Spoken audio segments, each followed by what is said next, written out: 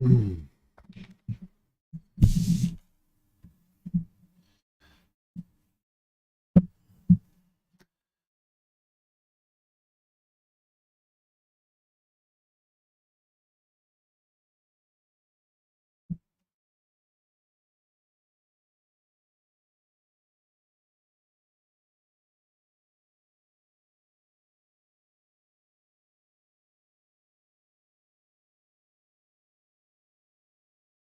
Be late? Never. Hey, young Snow. The cool one. Hey, Belowan. Hey, Howan. Gadwin. Ostein. Christopher. Yeah, I'm never late. Always arrive precisely when I mean to. Hey, Swabilius. Well, that's not true, actually. Sometimes I sleep through the stream. Yeah, so there's some news today. So I wanted to go through that. Also, there's a little bit of extra news.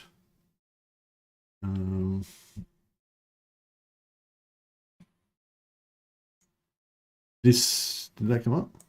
Yeah, this is a bit of special extra news that Anon 234 found for us. CAUE posted about the sea lanes, saying that basically the AI will not be able to use or see the sea lanes. Like the AI won't understand that the sea lanes exist. So, but only the player will be able to use it. So yeah, they're basically saying there'll be an option to turn the sea lanes off if you don't want to have like a cheat that the AI doesn't have. But yeah, basically the AI won't be able to use it. That was a really cool piece of news that I definitely would have missed otherwise. So I have anointed Anon 234 with the vaunted newsman badge and given Anon 234 the special cyan / teal color for the Discord. So thanks for that, Anon, and I hope you enjoy your newsman badge. Hey, Phil Metzger. Elves are being butchered. Yes, Tom. We'll get to that in just a moment. Yeah, I'll just go through. I might just go through this stuff. Or maybe we should go through this stuff a bit later. Just let a few more people join first. Yeah, all right. Maybe I'll just do that.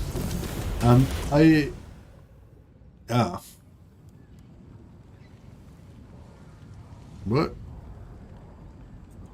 What? Is there DLC required?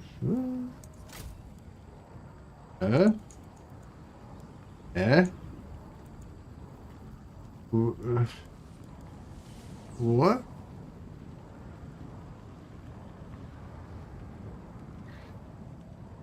There's no DLC for Warhammer 2. I think we would have noticed that. But there might have been a patch that deleted all of my save files. That's, that's something that's definitely believable that could have happened.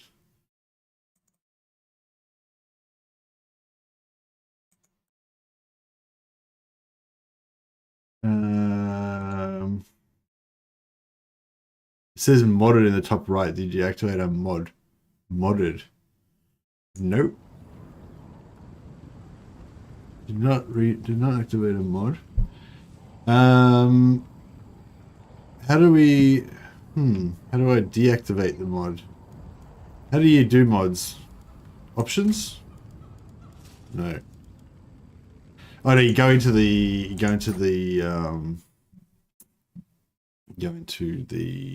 store.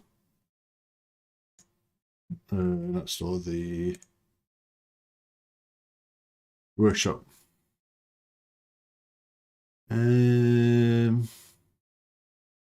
Subscribed items. Here we go. No matching files were found for most of the map.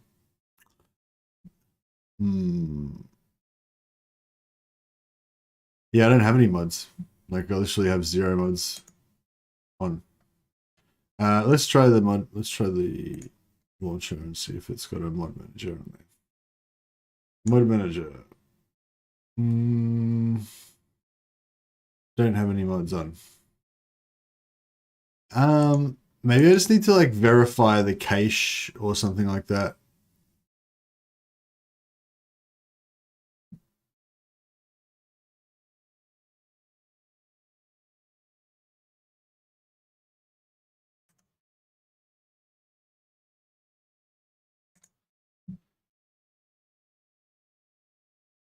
Well, I'll launch from the Steam library, see if that does anything. All right, we might be getting somewhere.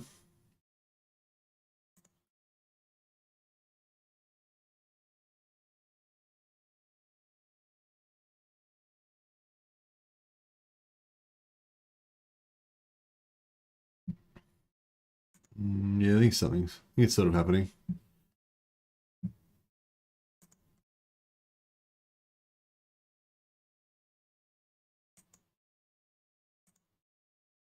See if this is going to actually work or if it's just going to crash. I've got Warhammer II screen up. Yeah, I think it's good. It's good. I think it's good now.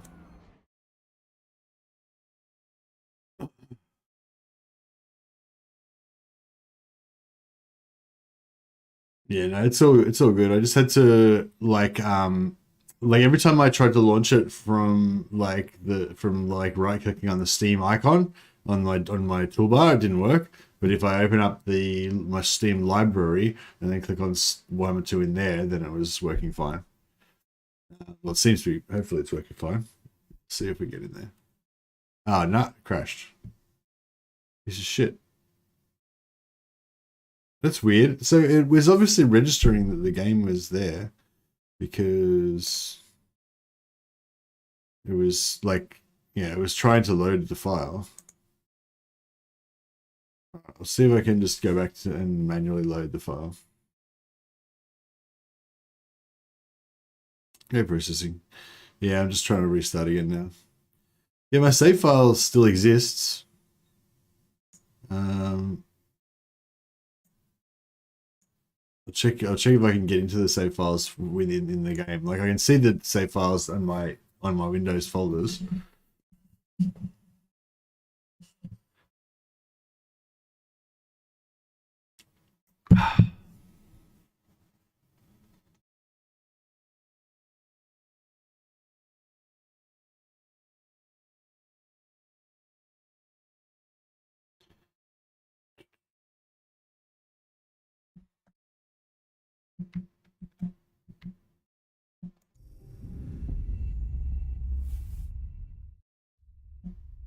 Yeah, let's try again.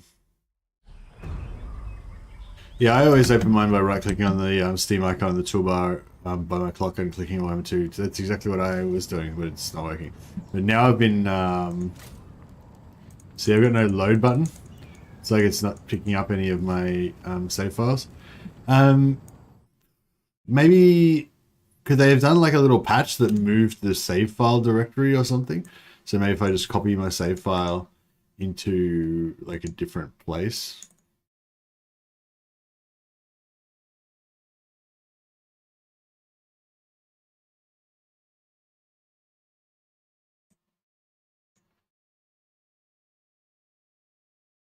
I don't know, I'm confused.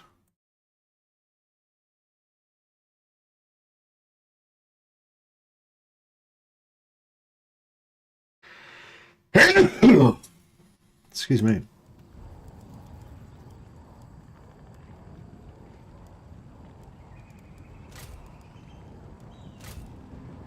There's no load.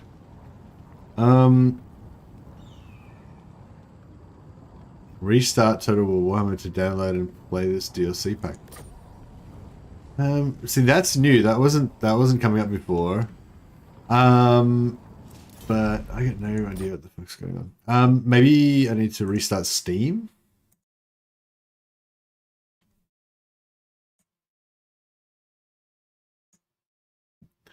Yeah, the save files seem to be still loaded in the same place.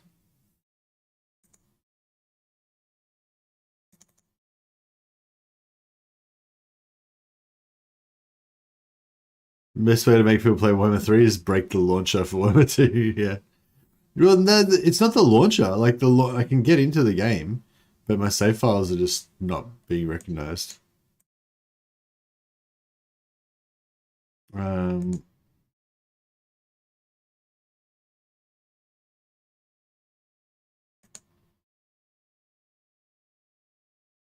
This is why Legend didn't stream today. I don't know. He said he just was tired. He did a Twitter post saying he was just worn out and just needed a rest. He didn't mention anything about it. I think if he had have noticed that there was an issue on CA's end, I don't think he would have been shy about mentioning it. I think he was probably just actually tired. Probably not. He's probably not aware of this. He'll have this to look forward to when he comes back tomorrow. I mean, on Sunday. Man, I really didn't want to get up this morning as well because I didn't get much sleep. Like I only got like 2.5 hours sleep, 3 hours sleep or something. And yeah, like when I got up, I was like, fuck. I was gonna actually reschedule the stream for 2 hours later and just get a couple hours more sleep. I'm still thinking I might end the stream early today, just get a couple hours on the end. But yeah. I don't know what the fuck's going on. Maybe do I need to like verify my cache or something? Wait, I'll check the Steam store. Is the Steam store page? I'll check the Steam store page and just see if there isn't some new DLC. Like maybe they put like a blood DLC or some shit up there. We've got to like. Well, I don't know. I can't see how that would make any difference. Maybe if yeah, the save files are there. Look like your DLC might have an issue. Is it grayed out? Maybe. Yeah. Yeah, I don't know. Maybe if I check my DLC in my Steam page, like in my library. Total Warhammer 2. Oh, Total Warhammer 2 is only $30 at the moment. Is that on special?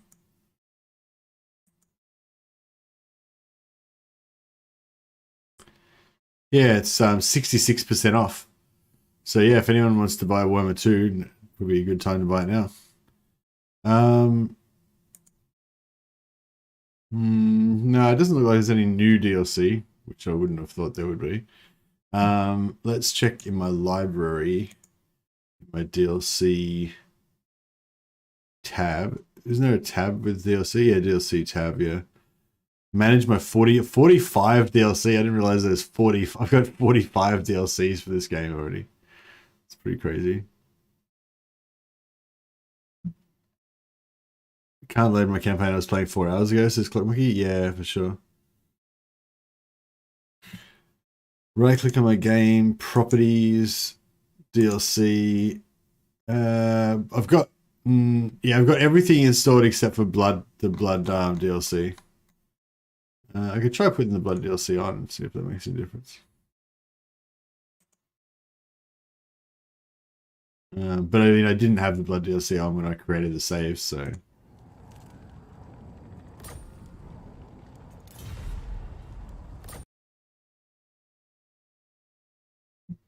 Hey, David Chevrier. Yeah, no, continuing the game from the launcher menu is not working. What about if I try and start it from the Warhammer 3 launcher? Let's get crazy. Let's get crazy with it. All right, so I've gone into the Warhammer 3 launcher, but then I've selected Warhammer 2 and launch Warhammer 2. I do have the blood DLC on now. I just put it on.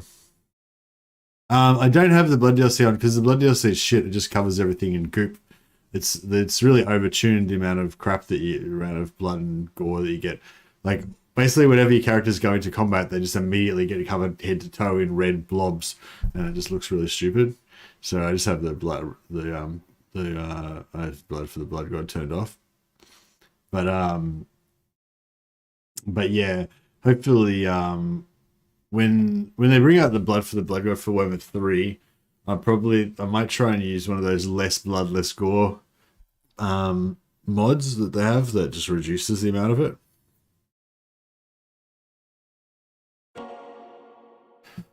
No, I didn't change anything, Postuma.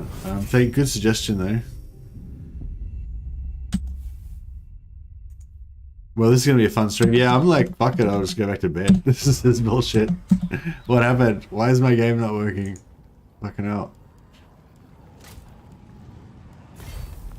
What the fuck? Mortal Empires for free? This is new.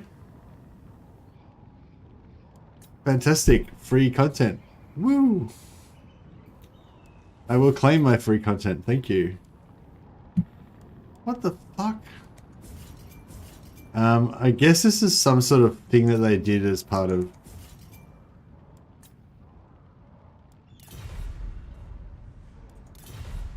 Oh, where let me claim my free content? So Mortal Empires, it looks like, is the DLC that's fucking it up. It's the Mortal Empires free DLC. That's weird. I don't. Did we have to actually download that, or did it? Was it the? Do we already have that?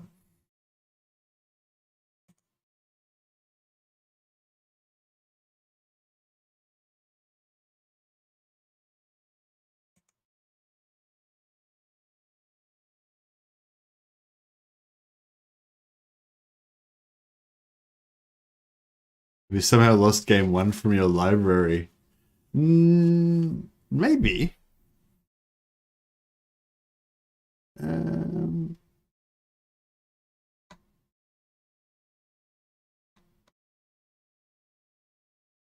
Total War Warhammer. No, I still got Total War Warhammer in my library. Yes, you have to download Mortal Empires. Okay. Well, I had already downloaded it because, like, as you might have noticed, I was playing it yesterday. And it says that I've got all the DLC already installed. Maybe I'll just check the forums. I'm guessing that, you know, other people are probably having the same problem. Have a look on.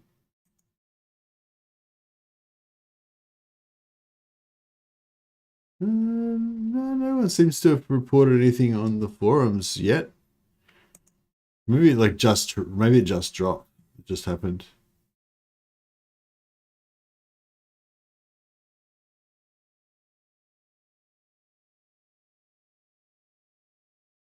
No, nothing. Seems to be nothing on Reddit either.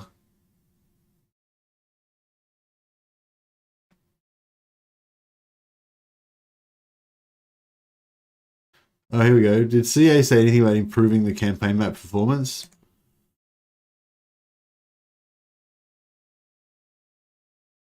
Oh, no, that's nothing.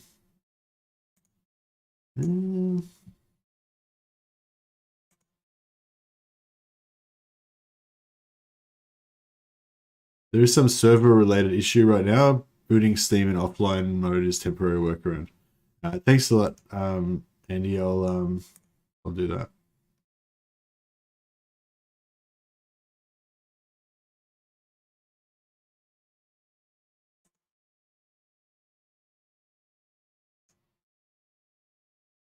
How do I do that again?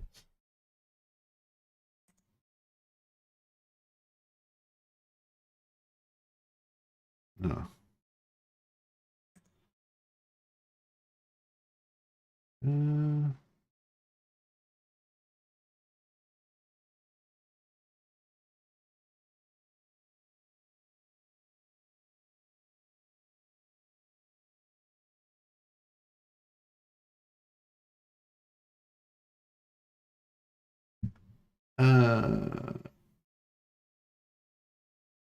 Go offline. Here we go.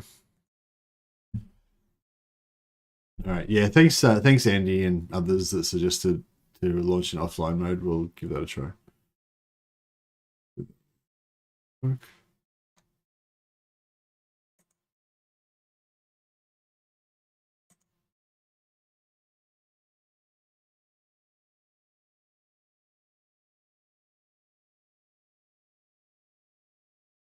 Fresh says offline mode worked for him.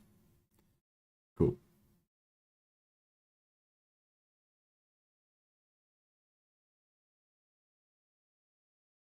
Judgment said I had the same problem before this patch. I had to install Warhammer 1 to claim it. Ah, really? Maybe I have to reinstall number 1 again for it to register that I own it or something. They probably put in a new patch to like double check you've got 1 to make sure that people buy it or something. In preparation for the Immortal Empires. Alright, trying, we're getting there. See if we'll get there this time.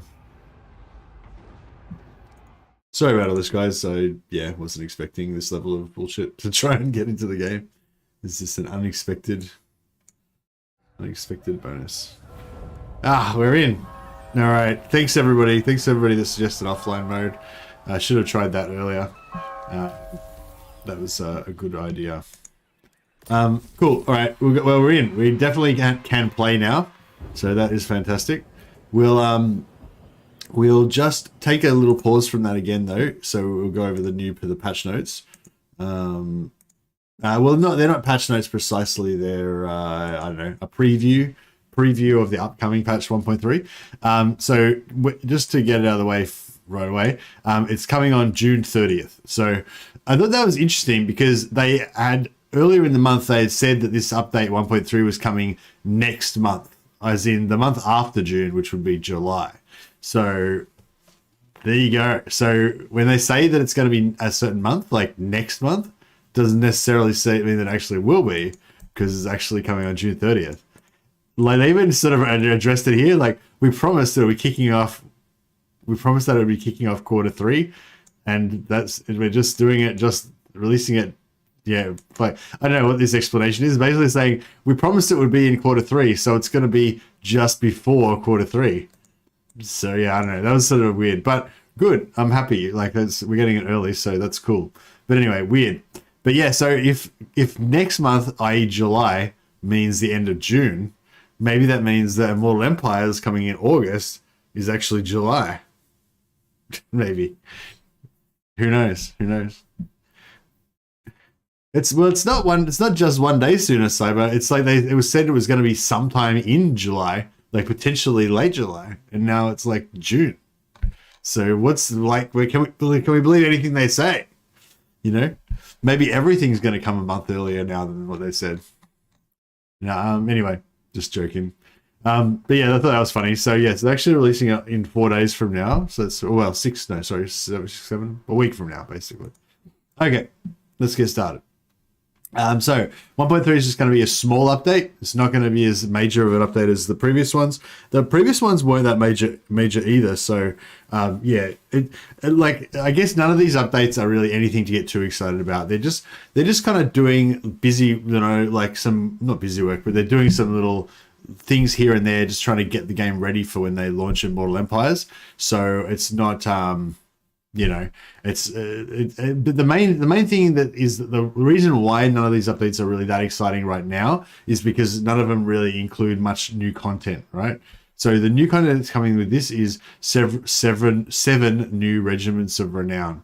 So I don't know about you guys, but I find regiments of renown don't really add anything to the game too much, in terms of replayability. Like I'm not going to replay a faction just because they have one extra DLC unit, one extra regiment of renown unit. Don't get me wrong, like it's good that they're getting new regiments of renown, and I'm that's great. I definitely want those regiments of renown, and I'm glad they're being added. But it doesn't, like by itself, it doesn't really add enough content to be worth another playthrough or anything. So it's kind of yeah. So these updates up until 1.2, when 1.2 update comes out and Immortal Empire launches, then it's going to be let's go gangbusters. Everyone's going to want to play Immortal Empires. You're going to see like 10 million streamers all of a sudden going to be streaming every night instead of just me. You know what I mean? And there's going to be videos coming out. There's going to be fucking heaps of stuff to do, and it's going to be all amazing. But until then, we're just kind of like keeping the lights on with some little updates here and there. Yeah, thanks again for the info chat. Very appreciative. If anyone was having the same problem as me, start in offline mode. I might even put that in the chat. If you are having trouble launching your save games in Warhammer 2. Restart Steam in offline mode. There we go. We can do a community announcement for anyone who drops by the stream.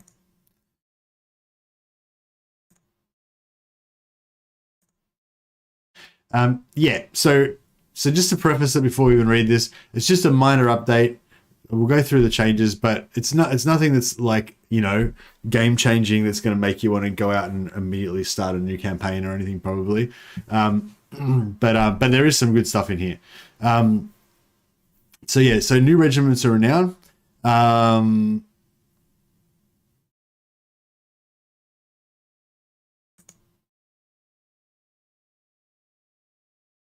Core races, yeah. So yeah, just the core races of Warhammer 3 are going to get a couple, one or two new regiment, or just one new regiment renowned each. They're updating character trait and skill reworks, including legendary lord defeat traits. Hey JT, yeah, so legendary lord defeat traits are getting a buff, so that's interesting. Although they said we'll be seeing some adjustments to feel more rewarding when you stomp a big baddie, so that's interesting. I feel like some of the lord defeat traits are actually already pretty rewarding. I think there's definitely some of them that are weak, that are out of character, like out of kilter, with the rest of the with the rest of them. You know, like if you kill Wurs, they get 10% physical resist. You kill Eltharion, you get 10% missile resistance, I think. You kill Nakai, you get 10 plus 10 melee defense. You know, those type of ones are you know, really strong. Whereas other ones, like I think if you kill Karl Franz, you like cause fear to Empire or something like that. You know, those ones are pretty lame. So if they're just updating the weaker ones to be on par with the stronger ones a bit more, then that would make sense. But if they're like kind of just making all of them stronger across the board, I don't know, that seems a bit weird. Like I feel like 10% physical resist for Wurzag is strong enough. I don't know how like strong you need it to be, you know what I mean? So yeah, I assume that mean they're just going to make some of the weaker ones stronger. But yeah, we'll see how we go. Oh yeah, sorry. Good point. It is just this will just be the traits for the Warhammer 3 Legendary Lords. So yeah, it's only like the 10 or so Warhammer 3 Legendary Lords. Interesting. Okay, that's fair. Yeah. It was not just so character trait and skill reworks. Several skill trees are also seeing updates. They should not only improve the efficiency, the efficacy of your lords and legendary lords, but will help factions who have historically struggled with replenishing their armies. We'll share some specific changes in the 1.3 notes, so watch out for them. Okay, so I'm guessing like Tzeentch and Slaanesh are the ones they're talking about that have bad replenishment. Their lords are going to get like a skill point that you can spend that'll give you extra replenishment probably, or something like that, or you know, a couple of skill points or whatever. So that's good. Yeah, I got a bit carried away with it. Obviously, what update 2.0 is not out yet, so we're not going to see any Lord defeat traits changed for.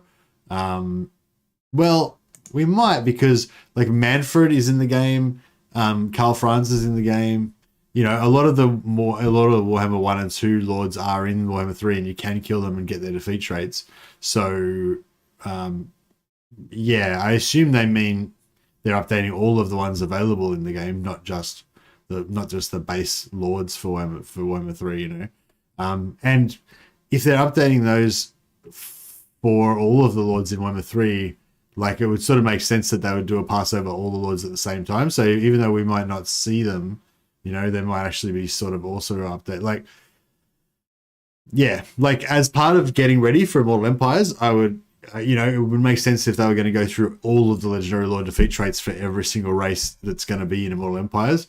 And if they were doing that now, then we would see the changes in the lords that exist, you know, that do currently exist. So yeah, it could be all lords, not just the ones in Warhammer 3.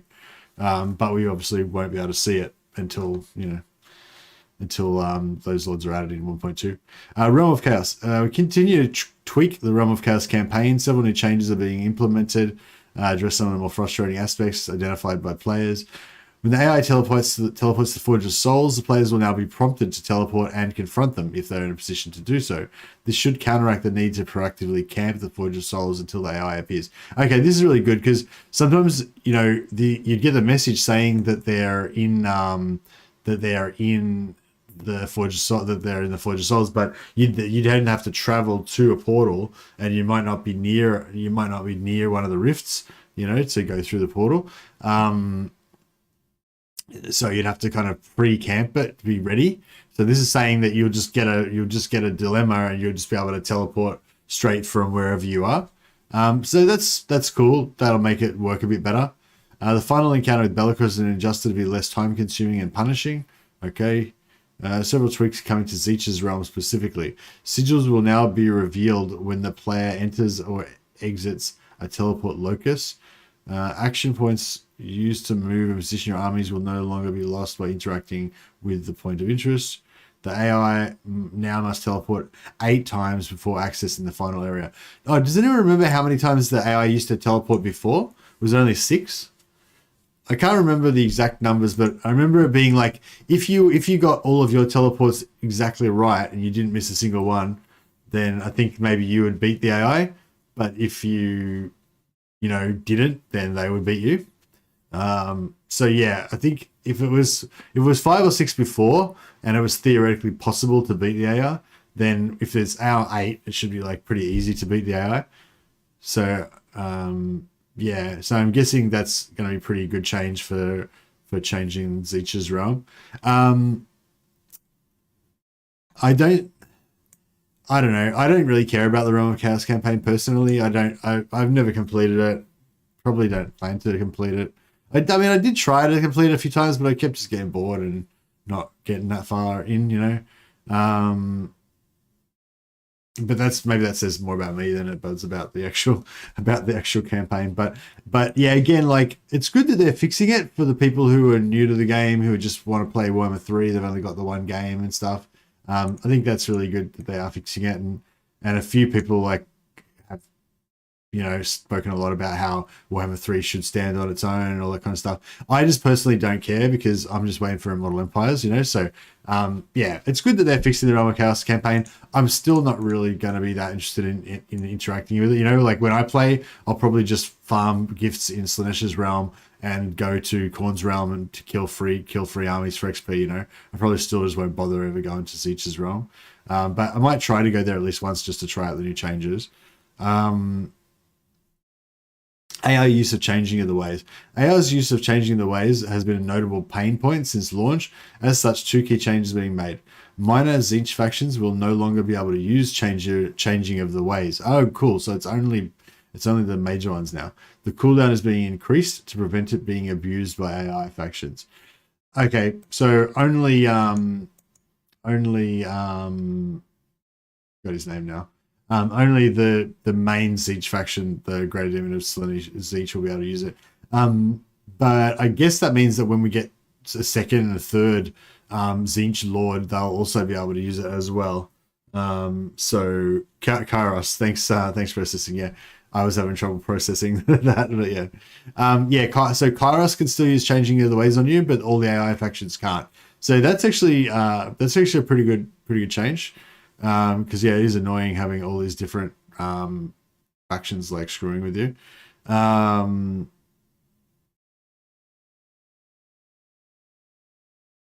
Posthumus said, I'm also not interested in the Realm of Chaos, but I'm still interested in what CA changes, because that's an indication of their awareness of what's good and bad, and what we should expect for Immortal Empires.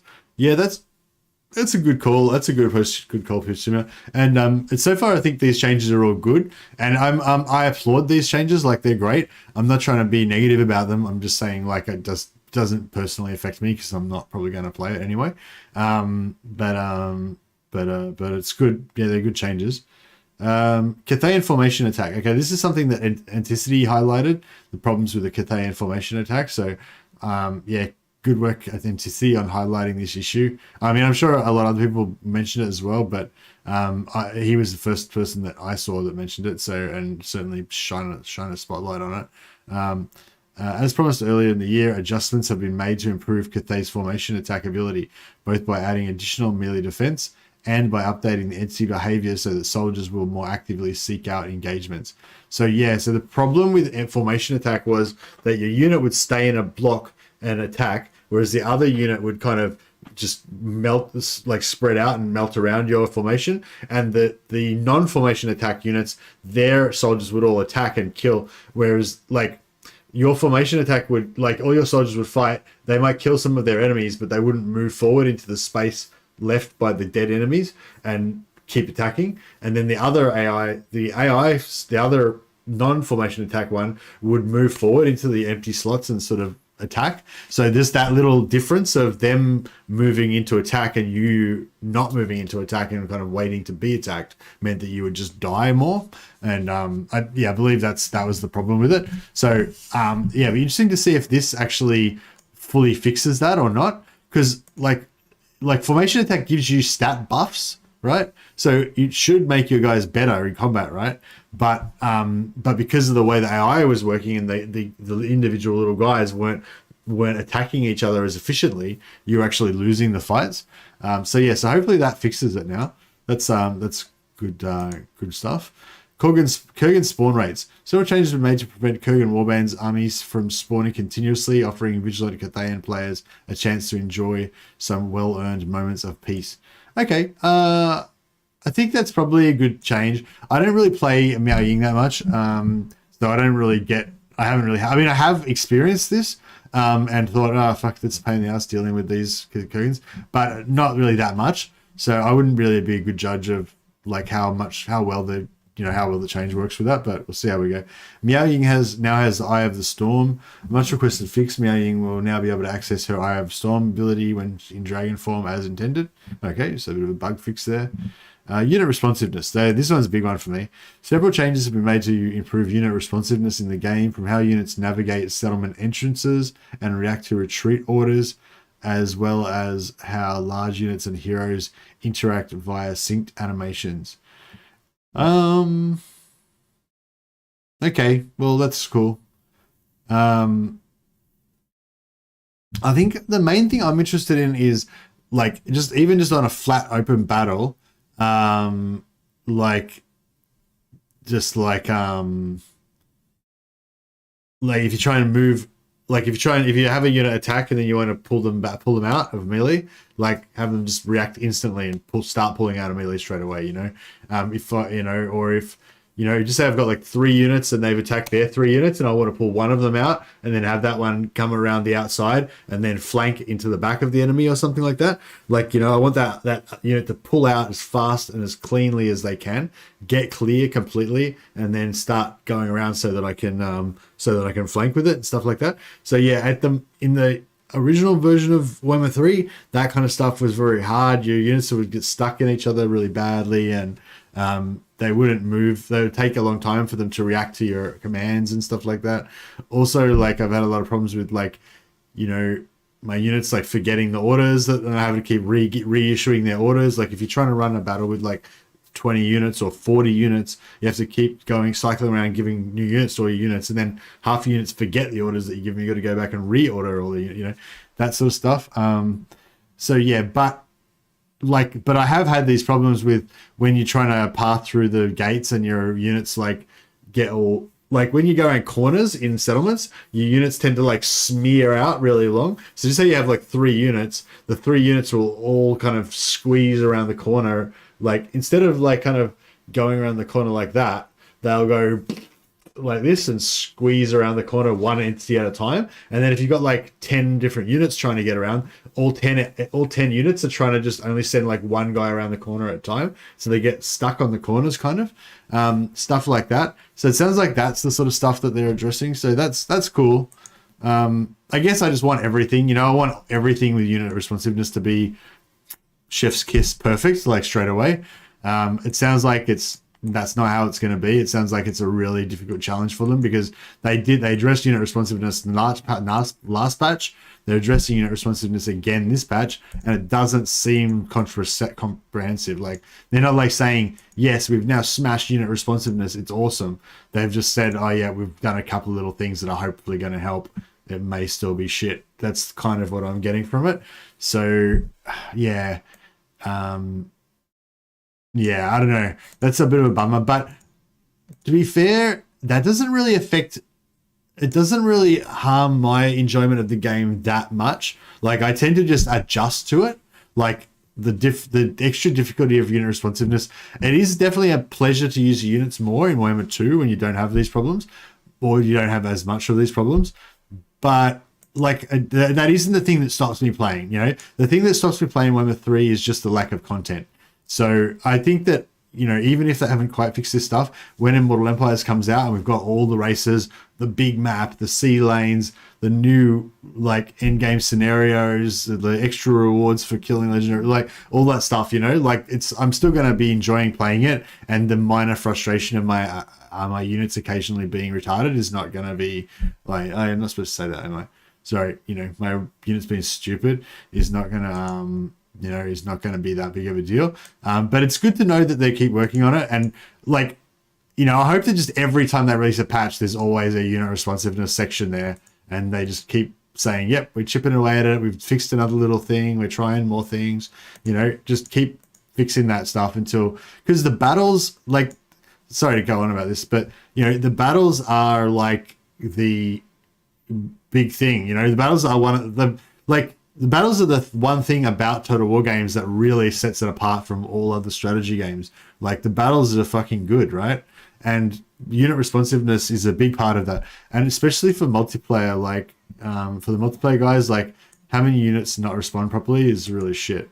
And it really hampers, you know, like, there's some really talented multiplayer players in the community. And, like, I don't play much multiplayer, but, you know, it's a pleasure to watch guys that are really good at the game duking it out, you know, one-on-one, and you want that skill to be on show, not like stupid little bugs with the AI, with the responsiveness and stuff. But anyway, yeah, this one, AI focus on the backline. An issue with AI would focus almost exclusively on backline units is being addressed to encourage more meaningful tactics on the battlefield. This should also address an issue during siege battles, which would compel the AI to scale walls and march through defending units to enter the city. Yeah, I've actually noticed this behavior, I think. So yeah, that's interesting. That'll be interesting. Yeah, like, you don't want, like, you know, you don't want the AI doing weird stuff that doesn't seem like logical, you know, like, you want the AI to kind of do what seems logical. Like, I mean, at the end of the day, you can kind of learn the AI's foibles and learn how to exploit whatever the AI does.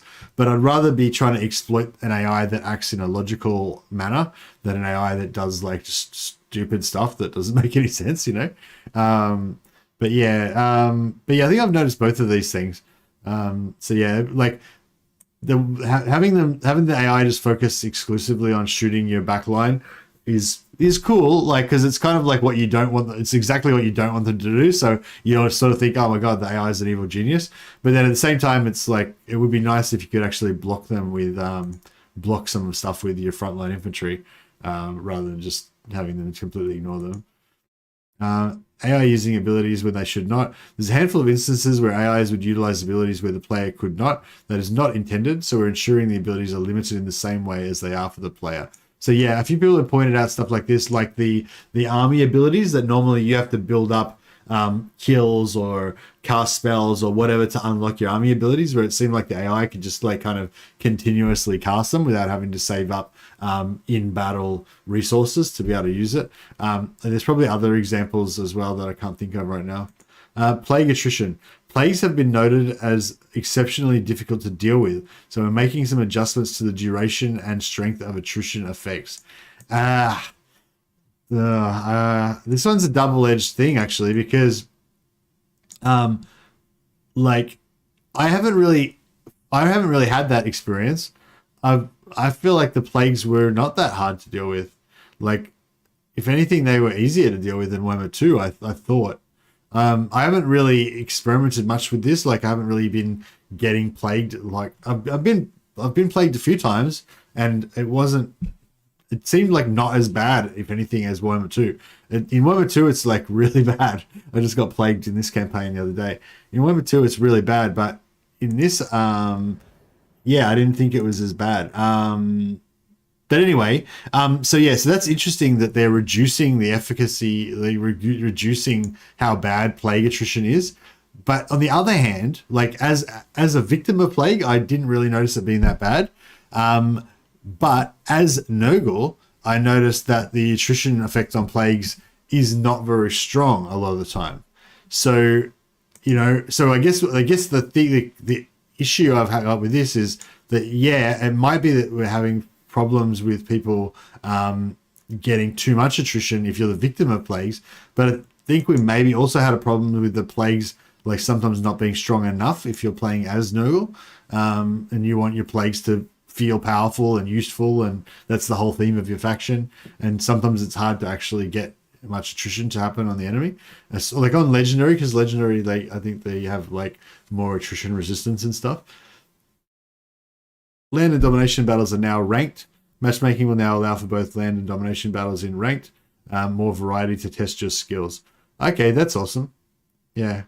The new domination battle format, I think, is really a lot more, I don't know, is competitive the right word? Like, I feel like it's good. The new domination battles are good, like, more entertaining or better, or they show off more different playstyles of different factions or something like that. I don't know, they're good. But I think just standard land battles where you just line up and fight is pretty cool as well.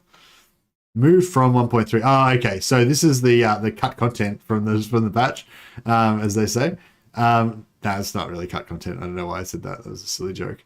So there's plenty of fixes coming in 1.3. They haven't included all of them in here. There's going to be full patch notes with more stuff. They're still working on getting a few more things in and all that kind of stuff. But this thing that was one of the things that was supposed to be getting fixed, increasing the frequency of field battles in the campaign. So, a lot of people complained that although the new minor settlement battles are really cool, I think they're really good anyway.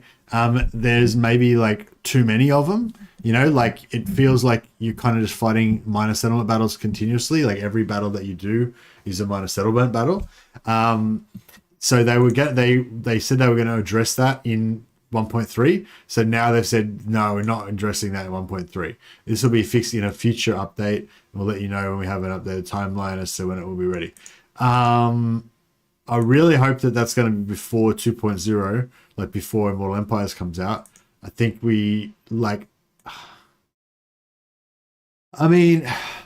it's not like I want them to delay Immortal Empires if they haven't figured out a solution to this, but yeah, I'd really like Immortal Empires to launch with this rectified, because like I think it's gonna it's really gonna slow the roll of how excited people are about Immortal Empires if those people that are frustrated by the minor settlements still have the same minor settlement frustration.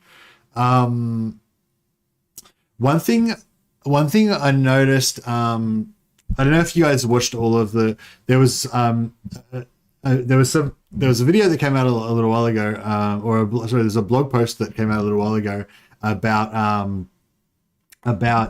the new Immortal Empires map, right? The Immortal Empires map was revealed, and there was a blog post about it. In it said that it was like double the size of the Mortal Empires map at launch, right? But then it said something like the number of settlements have been raised, or the number of factions have been raised from like 400 to 550, and I was like, well, 550 is not double 400. How are they getting fucking double out of this shit, right? But I don't know if you guys saw the Zerkovich video, but so Zerkovich did a response video. Zerkovich, Indie Pride did one. Great Book Grudges did one. Probably everyone did one, right? I didn't do one, but but all the partners did, I think, most of them anyway. Anyway, in Zerkovich's video, he actually explained that what they actually mean was that he did a count. He did like a pixel count of the map, and he said that by pixels the map is double the size. So well, I don't know if I understood that correctly, but what I took that to mean is, although there's roughly the same amount of settlements, or there's like more settlements. I should try the.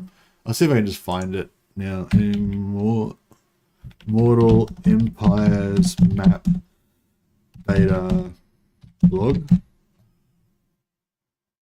An introduction to Immortal Empires. Is that the one? Mortal Empires map. Okay, so this one, right? So in this, they say that you know, there was 401 settlements in the original Mortal Empires. There's 554 in Immortal Empires. But they said that it's nearly double the size, right? So you're like, oh, 401 to 454, that's not double. What the fuck are you talking about? But yeah, apparently, according to Zerkovich's video, they said it's not the number of settlements, it's the actual size of the map in terms of pixels. So so what I'm getting out of that is that the settlements are going to be further apart, maybe. So you know what I mean? Like, because it's like. So in terms of the number of settlements, right? It's not doubled. It's just about what you would expect, right? So like Mortal Empires, if you look at the Mortal Empires map, the Mortal Empires map takes up about this area, right? Which is like 3/4 of the map, right? It's only like an extra quarter that's been added on, roughly, or whatever. And that's roughly in line with this, right? 400 to 554. That's what you can see, right? But according to Zerkovich's map, he's saying it's actually the pixel size that's doubled. So yeah, so maybe that means that they're further apart. As John of Strategy is saying, double the size only means 25% increase in X and Y. Oh, is that, yeah. So I guess what John's saying is, even though it might just look like it's a little bit bigger, but that's actually double in size in pixels. So yeah, so maybe they're not any further apart actually, but yeah, I don't know. It was just a thing I was wondering about, but yeah. So I guess what they're saying is that like if you literally check the size of the map, it is literally nearly double the size, but in terms of like how you would think about it, it's not really double in size kind of thing. Like, because this is a more meaningful. It's that much bigger basically. It's 554 instead of 401. That's kind of a more meaningful explanation of the size, you know. But actually, if you look at the size of the map, it's actually like 100% bigger or something. But yeah, anyway, whatever. But yeah, I don't know. I was just thinking, yeah, I wonder if they actually made the map bigger, because like if you play like stainless steel mod for Medieval 2, the stainless steel map looks basically exactly the same, except for it's zoomed in. Everything's bigger, like everything's further apart and stuff. There's like 2 settlements per like region instead of 1, and in a lot of cases and stuff like that. So I thought maybe that was what they were doing, but no. Like from what the John's saying, yeah, it's probably just just ignore that. It's not zoomed in. It's just the same scale, roughly the same scale as was before. Just some things are stretched around a little bit and stuff. Yeah, nah, that's all right. Just a theory that kind of popped into my head. Don't worry, we still have plenty of news about Immortal Empires, even as we prepare and release 1.3. I hope you enjoy these latest additions to Warhammer 3 as you wait, and we'll see you next week as we share more about Immortal Empires and update 1.3. There we go. I'm okay with settlements being further apart. Yeah, well, I would be too. That'd be amazing. Like if they said they were doing like a stainless steel 6.4 version update where they were actually like zooming in and making everything bigger and more detailed and stuff like that, and like, you know, having more settlements per area and all that, that'd be amazing. But yeah, that's not at all what they're saying. That was just a little thing. That was a little side quest I went on there. I was just making shit up. I was just theorizing, but no, that's not the case. It's just the map is exactly as you expect it to be. It's roughly the same scale, but they've just added this extra section here. They've actually this big. So yeah, the old map was kind of like there, I guess, and then they've added this part here, they've added this part here, and they've added this part up here. So yeah, so that's why it's double the size basically now. But these original parts are still roughly the same size as they were before. Indie Pride, actually, I don't know. I don't really see it like that glaringly or anything. But Indie Pride said that he reckoned the old world was kind of stretched a little bit, like a bit bigger. So maybe the old world is a bit bigger and more zoomed in. If you go into, I don't know if I can really. Oh yeah, we can zoom in a fair bit. Okay, yeah. If you look at the old world, there is some stuff. Actually, can we see it on this map? I don't know if we can see it on this map. I need a different map.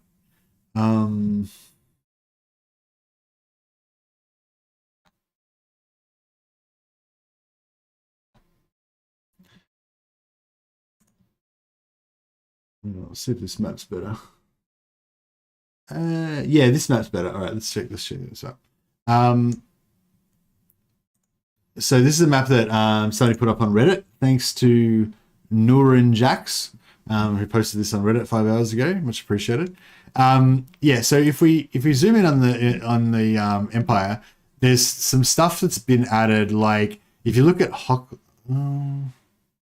if you look at Hochland, so Hochland's got, instead of, like before, Hochland was just this province here and this province here. So that's the brass keep, and this is Hochland or whatever. So now there's like one region here, and a separate region there. So yeah, so the Middle Mountains, is a new region. So probably Chaos. Yeah, exactly. But it's probably going to be Chaos faction there. And I think there's some other ones like that, little bits that have been jammed in here and there. I thought there was something else that I'd noticed, but I can't remember where it was now. Oh yeah, down here, I think the Southlands. Yes, there's 1, 2, 3. Yes, there's 3 settlements here instead of 2. Before it was just two there, I think, and 1 here. Now there's like 3 settlements there and 2 here. So there's like 5 in here instead of 3, I think. Not sure if Brettonia is different, but yeah. Anyway, like the point is, there's a few extra settlements to be like jammed in places in the old world. I'm guessing there's places that have been jammed in lots of places, but yeah, I don't necessarily want to go over every single thing on the map. If you guys have pointed out, if you want to point out something, I can. Suelex in Bretonia. Okay, where's that? Suelex. Oh yeah, this one here, Barrows of Suelex. Wonder if that's going to be like an undead type area or something, maybe. There's a high elf forest in the east. High elf forest or wood elf forest?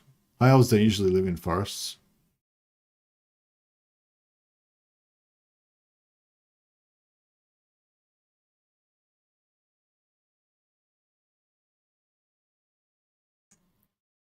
Forest of Chalons.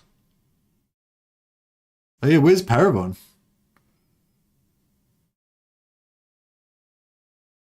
Because Parabon used to be like here.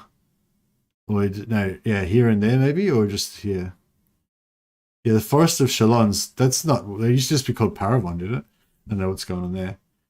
River Brienne. So they changed the name of that, didn't they? It didn't used to be called River Brienne, did it?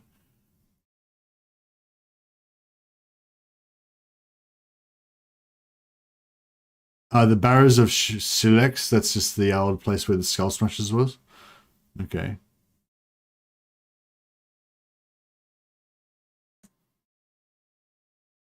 Marches of Corone. A lot of places have got different names now. It's pretty cool. I hope they change the map of Norska. I hate the Norska map. Like, just, I don't know, something that way getting around in there, it just feels wrong. Massive Orcals is gone. Yeah, or maybe it's just had a name change. I'm not 100% sure. Yeah, anyway, there's lots of cool stuff on the map, going on the map there.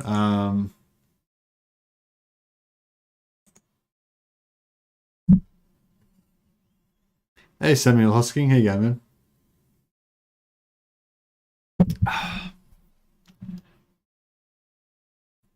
But yeah, haunted forest near the Dragon Isle. Oh yeah, what's going on with the Dragon Isles? There's the Dragon Isles. Oh yeah, I noticed. I like how on the map now there's these little white bridges showing you all the things that are connected on land. So you don't have to try to guess like where the connections are. That's pretty cool. Haunted forest. No, that was always there, wasn't it? Isn't that near Skars where Skarsnik starts? Noblar country. That's cool. Where's the Wolflands? Is the Wolflands where the hobgoblins, where the hobgoblin khans kind of go around? And like the Howling Wastes, Blasted Wastes, I don't know, kind of all around these areas, I guess. The Plain of Zar, Zorn, Azkal. Desolation of Azorg. They all sound Asgore. They always sound like Chaos Dwarf places. Haunted Forest was before just a normal settlement, not a province. Oh, okay, cool.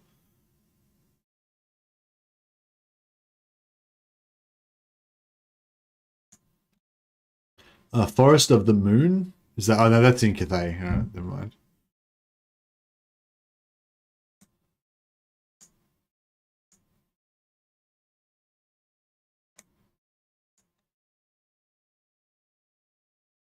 It's gonna be so crazy now. Like, this is, man, like, this is the Immortal Empires map, right? This is where Empire and the Dark Elves and everything are. But now we're gonna have like Scarbrand, Nakari, fucking all these like demons, like greater demons walking the world in our area. Hey Bogdan, yeah, like my when I tried to load my game, my save games didn't show up. But if you exit Steam, if you restart Steam in offline mode, then it seems to work. Seems like it's some problem with the server, somebody was saying. But if you just go into Steam offline mode, then you should be able to load all your saves. Hopefully they'll fix it and we won't have to keep doing that forever. It seems like there's lots of people really interested in this stuff, so I'm kind of want to keep talking about it, but I don't know if I've got much else to say really. Unless there was something else you guys wanted me to talk about or look at, I might just jump into the back into our Brettonia campaign. I've got these things here. We can always bring them back up again if there's anything else you want to recap about or whatever. Yeah, thanks again to Noran Jax for the use of his map that he posted on Reddit. That's really interesting. Looking at all this stuff.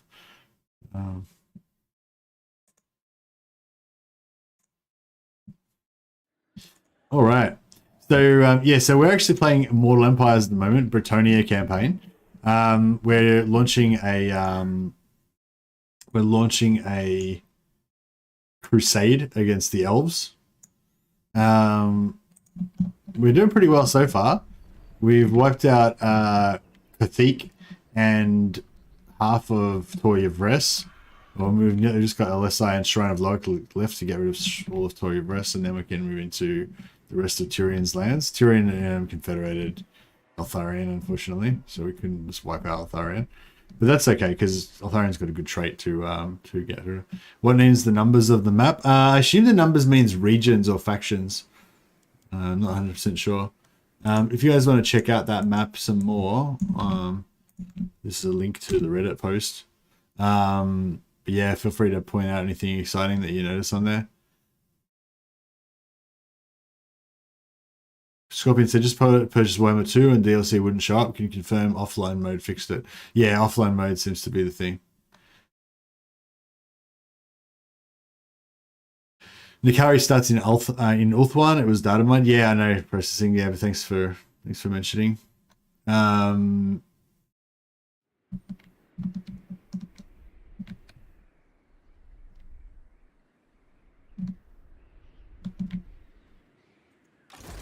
So, where were we? This the two Skaven armies ganked Leon Kerr last turn, and he got kind of bashed. So we're gonna try and get some revenge now. I'm gonna hire some extra units. Does that look like? I don't know. These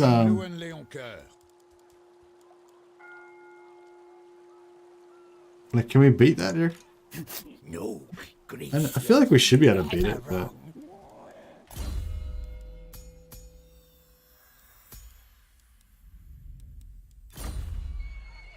I mean, I don't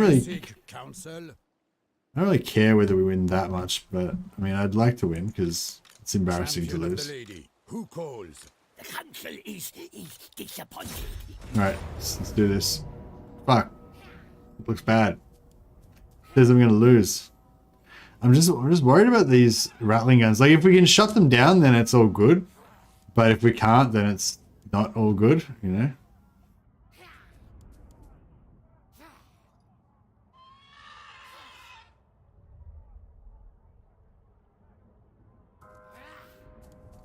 I don't know if I should hire more ogres and crap.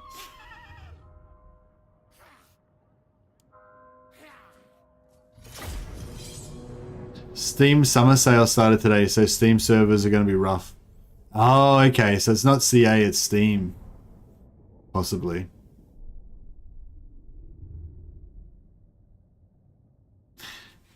Nikari's going to get dogpiled by the elves. Yeah, well, yeah. I mean, if you're not playing as Nikari, then I feel like it's good that the elves just wipe him out. Like, I don't really want to see Nikari taking over Ulthuan every game. You know, I want to see the high elves just killing him and having him deleted, like most of the time, or even all of the time, would be fine for me.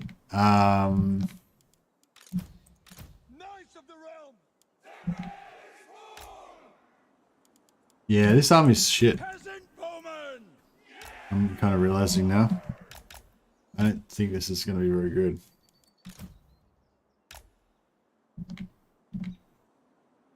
Spearmen at arms!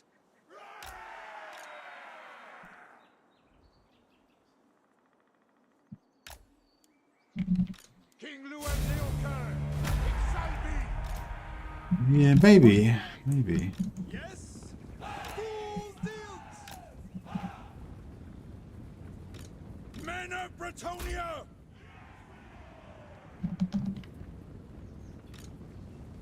Swiftly! Get 'em moving! Spurs, lads! Like the wind! Ride! Advance!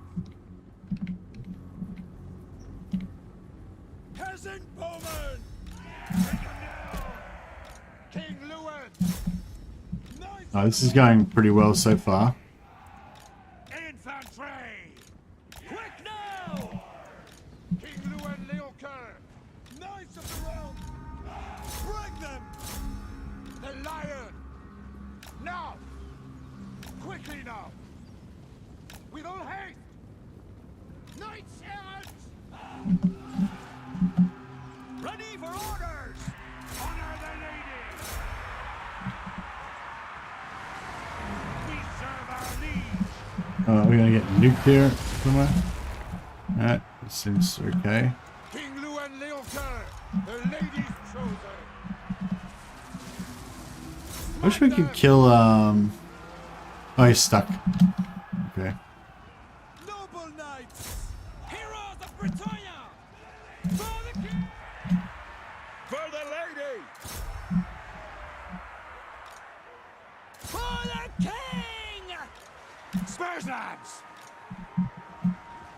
King Luan Leocar, ride to glory.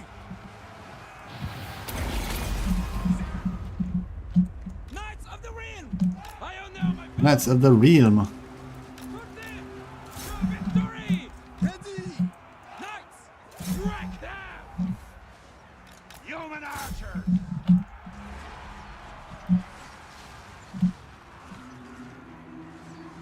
Spearmen at arms! Come on, lads! For the lady!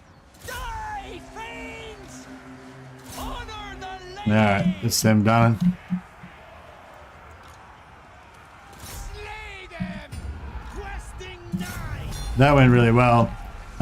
It could have gone a lot worse, so it's just like because Leon Kerr managed to make all of the skirmishing AI armies kind of run away from him, so that the rattling guns weren't firing. If the rattling guns had have all started firing at him and slowed him down and stuff like that, I feel like it could have been rough.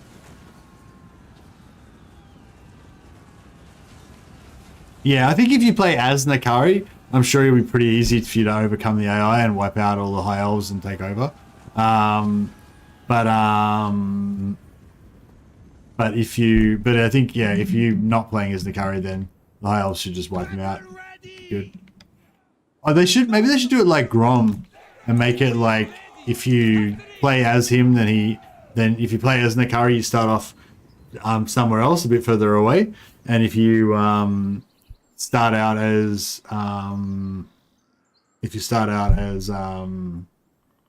do you call it? If you start out not as Nakari, you start off in a bit safer location. If you start off as not Nakari, he just starts like in Ulthuan, like Grom, and gets wiped out straight away. Something like that. So yeah, so there's a Steam summer sale, guys. So check it out if you need to buy any Warhammer stuff. I noticed, yeah, Warhammer 2 is on special. It's only 66% off. So that's pretty much the best deal that you're ever going to get from Steam. You might be able to get it cheaper from other places. I'm not sure, but yeah, if you want to get it from Steam, I'd say that's probably the best deal you're going to get. I mean, it could maybe be 75% off one day or something, but I think, but yeah, I think like 66 is probably about it.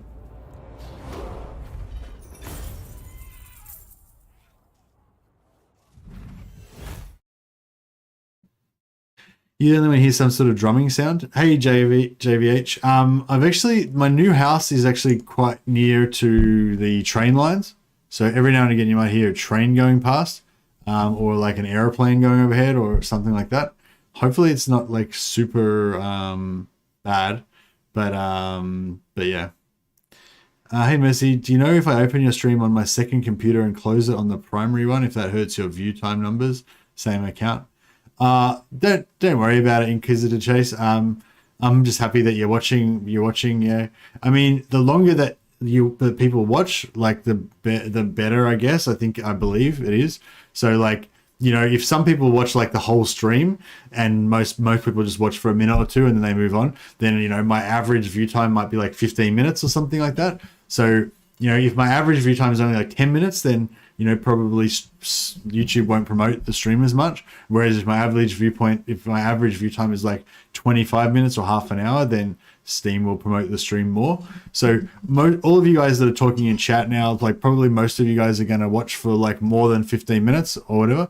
So, you know, you're already helping out my view numbers just by watching, you know, so you don't need to worry about trying to maximize it or anything, you know. I just appreciate you guys being here basically. I guess the challenge for me is all the people that just watch for like 10 seconds, you know, that just watch for 10 seconds and think, oh, this guy sucks, and then move on to the next thing. Then that's like, that's what I need to fix, but I don't think there's nothing you can do about that though.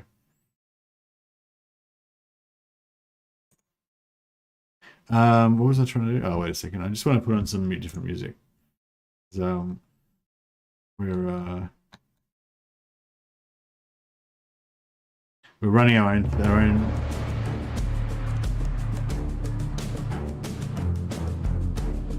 Let's turn it down a bit.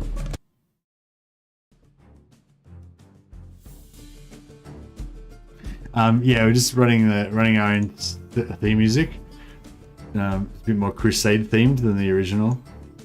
You and Legend are the only streamers I even watch, so keep up. No worries, Red Fox. Do my best.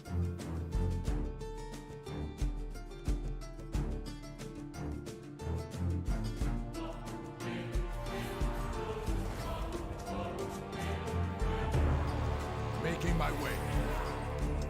Mercy, can I get a shout out to Ryan? Okay, who's Ryan? What? Hey Ryan. Why am I saying hi to Ryan? I feel like I should get some sort of a storyline about what's going on with Ryan. Why are we saying hi to him? Who is Ryan? Why is he worthy of a shout out?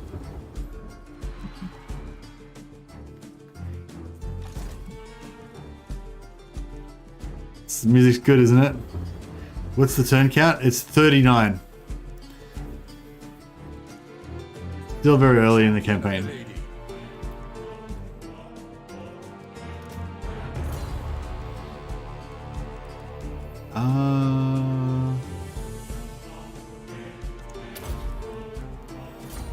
Wow, he gets pretty cheap. No, not Ryan. Oh, no, not Ryan. Who is this Ryan? Saving Private Ryan. Me and my bro Ryan are on vacation in Florida. Oh, Ryan is JC's brother. Alright, how you going, Ryan? Any brother of JC's is a friend of mine.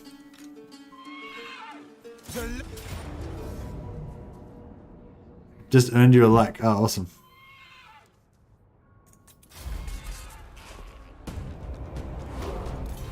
I go for the lion.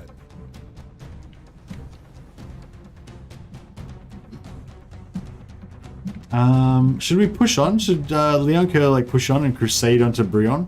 He's probably gonna die, but you know. Oh shit! Yeah, that was a bad idea. That's a terrible idea. Whose idea was that? Alright. What we might do instead is just disband his army and just nerf it and nerf out of there. I want all these things to basically rebel so that I can get like other factions to like respawn here, but yeah, I don't know. Bretonnians, attack! Yeah, I think a lot of people who watch this channel also watch Legends channel because Legends hosted me so many times that he's like helped me get exposure to his people that you like watched him before. So yeah, so we've got a lot of crossover in our fans, I guess. Well, I've got a lot of crossover in his fans. Alright, let's yeah, we're gonna save Lyonesse from ignominious defeat by just teleporting him out of danger here. Because he bit off more than he can chew. Unfortunately, unfortunately, because of Repanse's like mindless lust for elven blood, she's actually left Brettonia basically undefended. But that's okay. All right, we've got some high elves here. What would you have of me? Punish the simple. Yes. I wonder if I go to ambush stance, will I lose my blessing of the lady? Blessings of the lady be upon you. Do you know who I am? Your coming was foretold. I have seen your heart.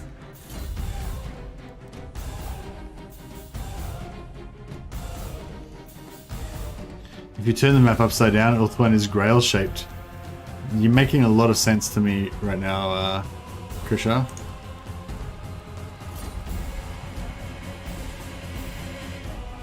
Alright. Let's... No, you can't do that. Alright, let's see if we put... The lady calls me. Hide and wait. If we put her in ambush stance, she might... I don't know, does she lose... Do you lose your blessing of the lady if you do ambush stance or anything that's like unchivalrous? Is that how it works? Music's a bit loud? Yeah, I thought the music was a bit loud. I don't know how to turn it down though. Let me work on that.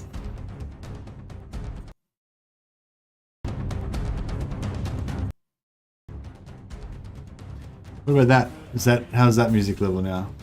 Does that be better?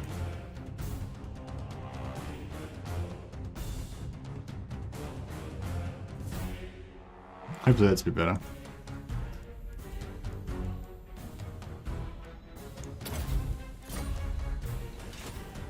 Spellcaster. Fortune favors you. My path is clear. Very well, if you insist. Alright, I think like even though I put Even though I've put her in ambush stance, I think it's still like too far. Like there's still too much force here, so I don't think that they're gonna come for us. For now, yes. My reputation precedes me. Guardian! My deeds are Alright, legend. I think we're pretty good there.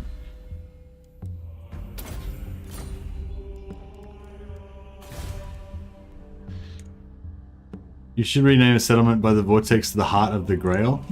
That sounds pretty good. Oh yeah, so yeah, we need renames, guys. So we're gonna crusade on Ulthuan, and we're gonna rename all the settlements. So this one's called Ulthuan's End because it's like the beginning of the end for Ulthuan, and it actually is the easternmost point of Ulthuan, so it's like the end of Ulthuan. This is Chateau Sasson. I can't say the Bretonnian names. It's Chateau Souchon-New or something like that, which means Castle 69 in French. And this is Le Nettoyage. I don't know if I said that right. That means I don't know, like cleansing or something, cleansed or something. So yeah, so we need a new name for Trilinia, our latest one. We're basically looking for like hardcore names that make you think of like, you know, just genociding elves and stuff. The cleansing, yeah. Yeah, genociding elves basically is the theme. And we want to rename it, you know, or like just religious, you know, religious fanaticism. Religious fanaticism and genociding elves. That's like the theme of the renames that we're going for. So if you guys have any ideas, check them up in chat. I serve the lady. We'll use the best ones.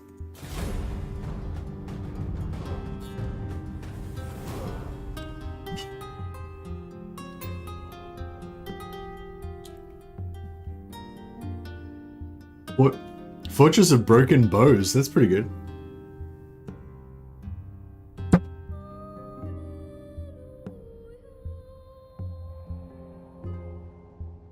How do we say broken bows in French? You are welcome here, friend. What business do you have?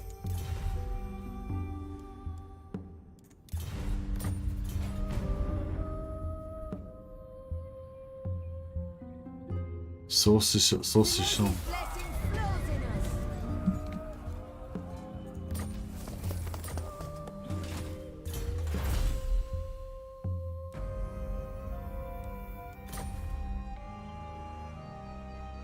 Did we lose our oh no, we didn't lose our blessing at lady. So we can still, looks like we can still just keep Yes.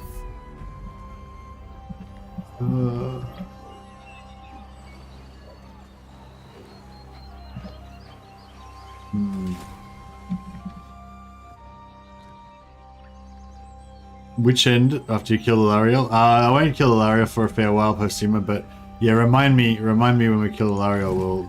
I'll think about it. Pious. We have met before. Protector of the realm. All right, let's try. Oh yes. So this thing we can It shall be so. we can actually get replenishment if in enemy territory here. Certainly not.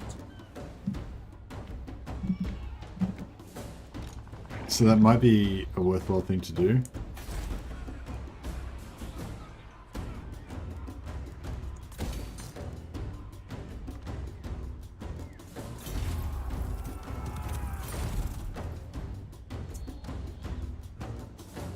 Knights Errant. Do we want some more Knights Errant? I mean, I feel like Knights Errant could be kind of alright.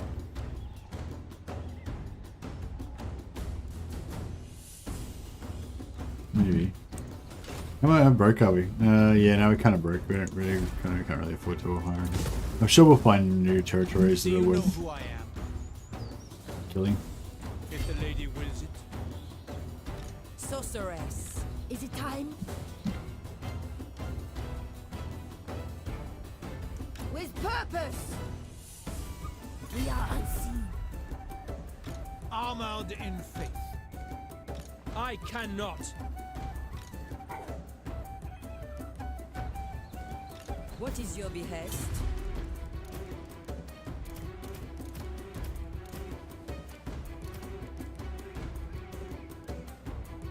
I go hence.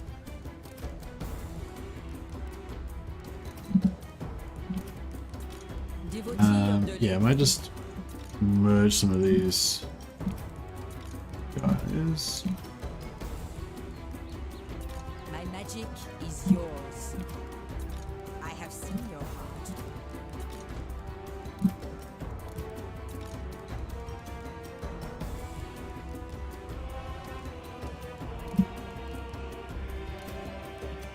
We have met before. What is your behest? Yeah, that's looking pretty good. Okay, so then if we put her... No. Faith is my armor. Devotee of the lady. If we put her also in ambush stance. My steps are guided. My sight is yours. And then we'll put this guy in not ambush stance. So maybe he'll look weak enough that these guys will want to attack. I don't know if they will or not. But Valiant Lord. can try. Very well, if you insist. Onward. I will indulge. Even if they don't, we can still I am a lord of Brettonia. Never. I will not black my soul. yeah, something like that. Hopefully it'll look alright.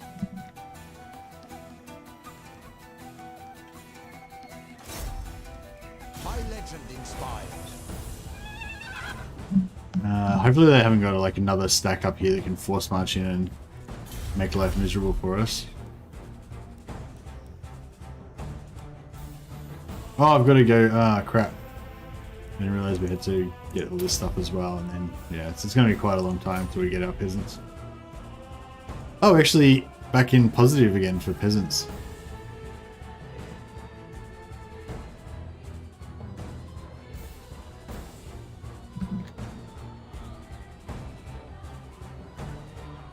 Feel like you're in my army with this music? Yeah, awesome.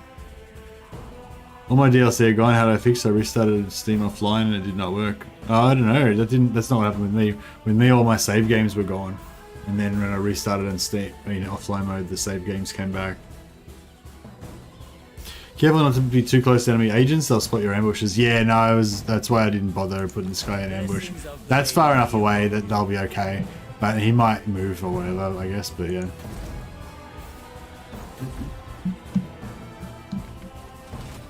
Alright, cool. We can start trying to recruit, confederate some more units if we want. Lyonesse, we may as well get rid of this. We're not going to recruit anymore. Cavalry. Oh no, we want to keep that in case they ever rebel. So they can build some more paladins for us. Yeah, I'm hoping that we can try and get some of these places to rebel before the Skaven take them over. We can bring back to life, hopefully, some of these factions. And we'll see how we go. We might need to get somebody else to take it over first and then take it back off them. But yeah, I'm not sure. Honor before glory. Valiant lord. Do you know who I am? The lady grants you safe path. Protector, welcome to I think we're still on cooldown from confederating Corone. Even though the confederation thing's not up here, I think we've still got like 2 or 3 turns before we can confederate after confederating Corone.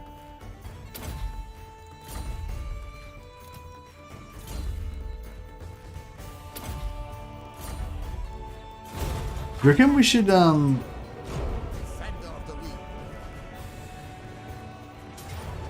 haha! He fell for our ambush. Well, he didn't get ambushed, but he fell for our ploy. That worked out well.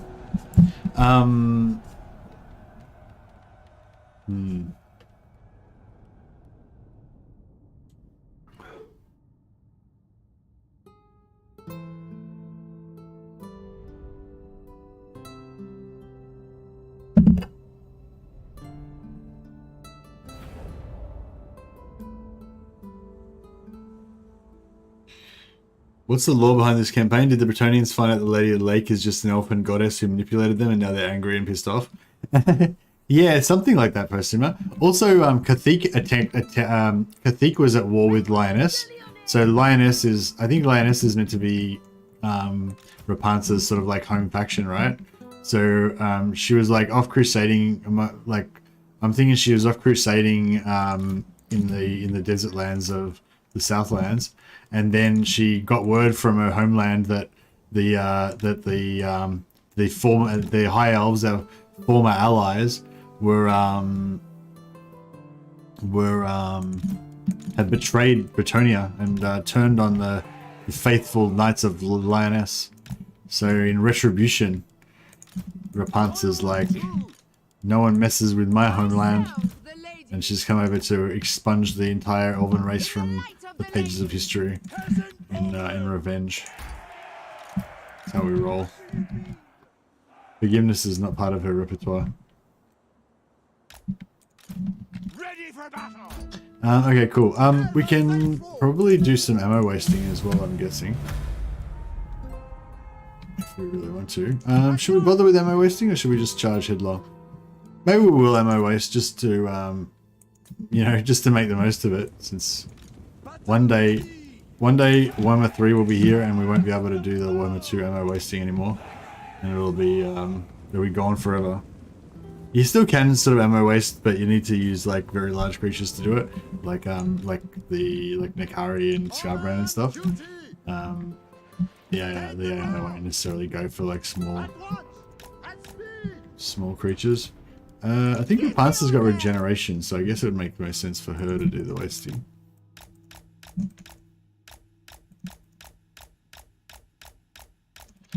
Yeah, we definitely want to waste the ammunition on that artillery actually, because that artillery will wreck our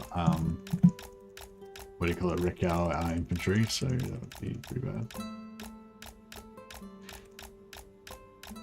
Funny, on the campaign map we get the Medieval 2 battle music, and now in the battle we get Medieval 2 campaign music. Yeah, it's the music's kind of a bit soothing, isn't it? It should be a bit more rousing battle music or whatever. It's a bit not quite appropriate. But that's okay. I love it so much. Oh yeah, I turned on the blood DLC. Look at Repanse's face. This is why I don't run the blood DLC normally. It's just like stupid amounts of blood, just like covering everything. You know, it should be like movie blood, where the blood goes all over their body, but it just like their face is just miraculously only has a couple of little droplets on there, or a little scratch, you know, just below the eye or whatever. Oh shit.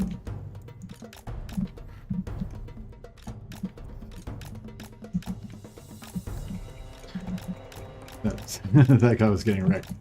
I didn't notice it until, luckily I noticed in time. Victory is in our grasp, but we've nearly won by just wasting their ammo.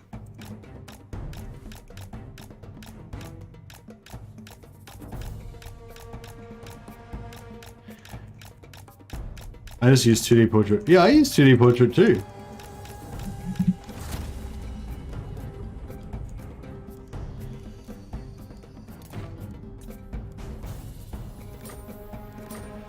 Not sure why that was on 3D. And maybe I must have turned it on to must have turned it on for a video or something. Yeah, usually I run 2D portraits because it uses less resources from your graphics card. It actually makes quite a lot of difference in Warhammer 1 and 2. I'm not sure if it makes a big difference in Warhammer 3 or not. I think it probably does. But it's just unnecessary. Like that 2D portrait looks fine. Like, I have absolutely no need for my portraits to be 3D. I actually probably prefer the 2D portrait. Like, it's less kind of distracting and weird, because the animated 3D, because like 3D animation, it's not that lifelike, you know. It almost looks a little bit gulpy, and it's a bit repetitive. It's repetitive and stuff, you know. So I feel like the 2D portraits actually look better.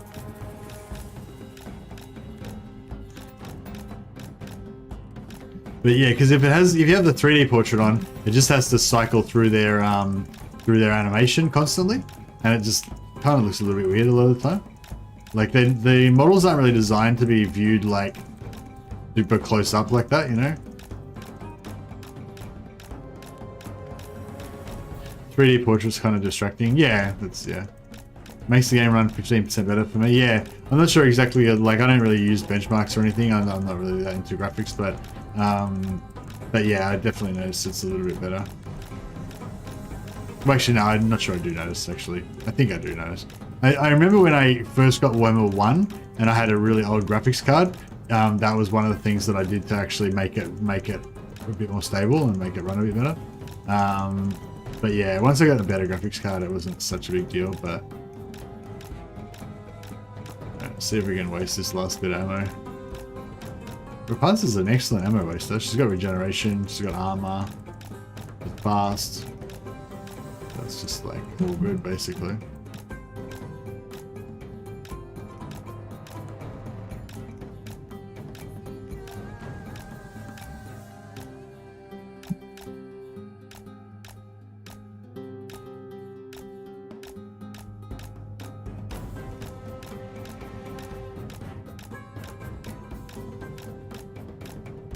Oh, Non234's here.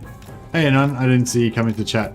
Thanks for letting us know about the that little update to the sea lanes. I read that out, and I read out your little note, and I added it to the news thing, and I gave you props, and also gave you the newsman badge on the Discord too for being a good news finder for the community. Thanks for that.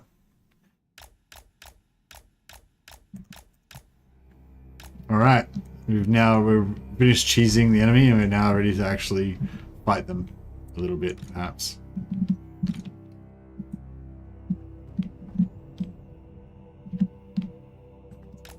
Go around there.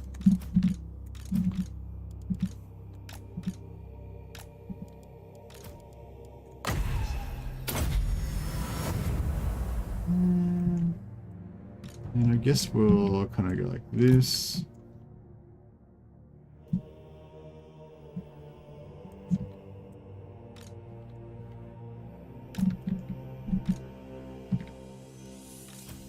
Is that Henry the Master? Yeah. You got wrecked. Huh. Have we both got... Yeah, both of them have got it, yeah. So she costs 4 plus 4. Okay, they're both just as cheap as each other, so that's good.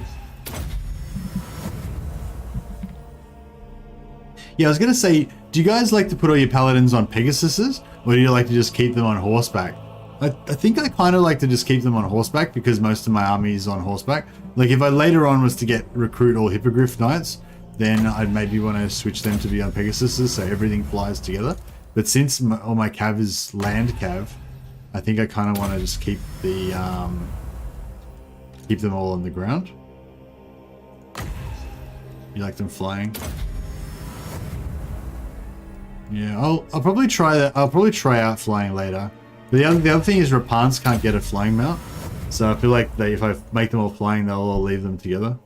They'll all leave it behind. Yeah, maybe I won't even bother with going for hippogriffs. I'll just keep like a bit of a roleplay appropriate ground force type situation going on. Alright, where's our artillery reach to? Okay, yeah, maybe we'll get the artillery in first, and then we'll use that to lure out the rest of the army. Post haste! Moving apace!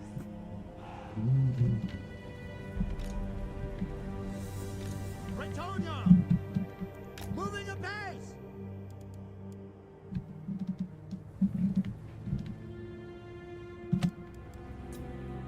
We actually wasted a fair bit of... Paladin of Brettonia!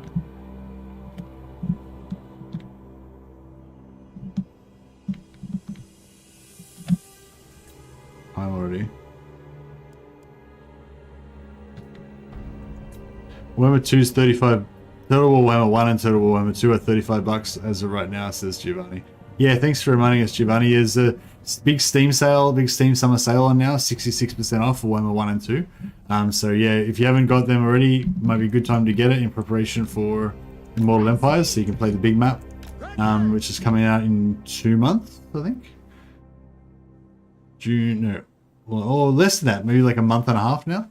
It's coming out sometime in August.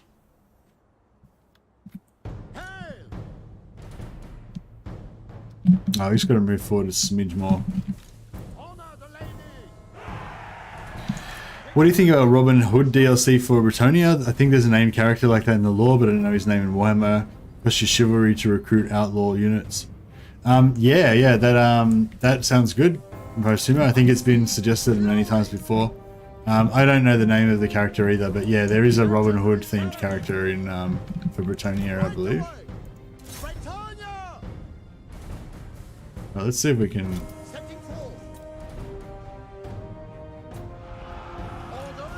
smash some of these guys.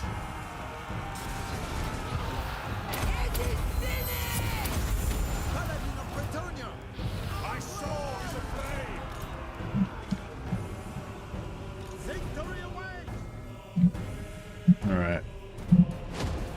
Artillery's opened up.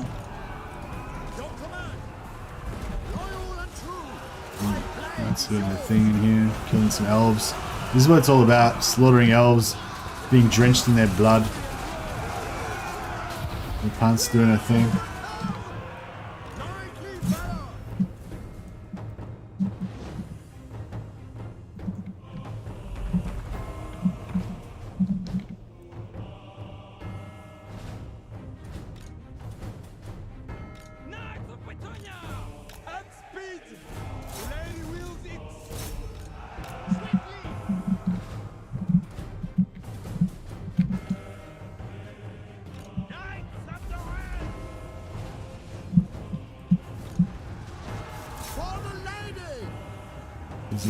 This guy's just tanking away there.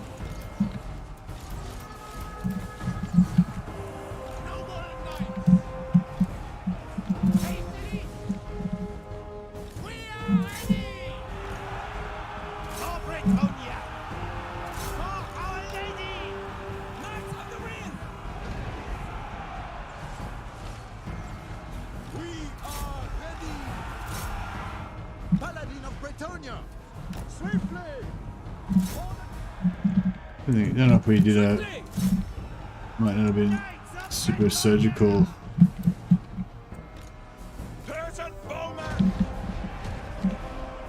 We, sir, doing our duty.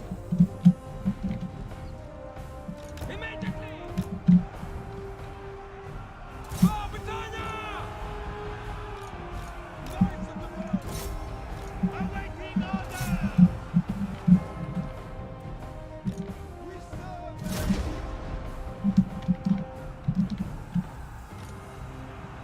Some of our knights are getting a bit wrecked here.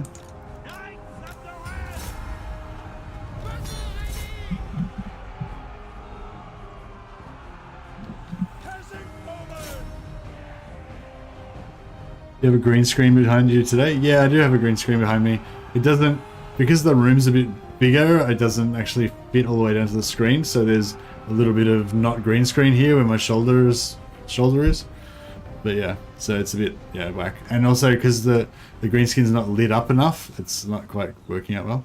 Hey Jay, yeah, it's the Medieval 2 music that we've got playing. So yeah, it's pretty cool. Bit of a blast from the past. We just want to kill all of these elves, just to make sure that they know that we hate them.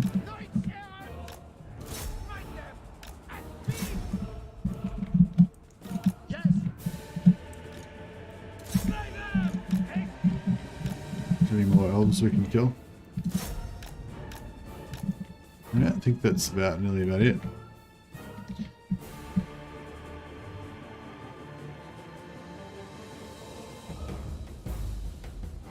Seems to be a noise.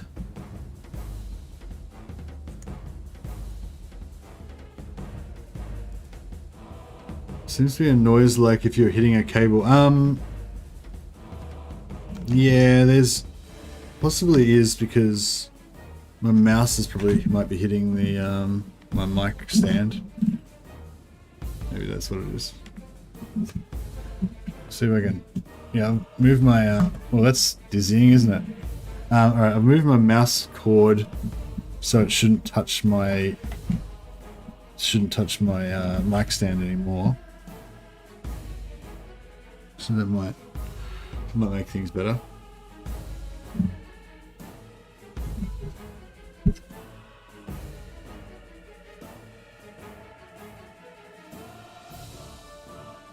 Yeah, I don't know. After that, maybe it fixes it.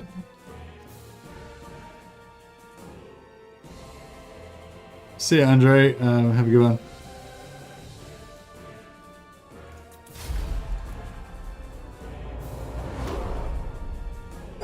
Thanks for that. For letting us know about that, Grimner.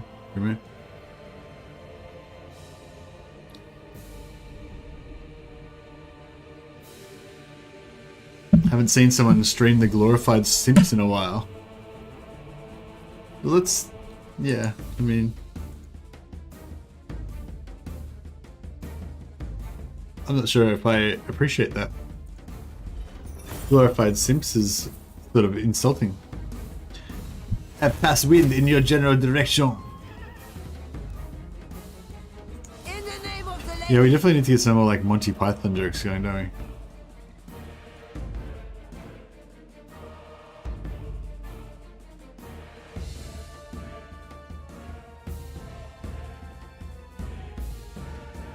I know, we're getting attacked by Throg.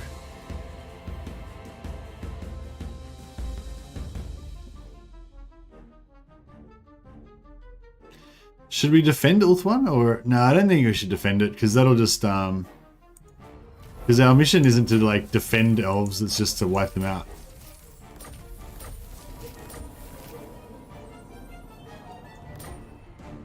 One of my armies should be knights who say knee. Yeah, that could be good.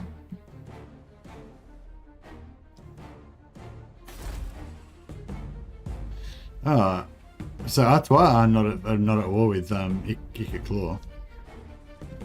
Yeah, Ikaclaw is a hassle. We might have to go back and like wipe him out or something. Priestess of the lady. I go hence. I have seen the way. My steps are guided. Moving. My path. Alright, well this scout's already paying off. They breathe their last. And she's now blocked army on him. That's good. Your behest.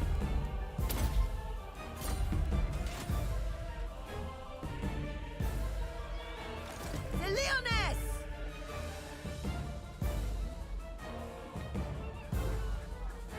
Blessings of the lady be upon you. Going forth, I will indulge you.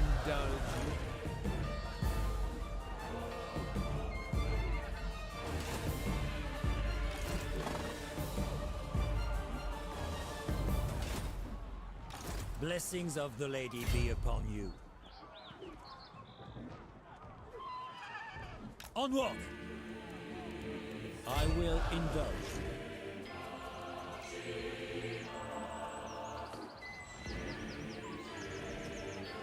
Taking my leave. I don't know if there's much point even doing this. She's just going to run away anyway, so...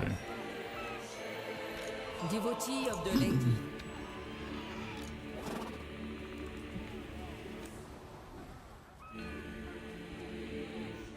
Now, fight! Yeah. I simply will not. My reputation precedes me.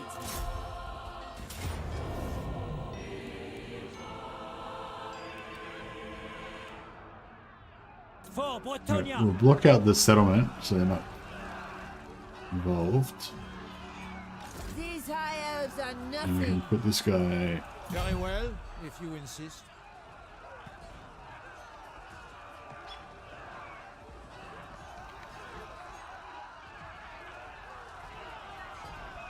Sallying forth!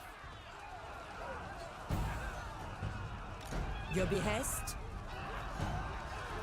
I cannot. The lady wills it! The Oh, he's going to stand and fight. Right? That'll do.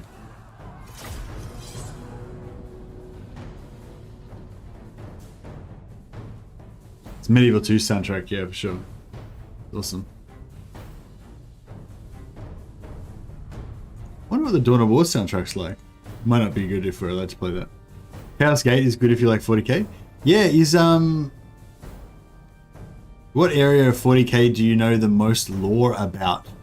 I don't know, Ruffle. I don't really study the lore like it's a history subject, you know. I just read books and stuff, you know. But yeah, I guess most of the books I've read have been set around the Imperium, you know, like I've read the Gaunt's Ghost novels, the Caiaphas Cain novels, the well, most there might be one I haven't read or whatever, you know, most of them anyway. I've read about about 5 or 6 of, or maybe 8 of the early Horus Heresy novels, but I haven't kept up with all of them. I think there's like 50 of them now or something. I've read Storm of Iron, which is about Iron Warriors. I've read I've read the first one of the Night Lord novels, and I think I'm partway through the second novel. I don't know where that's got to actually. I have to try and find it somewhere. Yeah, I read like Trader General. I'm not sure who was the main character in that one. That's about Chaos Guard Legion. Read the one about the Iron Snakes. Read one about Eldar, but I can't. It was so forgettable. I can't remember what happened in it now. Yeah. Yeah, I read the original Space Marine novel about the Imperial Fists that came out in like 1995 or something like that. Can't remember when it came out, but it was like ages ago. The original Inquisitor book that came out like ages ago, like around the same time. But that lore is probably all out of date now. So yeah, that's the thing. I think a lot of the stuff that I've I've read Eisenhorn, and I've read most of the Ravenor books. Eisenhorn's probably the best. But yeah. Anyway, I don't know. Yeah, I guess Imperium, I guess I would know the most about. But yeah, like I got into Warhammer 40k like nearly 30 years ago, you know, like in like 1992 or some shit, or 1990, somewhere in the 1990s, early 1990s. So like, yeah, so like my version of 40k is kind of different from, like, if you got into 40k like 10 years ago, you'll have probably like a very different idea about what 40k is to me, because I grew up with a different 40k than what you have, you know. I'm not saying like the original like Rogue Trader version is my version of 40k. Like I kind of grew at the same time as the 40k background grew, you know. Like when I first bought my first squad of Space Marines, like that was when like Rogue Trader was out, and they weren't even like or maybe the White Dwarf. I think there was a White Dwarf like chapter approved thing that brought out the original Codex Astartes. Was in a White Dwarf thing before there was even a Space Marine army book. And yeah, I started collecting Space Marines because of that. I've got that for the first beaky plastic set. But anyway, yeah, so like, yeah, so well, I guess the short version I'm saying is like some of the lore that I know is outdated.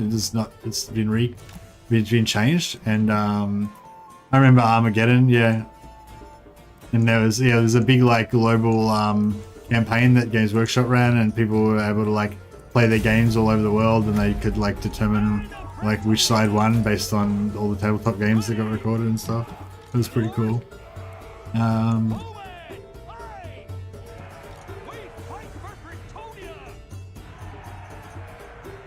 So many knights.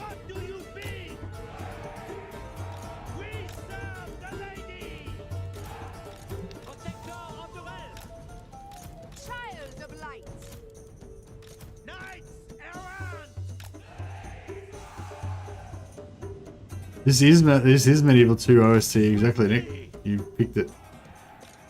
I will go. No hesitation. I wish they would hurry up and make that Eisenhorn TV show. Well, no, I don't wish they would hurry up and make the Eisenhorn TV show. I hope they make the Eisenhorn TV show good. Yeah,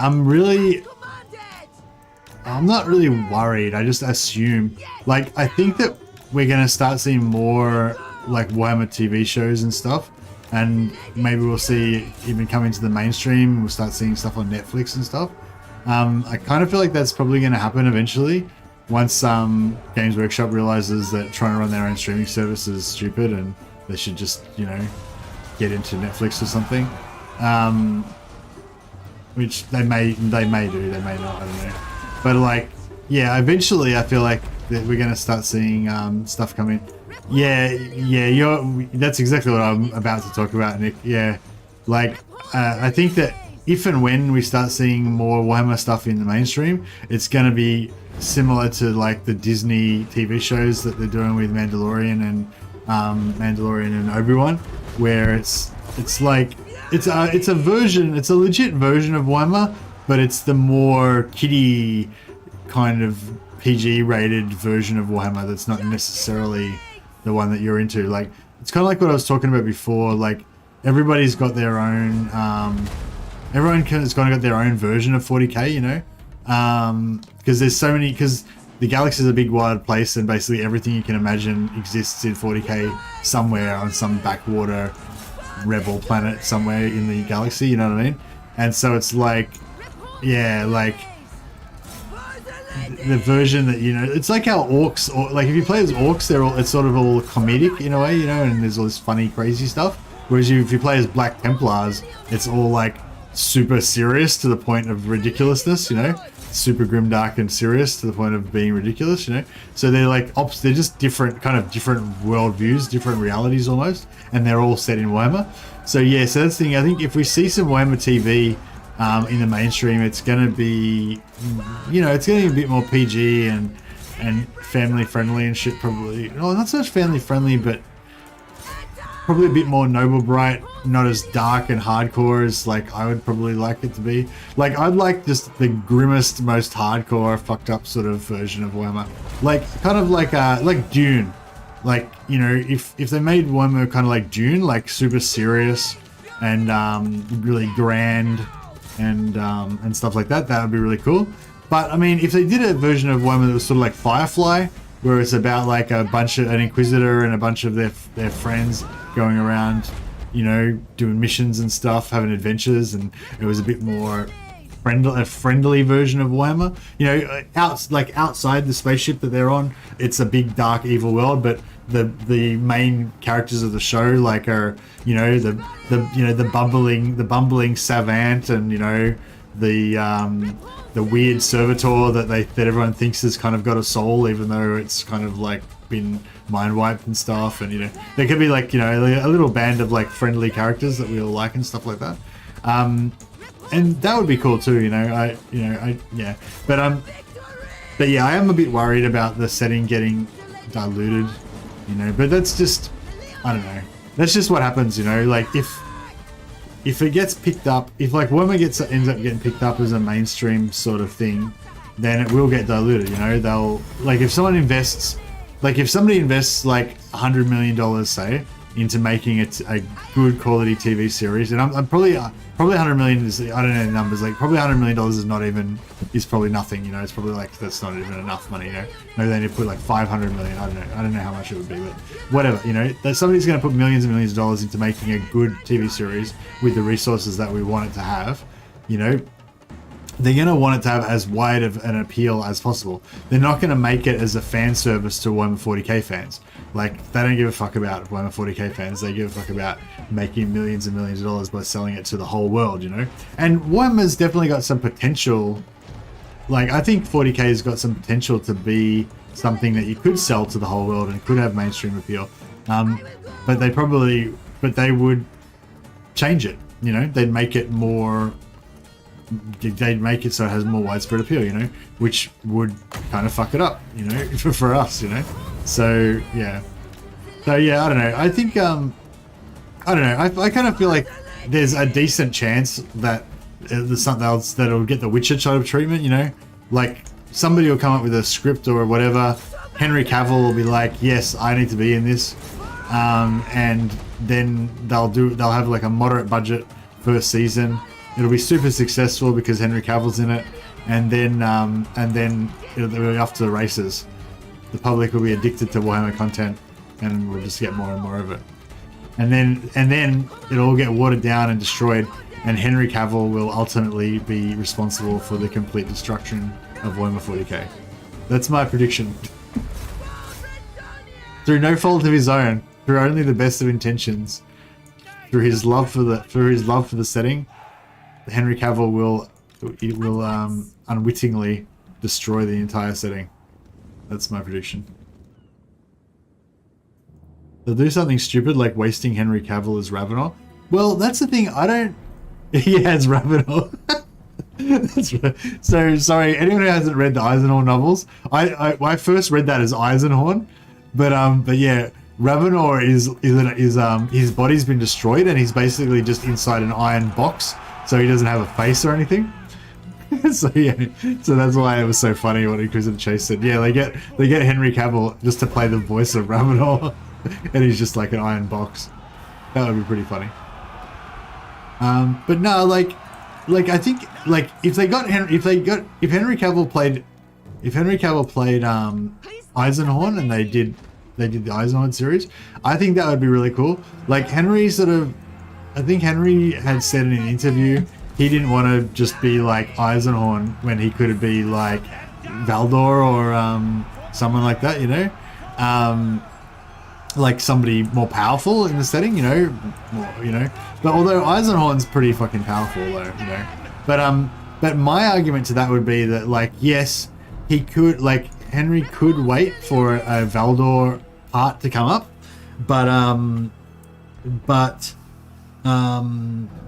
it'll never happen because we need Henry to play Eisenhorn for the whole thing of Warhammer TV shows to be started, you know.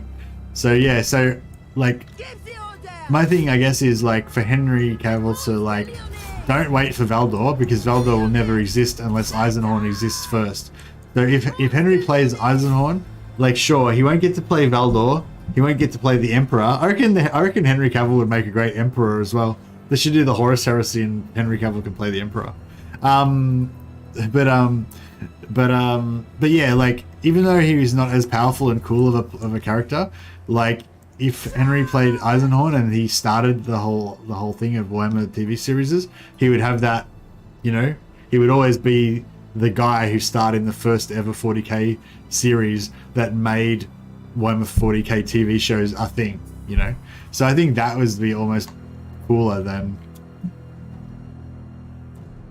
playing Valdor.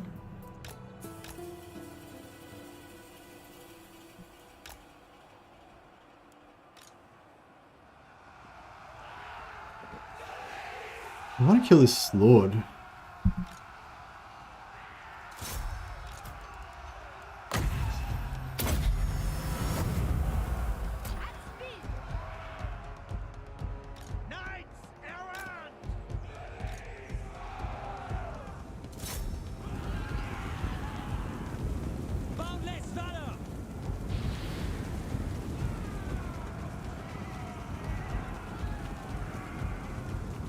Willem Dafoe as Malcador. Oh yeah, good work. Bad writing is what destroyed The Witcher, not Henry Cavill. I don't know about destroyed, yeah. I mean, I think there was some bad writing in the first season of The Witcher as well. And there was some good writing in both. Like, I think both Witcher Season 1 and Witcher Season 2 had some good writing and some bad writing. And I think that in general, I feel like the Witcher 2 season in general was better quality, like everything was just a bit better. But for me, the issue with the Witcher 2 is just that, like the whole romance story between the Witcher and between Geralt and what's her name in the first one was really compelling. Like I really felt for those characters, and you know. Fell in love, yeah. I kind of like fell in love with Yennefer right alongside Geralt and all that kind of stuff, you know. So I feel like that was one of the main. Like there was some really lame episodes, like that episode where they went up and they were hunting the dragons and stuff, and it turned out the other hunter turned out to be a gold dragon or whatever. You know, like that episode was like one of the ones I thought was seemed particularly low budget and crap, you know. So there was a bit of hit and miss in season 1. Like some of the episodes were a bit shit, but that theme of their romance between Yennefer and Geralt, that was really compelling, you know. Whereas I feel like in the second season, although the general quality was really good, like the first episode of season 2, I thought that was amazing. I think that's the tone and everything, like that kind of having that kind of horror, spooky story around the campfire vibe, you know, in the haunted mansion, you know, horror kind of vibe was perfect, you know. But overall, the storyline of like Geralt as a father figure for Ciri was just not as compelling as the love story for Yennefer. But I still think it was like overall a general increase in quality from the first season, you know.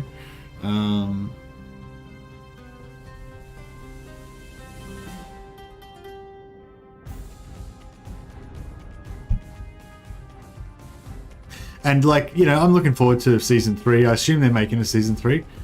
It didn't get cancelled or anything, did it? Is just one step.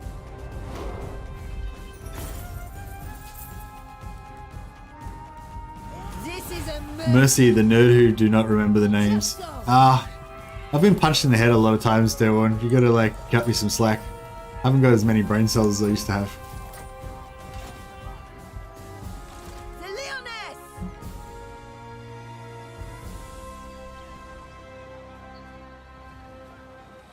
I have seen your heart. Do you know who I am?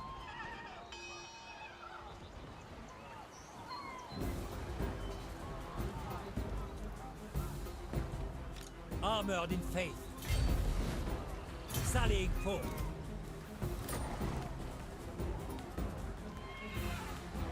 For the lion!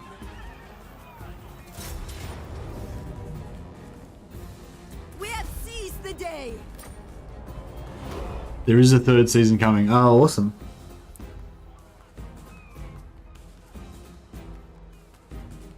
The one around seven seasons of The Witcher. Oh, that's cool. Witcher's still good, but not as good as the first series. Okay, well, we'll have to disagree. I reckon season 2 was maybe, yeah, I reckon season 2 was better in some ways. I think in general, the general quality of The Witcher season 2 is better. But like I said, I just think that the essential main theme of the love affair with Yennefer was just way more compelling in the first one. Maybe it's just because I like romances, but You know who I am.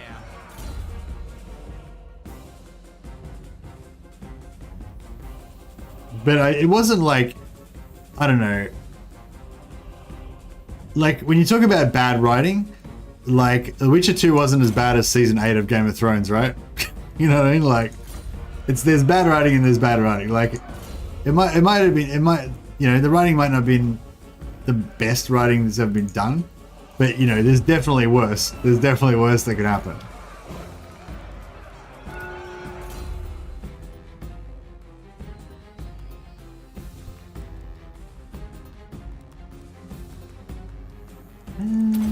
I want to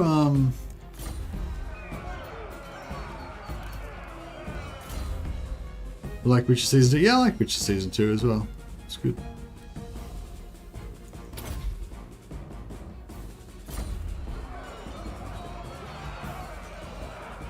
It's a very low bar, says Tracrid. Yeah.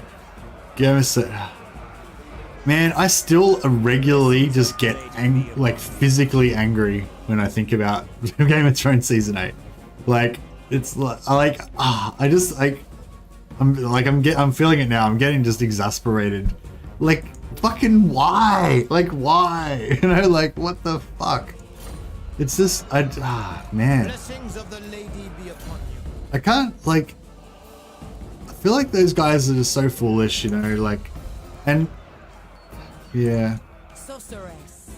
it's like they did some okay work on the earlier stuff, so it's like,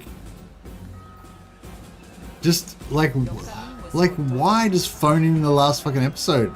I mean, the last season, just like put the work in, do it fucking properly, like, you know what I mean? Like that's their legacy of their lives. Like, that's the greatest thing that they're ever gonna do in their entire fucking lives. And they just don't bother fucking finishing the last season properly. It's like, what the fuck? It's just inconceivable to me. Like, what the fuck? Noble. In the lady's name. Yeah, we need some more,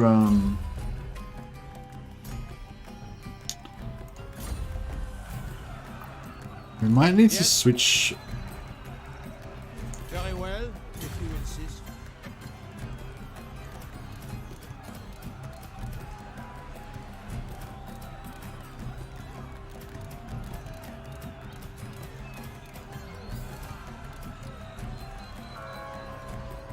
Yeah, that should do the trick. It shall be so. Season 6 and Season 7 were deeply flawed as well. Yeah, I totally agree with that, Nick. It kind of went downhill as, like, faster and faster towards the end, but Season 6 and Season 7 were getting bad as well, but it's like at the end of Season 6, you're like, oh, that wasn't that great, but hopefully next season will be better. And then at the end of Season 7, you're like, oh, that wasn't very great, but hopefully next season will be better. But then Season 8, it was just like fucking Holocaust. Like, what the fuck? You know? Well, I shouldn't use Holocaust. That might be offensive to some people. But, you know what I mean? It was just a complete disaster. It was just like what the fuck?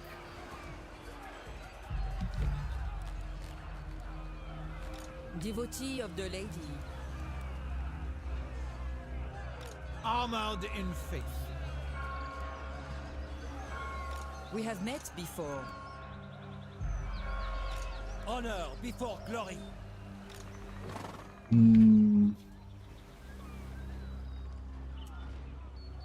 Actually, Justice is swift and divine. maybe. Repanse de Lyon. You honor. I don't know how much. I go hence. Lord and hero. Yes.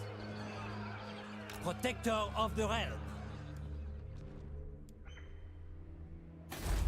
What request? I wonder if we can get these guys to go to war with Wintertooth. No. If we can get Wintertooth, if Wintertooth takes out this settlement, we might be able to again get Torike to join the war against them. I was going to send this guy around this way to be sort of like a scout. I don't know if we really need it, but.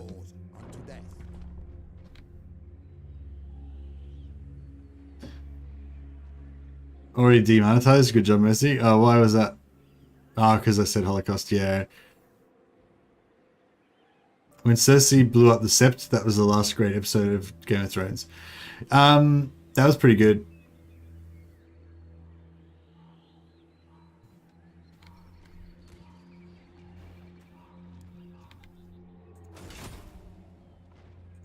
I have seen. That part where Cersei, when Sansa gets Ramsay Bolton gets killed by the dogs was pretty brutal. Pious. Shall we? We can federate more Armored in the lady these bad grants you boys. Yeah, we can safe confederate some passage. more of these guys.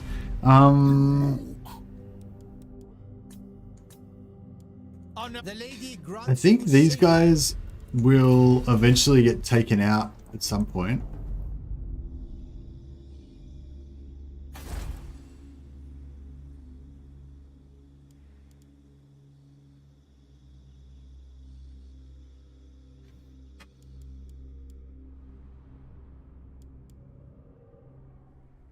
I'm looking for factions that have got heroes, so we get more heroes. So Artois would probably be a good one, but I don't know if I want to take out Artois because I want Artois. I'm hoping that Artois and Paravon will end up like retaking Brettonia back for us. So yeah, so I'm sort of thinking I want to kind of maybe gobble up the other factions and take them first. Like like these guys and these guys. Valiant lord, the The laws of chivalry demand I hear you.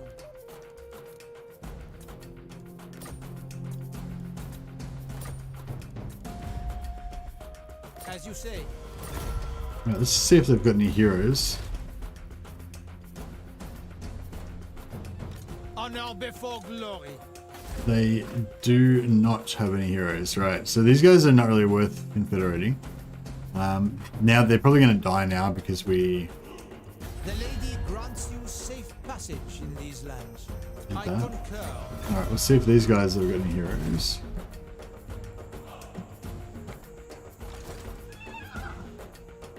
Do you know Nope. who I am? These guys are actually doing pretty well though. If we, now that I've made a military alliance with them, they'll probably get like cheats against them because they're allied with me. So I'll probably sign their death warrant. But they do have a stables in Lashik. So if they're lucky, they'll upgrade that to tier 2 and build some paladins.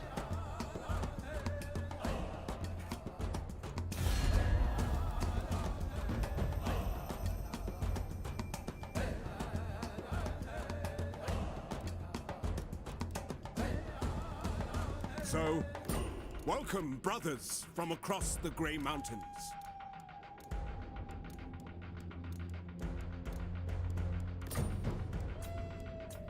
Man, the diplomacy game with Brettonia is pretty sweet, isn't it? You just get this plus 50 with all men. Plus I think we've got the plus 50 with all elves as well, so even though we're killing elves, they're still like pretty into us.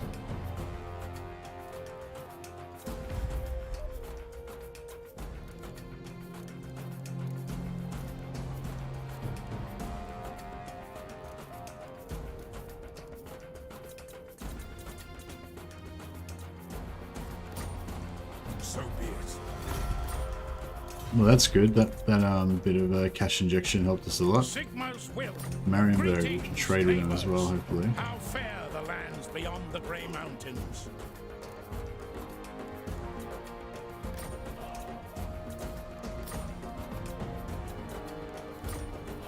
So be it. Protector of I don't want to trade with the elves because we're going to kill them. Lizardmen. I kind of want to crusade on the lizardmen as well, but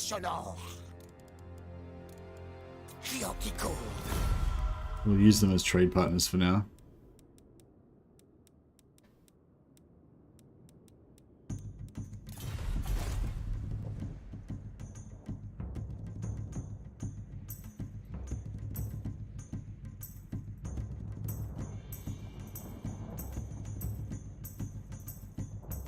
One thing I was thinking about the other day was, it might be a bit of a hard sell for Mrs. Mercy. Mrs. Mercy's not as into the Game of Thrones as I am. I think she was into the early episodes of the Game of Thrones, but then, yeah, the later ones kind of put her off it a bit. And she's not as much of a fantasy buff as me. Like she likes kind of like 19th century stuff. Is it 19th century? Like Pride and Prejudice and stuff like that. That's kind of like her kind of time period that she gets into. She was really into it when she was younger. I like it as well. I really like Pride and Prejudice as well, but you know, not as much as I like medieval combat. She speaks. But yeah, anyway, I was just thinking, like, is it worth rewatching Game of Thrones, like, or has like seasons 6, 7, and 8 just basically destroyed the whole franchise? Like, I feel like for me personally, like, even though I absolutely loved season 1, 2, 3, you know, it sort of, as it goes on, it kind of gets a bit more hit and miss, the bits that I love. But you know, like I loved the Hound. I loved it when the Hound came back again. But yeah, like basically, yeah. So basically, yeah, like, is it still worth watching? Like season, say 1, 2, 3, and 4. Nick says he reckons season 4 was peak. I can't really remember exactly what happened in all the episodes, different seasons now, but I probably agree in theory anyway. So yeah, so what I'm saying is, like, is it still worth rewatching seasons 1, 2, and 3, and 4, or is it just like the whole thing's tainted now and just it's not even worth watching any of it because it's all fucked because of what they did to it in the end? I still just can't, like,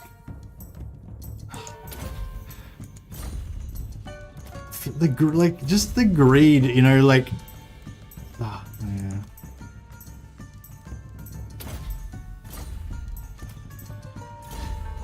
Like if you like if you'd been created Game of Thrones TV show and you've got like this lightning in the bottle, the greatest TV show that was ever been made, that could have been your legacy, you know what I mean? Like, and like wow, why would you throw it all away like that? You know, it's like I just. For Brettonia, for the lady.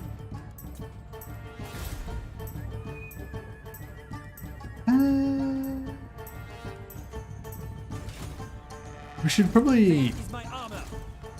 recruit some more dudes, shouldn't we?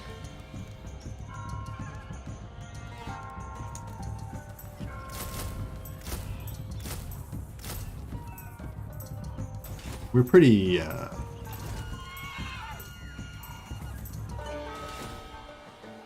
Pious.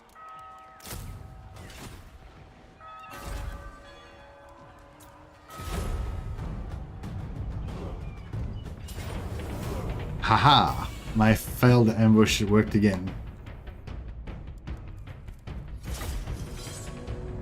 This crusade on the elves is going pretty well.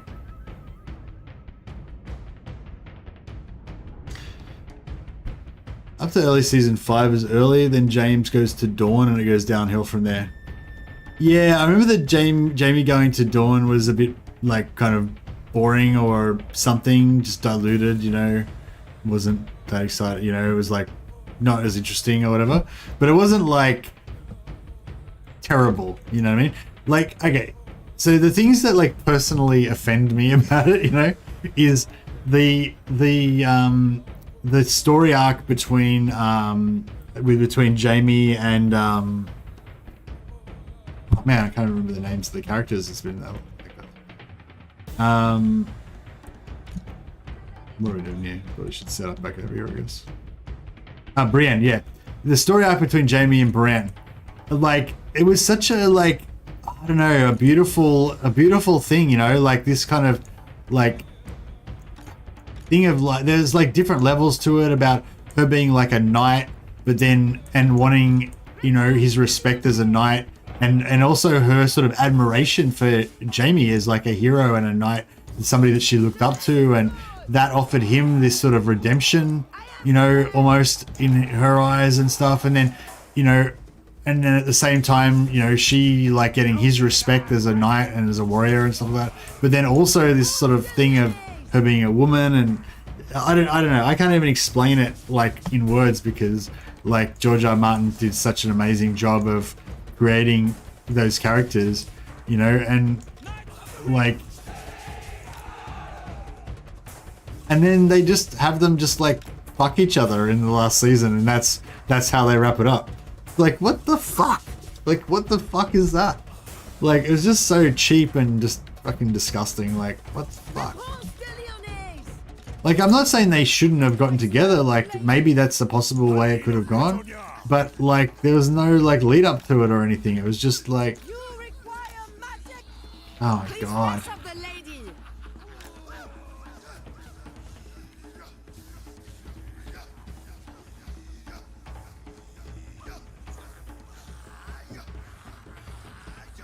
Good thing we're not getting into Dany. Well, Dany, I don't care so much about Dany because she wasn't really one of the storylines that I really cared about that much. But like the Brienne and Jamie one, that one really... Like Jamie Lannister is like my favorite character in the series. Yeah, his redemption and like, you know, oh well, it's out of him or the Hound. The Jamie and the Hound are my two favorite characters. And yeah, just, I don't know. Horrible. Horrible. Anyway,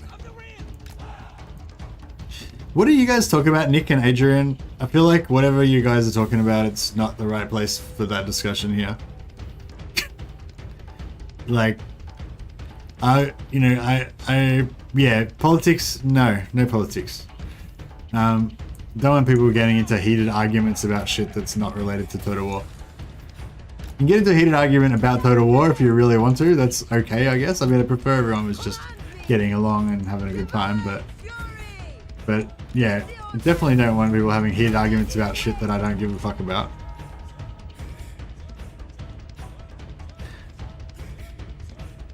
You two are going in the book. Yep. Thorgrim is putting you in the book. Good work, Thorgrim. Nah, it's all good. I understand, like, there's interesting topics and people get caught up in them and stuff, but yeah, just giving you a heads up that, you know, you can...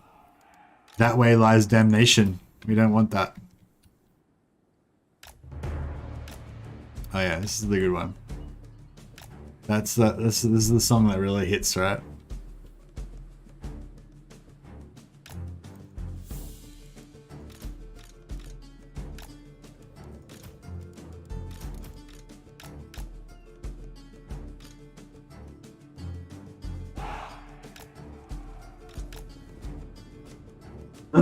Excuse me.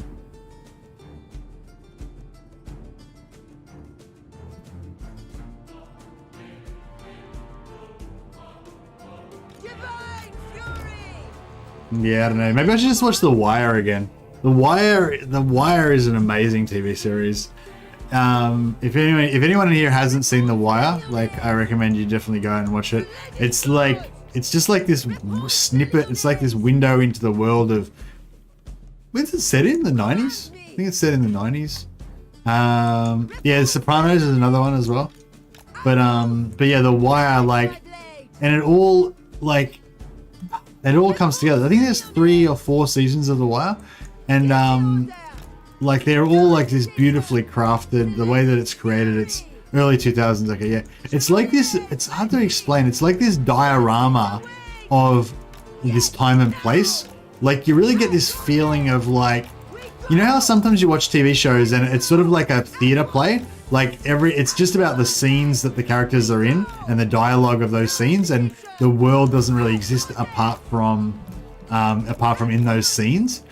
It's not like that with The Wire. It's like the whole world exists, like it's a big dollhouse and you're looking in and all the characters are moving around on the map, you know? Yeah, it's, I don't know if that's the right way to explain it, but it's really kind of, there's this sort of this specific type of realism to it. It's really, I don't know, it's an amazing show. And the writing is fucking amazing. And it stays fucking amazing right up to the end. And like the final season is like, I don't know, you feel like you've come away from it feeling like you've been changed by it, you know, and you've learned something, you know, and you've grown as a person or some shit. I don't know. Like, it's like exactly, I don't know. I feel like The Wire is like, yeah, probably like the best TV show ever made, literally. It's not necessarily my favorite, but I don't know, it's an impressive piece of work.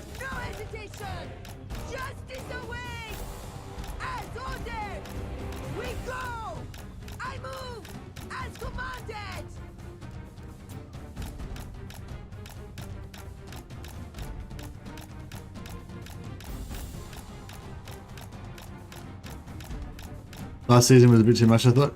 Well, yeah, I mean, there was probably some bits that were a bit too much in it, but again, compare it to season 8 of Game of Thrones, and it was pretty fucking amazing.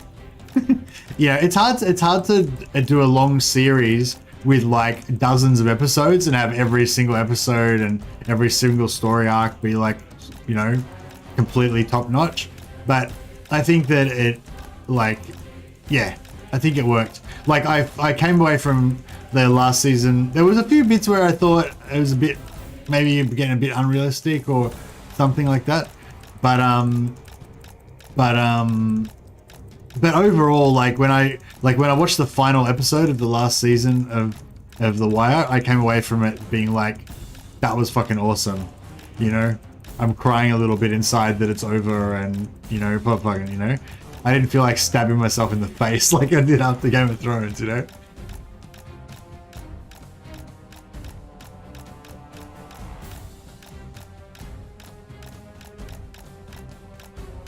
Sopranos had a good ending.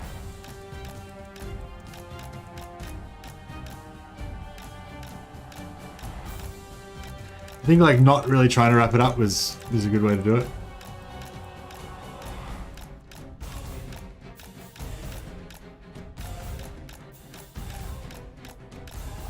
Alright. Do we need to... Yeah, I probably should waste this ammo because this is going to be a fairly tough battle, I think. I just do anime now. TV disappointed me too many times. I can't find any good animes that I really like to watch. I was watching a bit of...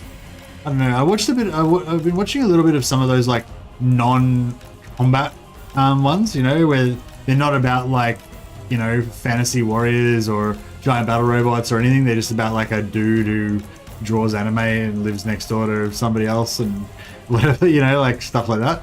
Just more like, yeah, set in the normal world kind of, but with a semi-fantastical premise or something. But not really. I don't know. I haven't really found any animes that really grabbed me. Castlevania was the last one that I really loved. People have told me about Dragon Ball, but I haven't really got into it. Like, I tried watching One Piece, because I know One Piece is like a classic one. But, I don't know, I just didn't really get into it. I like the kind of like more like sensitive, emotional kind of ones, you know? Like, I like Full Metal Alchemist, how the brothers and the relationship with the brothers and all that. I don't know, when I was younger, I love like Ninja Scroll and like, what was that one about the assassin that was like, oh, I can't remember his name now. I looked it up the other day, but I forgot.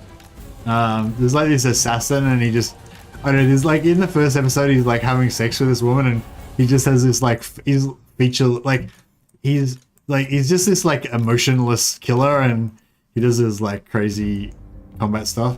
But yeah, there's this scene in the first episode where he's having sex with this woman and he just has sex the same way, just this completely impassive face, just like this. Like, Berserk is amazing. I love Berserk. It's called hentai. See, no, it's not hentai.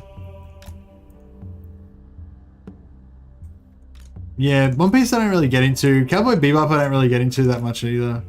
I've tried watching Cowboy Bebop a few times.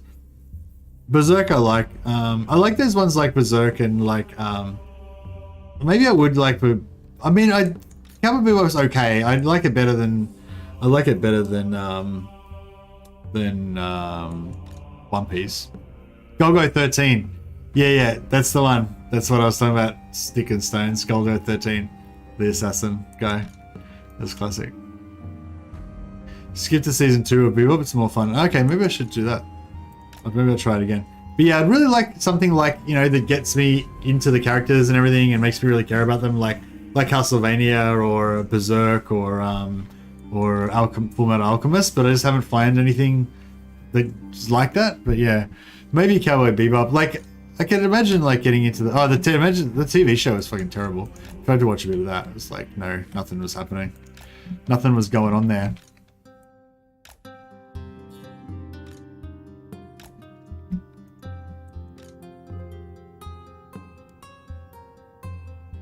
All right, that should wake him up a bit. I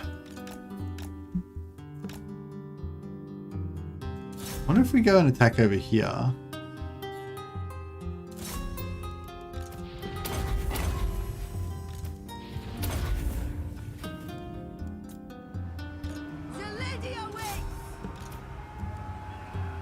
I might have somebody fucked up a bit here.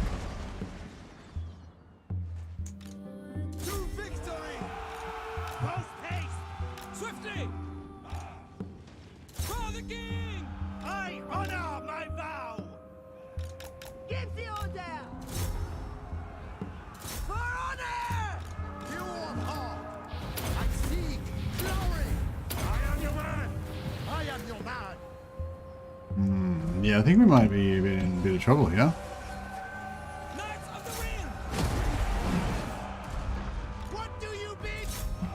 Yeah, I did a fucking terrible job of this. Archers are all gonna get fucked up.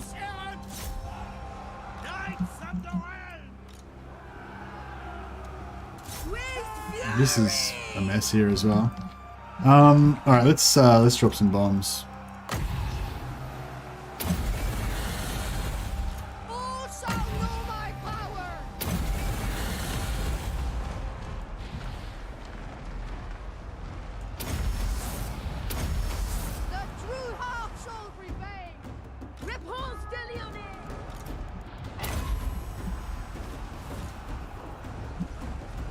king!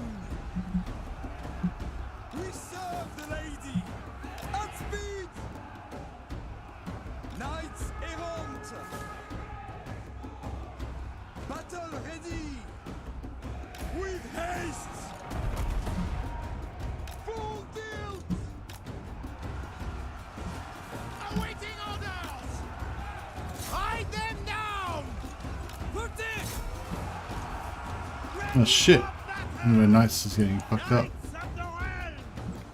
Moving at pace! Run them through! Knights errant! Show us the ball!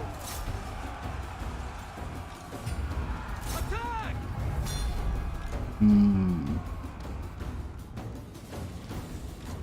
Cut them down! Charge!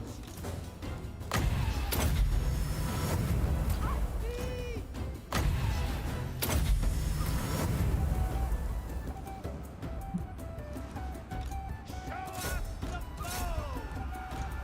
For honor! We are ready! Slay them! Ride them down!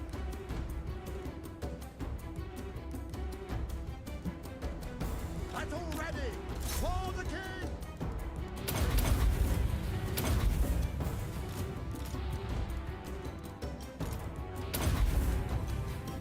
Yeah, try and Smite them! kill more of these guys. We didn't have any after battle replenishment with Brettonia. Been good. Immediately! First haste! Smite them! Knights errant!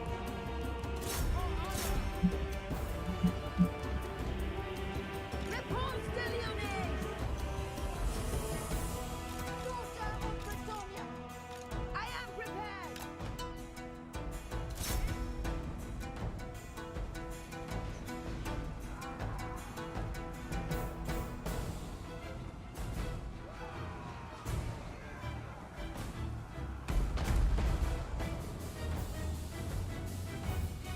Attack on Titan is cool. Attack on Titan. Attack on Titan. That's an anime, is it? Is it a series or just like a movie? Listen, I made the move with Teclis to Ulthuan, fighting Marathi, then talked to Balls Andal all the way up to Tuan Rock. I feel much better about being there than Lustria. Marathi does have the Sword of Cain though. No worries. Yeah, I think it's 100% the best move. Get out of Lustria, move to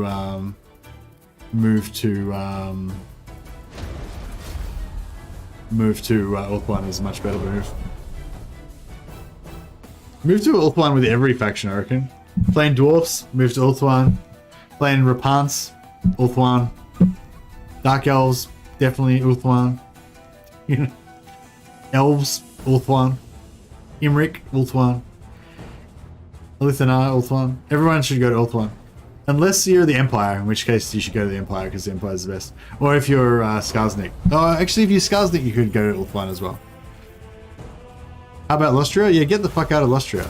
If you're in Empire, then you should probably stay in Empire because Empire is probably the best place in the whole map, in my opinion. If you're near Ulthuan, then you're probably too far away to go to the Empire, so go to Ulthuan instead. This is a mercy. Other places could be okay-ish, depending on where they are, but really, it's only really Ulthuan and... Oh, shit. Oh. That's weird. He was auto-resolved in the death. Who's going to get it? Alistair the Savior. Oh, that's right. Oh, shit, we're going to lose half our guys. I don't know if I want to bother trying to repair these knights or not. They're pretty expensive. We do need them though, because we've got no... They're sort of our troops, aren't they?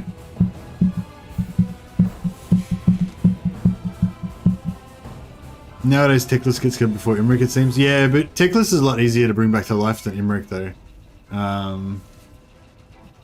So it's not really... I don't really worry too much about Teclis. Like, if he dies, you can always just bring him back to life later on if you really need to. But, yeah, I don't have too much problem. You can do this. Yeah, I mean, I don't imagine the fight would be too hard. I wanted to auto-resolve it, but, yeah, we would have lost some of our units. What's that Attack on Titan? What's that about? Maybe I've watched it already. Can you remind me just vaguely what it's about?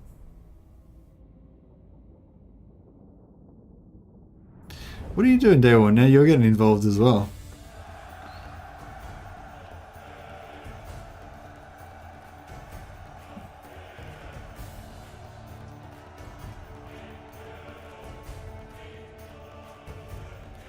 Giants eating people. Giant naked people eat human entire giant people. Oh yeah, and I did watch that. Yeah. It's all about the cities being in walls and people having to like fight against the giants and whatever. And it starts off with like a city being destroyed by giants and stuff, but it's having flashbacks between something else and whatever. Was it pretty good, you reckon, or does it get better? I don't know. I didn't really. I think I watched a bit of like they were like they were doing like some of the characters were going through training. There was like flashbacks of them going through training to like fight the monsters or whatever. No, I assume I only watched a bit of season 1 and then I kind of lost interest or something. There was like a bunch of young characters, and they're all like training to become like giant fighters or whatever. Yeah, and is that the one? I don't know, I kind of lost track of like which character was which and stuff. Armor in face.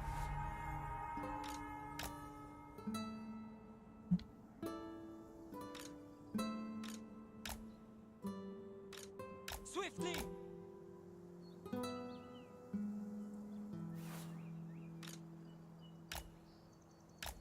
Should have.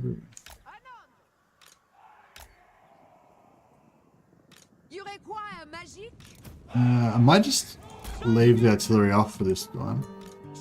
It's a bit slow. And then we can consolidate everything else.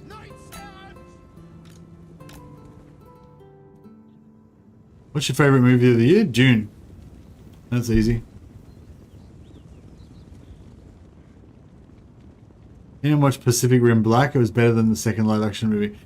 Yeah, I sort of checked it out a little bit, but I didn't, I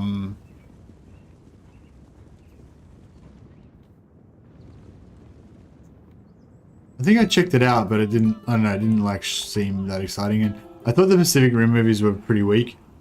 Top Gun 2? Really? Or was that a joke?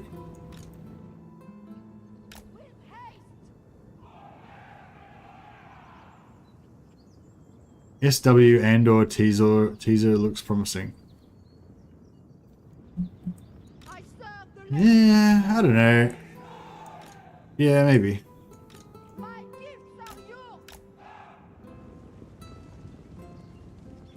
June was last year? Oh, was it? Oh well, whatever. I don't care about your dates. I have my own date system.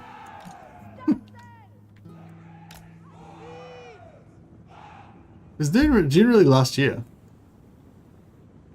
Edge of Tomorrow? I don't know where that came from, Graham Subworth. That's like definitely did not come out this year. But I also agree that Edge of Tomorrow is one of the best sci-fi films. It's like it's one of my favorite sci-fi films, 100%. So depending on which country you're in, it might be called Live Die Repeat. In South Africa, I know it was released as called Live Die Repeat. And it's called that in different countries, but yeah, in Australia it's called Edge of Tomorrow. Edge of Tomorrow is the best Tom Cruise sci-fi. Yeah, it's so good. I love it. Love it. It works on so many levels. It's an amazing show. 100% agree on that one. Ready to loose. All right, let's see what we can do here. Hold steady. We are ready! Hastily! Immediately! Knights of the Red! Ready for battle! What do you see? Haste! Faith is my armor. I see much. Priestess of the Lady, with haste. All right, let's go hunting in the woods. Quickly. My knights.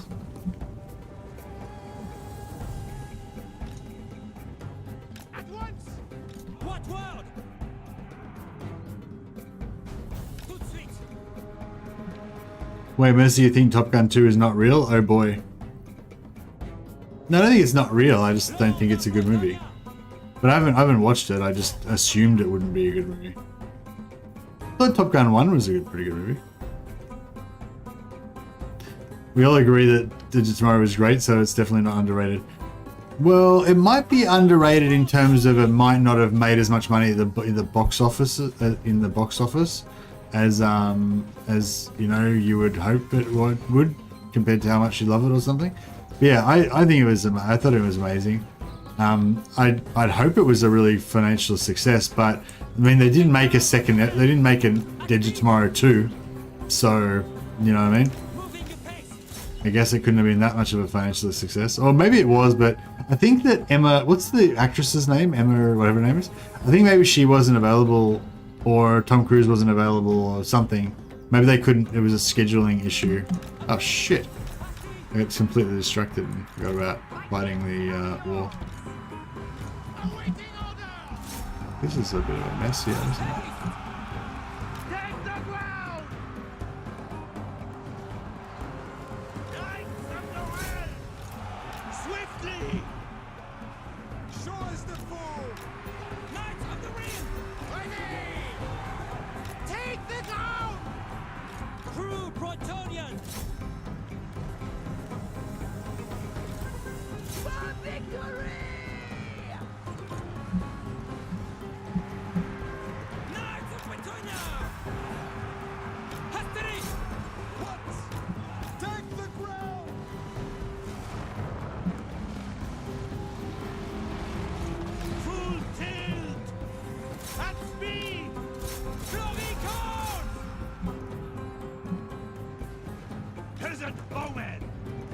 Serve and obey! Battle ready! We fight for Brettonia! Hey, the Flame Inferno. You are amazing. Ah, thanks, man. You're awesome. Thanks for saying so. That's super generous, man. I really appreciate it. I'll praise you more after this battle. Oh, where's oh yeah, here it is.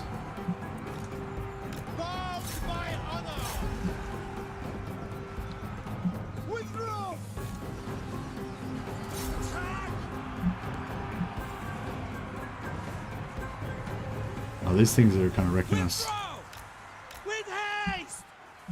Yeah, I think our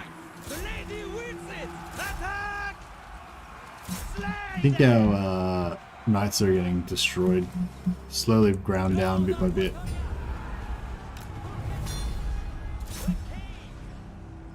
That is a huge orange thing. It sure is. Yeah, thanks a lot for the super chat, the Flame Inferno. I remember you being around a bit more like ages ago. I don't know if you've been around the whole time, but I remember your name from like a while ago. But yeah, I don't remember seeing you recently. So yeah, welcome back if you've been away, and thanks for the generous super chat. Much appreciated. Thank you for the great content, not only game but the talk. Oh, no worries, man. I enjoy doing it. So. But I also enjoy getting huge super chats, so thanks for that too.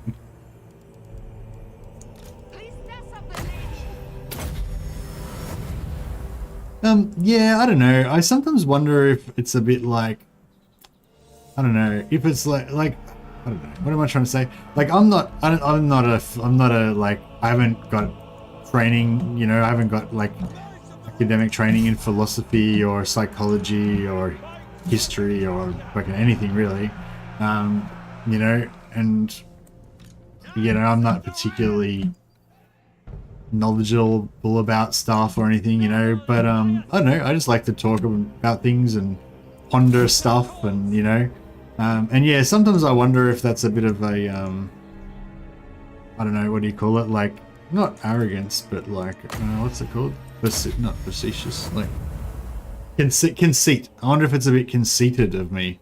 I think that's the right word. I wonder if it's a bit conceited of me to think that, you know, people are interested in my thoughts about random topics and stuff like that, you know, where, because it's a game channel, right? So I'm supposed to be playing games and showing you guys high quality gaming content. So, you know, so sometimes I wonder if it's a bit conceited for me to like, kind of like waste your time or whatever talking about whatever random shit that I want to talk about. But I don't know. I don't know. I mean, that's what I would do if I was, like, if I was hanging out with my friends. Like, I'm a shit person having a party, because I'll just be talking about, like, ancient Roman history or philosophy or something, you know what I mean? But that's just, you know, that's what I would do if, in real life, if I was hanging out with you guys. So, I feel like that's, I don't know, yeah. Polak monies? Polak monies is good monies to me. So anyway, yeah. So I hope, yeah. So for those of you who are used to Legend of Total War's much more hardcore gaming content, apologies, I'm not as hardcore as Legend. Yeah, it's a mixture of gaming and Mercy's random philosophizing and talking about crap. So yeah, Roman history is good, isn't it? It's real good. Random shit talk helps us too. Oh, good. Since you play as my background, rambling is what I stick around for. Random is grudgy. Grudgy? You're great at this game. Yeah, I'm pretty good. I've played it. I've played it quite a lot. So yeah, I'm pretty good. But I don't think I'm not the best. But I've been around. I've played a few games of Warhammer in my time. I think I'm up to like 6,500 hours or something now.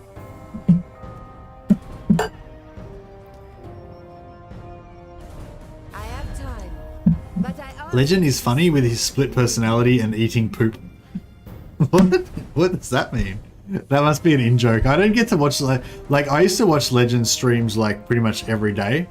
Like I wouldn't watch the whole thing because he streams at like really late time for Australians. But like I'd be non-aggression with the dwarfs. Yeah, we can go to non-aggression with. Oh no, they want us to pay 840 gold. Get real.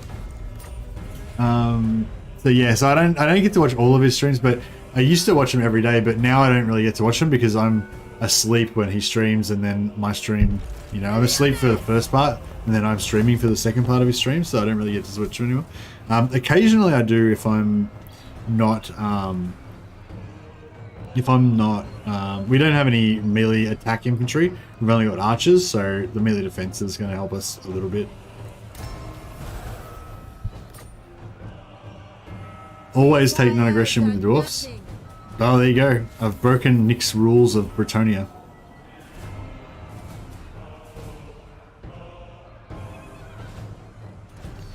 He does the thing, but Legend, that's so cheesy. Oh, the retard voice that he does, or whatever.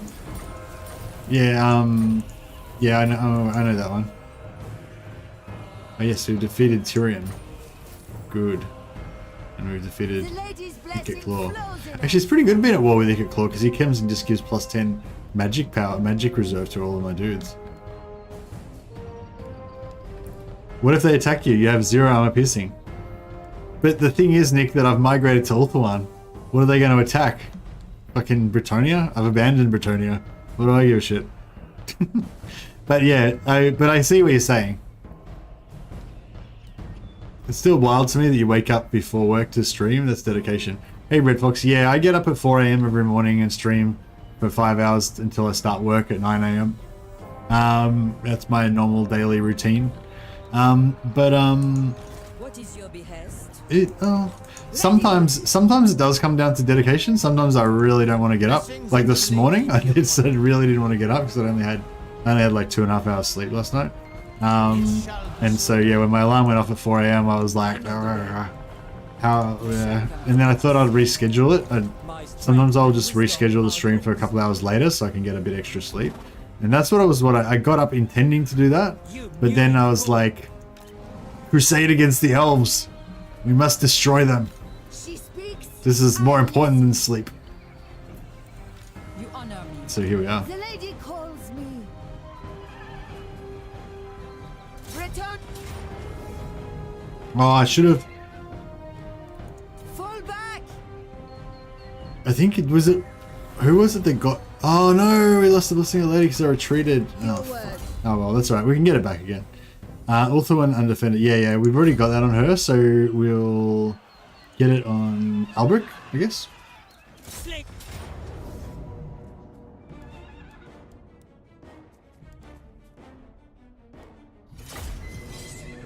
Lol, I would have hit the snooze. Yeah, for sure. One day you'll need sleep. Yeah, I'll have to I have to sleep every night. I might have to take I'll see you day one. Have a good sleep, man. Yeah, I'll probably I quite often start work late. Like I'll check in at 9 AM, but then I'll like actually go back to bed for a couple hours, and then I'll work 2 hours later at the end of the day. So yeah, my boss is pretty good like that. She lets me work around my need to sleep.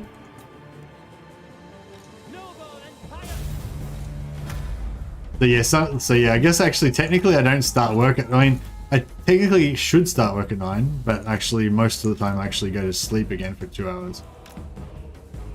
So I usually have like 3 or 4 hours sleep before work and 2 hours sleep at the start of work, but then I have to work a couple hours extra at the end of the day to make up for it, sort of thing. It's pretty much my normal schedule. But sometimes I just have to work from 9 because there's like a meeting in the morning or something like that, you know. But that's a bit rough then. I have to get up at 4 AM and work, you know, after that as well.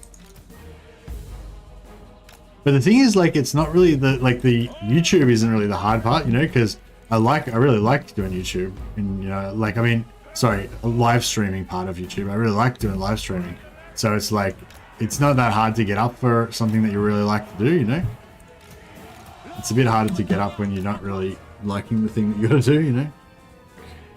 Do you not work afternoon shift? No, we don't have shifts at my work. It's a 9 to 5 office. But yeah, but my boss just lets me do a bit of flexible with the hours, you know, so I work 11 till 7:30 most of the time. I just work in an office, man. I just do like customer service kind of stuff. Helping people with their uploading files.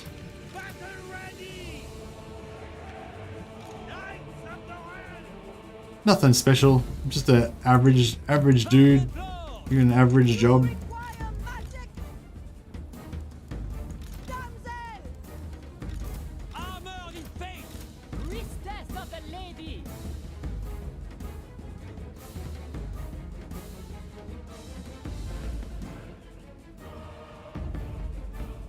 Okay, I really need to get some exercise though. That's my next challenge. We've moved house. So that was like our recent challenge was... Where the fuck's the enemy? Are we supposed to have some enemies to fight here or what? Is Tyrion hiding from me? Face me, Tyrion!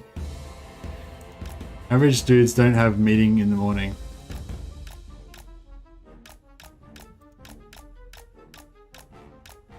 I'm not sure what you mean. Always Mercy is tech support or a blacksmith. Yeah, I sort of do tech support, but it's not like, I'm not actually an IT trained person. Like, I just have product knowledge of the particular stuff that our company uses, you know? So I kind of like help people get set up with their stuff and uploading things and stuff. But yeah, but I'm not actually a tech guy. Just a customer service kind of guy. I work 10, 11 hour shifts a day. Yeah, well, I kind of do too, because I kind of end up doing that a lot. Even though I'm supposed to finish work at 7:30, quite often I end up you know, I usually finish work at 8:30, because I just, you know, have too much stuff to do. But sometimes I don't finish work till like 10 or 11:30, and then, you know, get my 3 hours sleep and come back to stream again and blah blah blah. But I'm trying to be better at that now. I'm trying to like limit it to like no more than like 1 extra hour. If I do like, yeah, I'm only supposed to work 8 hours a day, so I figure if I do like 9 hours a day, well, 9.5 I guess, because I don't take lunch break, I just work straight through.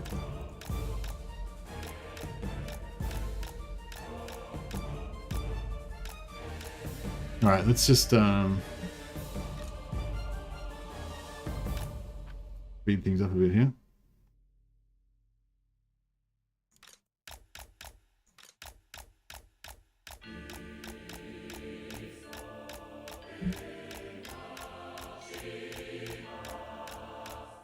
Alright, that should about do it. Yeah, things aren't. You're not enjoying that too much now, are you? Oh shit, this guy's really gonna wreck us. Brettonia! True Bretonnian! Tyrion. Yeah, he's getting wrecked.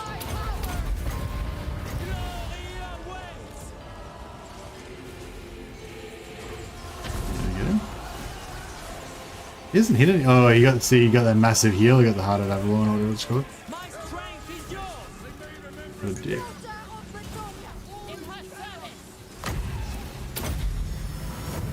Yeah, you guys can probably speed things up a bit. These guys could have probably shoot some stuff at some point.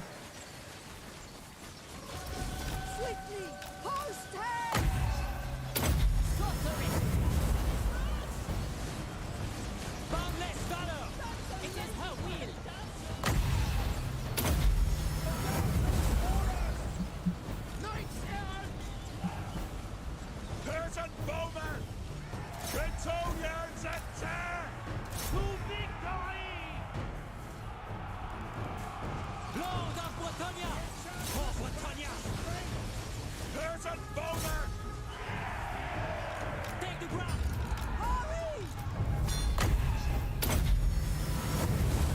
I'll have one so good, yeah, for sure.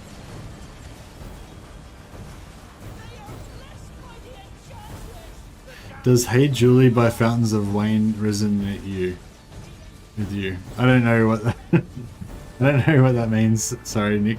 Is that a song? I don't really listen to music. I kind of gave up music.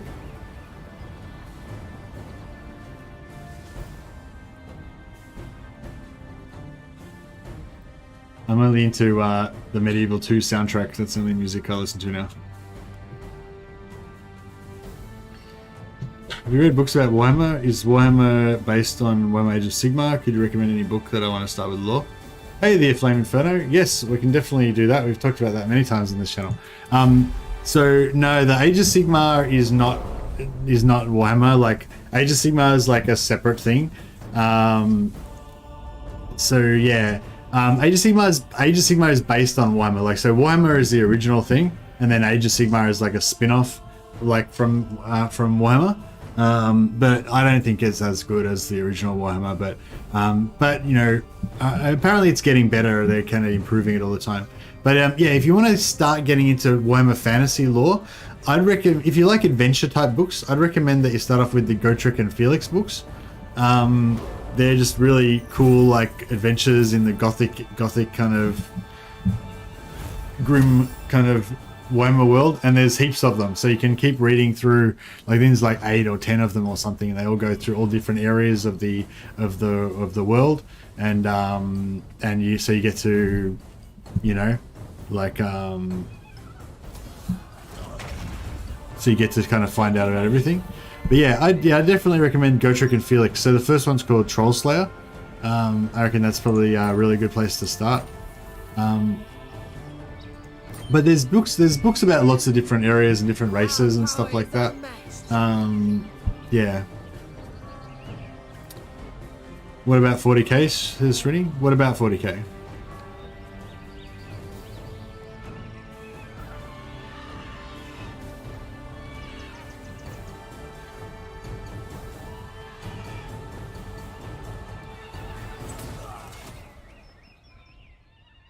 Well, they tried to derail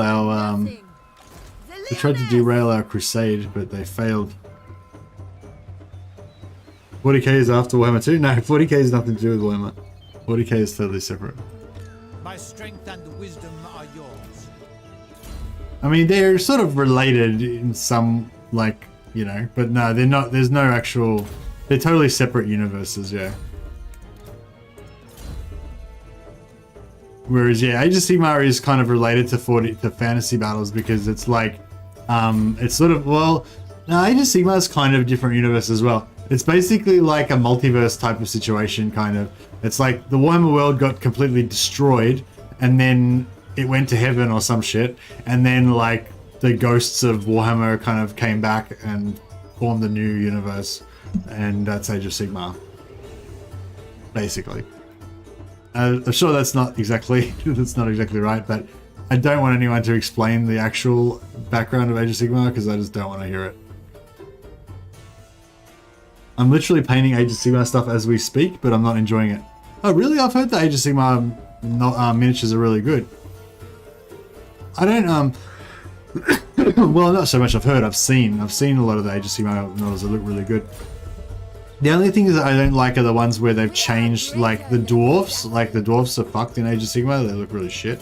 The Fire Slayers, the Caradron sort of dudes look kind of cool, but I still prefer the old dwarfs. Stormcast, yeah, nice. Skip Stormcast. I think I don't know. I think if you got into Stormcast Eternals, if you got into Age of Sigmar after Warhammer had already finished, then you probably think Stormcast Eternals are pretty cool. But if you were around before Warhammer got destroyed, then you probably hate Stormcast Eternals, and that's why I'm in that camp.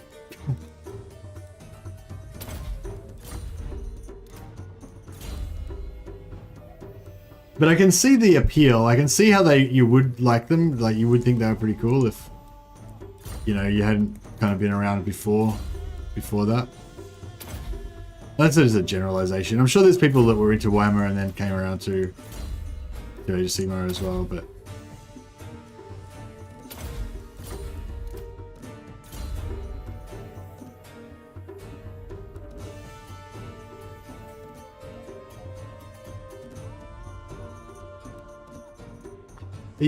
are you painting Stormcast Eternals, John? Fucking hell. Why don't you buy, like, I don't know. I don't even know if there is any good armies in, like, I don't think there's any armies that I would like in Age of Sigmar, actually. Yeah, Sigmarines don't interest me either. I like actual Space Marines, but I don't really like fake Sigmarines. Sorry, I shouldn't be so negative about it. Like I said, I can totally understand the appeal. It just doesn't appeal to me, but I don't want to diss anybody else's game. Like, if you're really enjoying Age of Sigmar, like, good luck to you. Like, yeah, no, I'm happy for you because I got into miniatures and wargaming and stuff when I was young, and like I really loved building my armies and painting my guys and all that kind of stuff. And like, as much as like there's a bit of a like hate for Age of Sigmar in old school Warhammer fans, like essentially we're the same tribe, you know what I mean? We're dudes who are into like painting little miniatures and collecting armies and stuff, It's the same, it's all the same feels, and like we've got a lot in common, So I don't really want to like try to draw the battle lines between the two. Do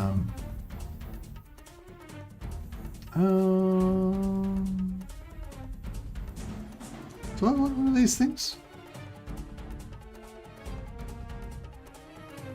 I wish we could just get more peasants. That's what we want. I don't know if I want any of these things. I don't really care about this stuff.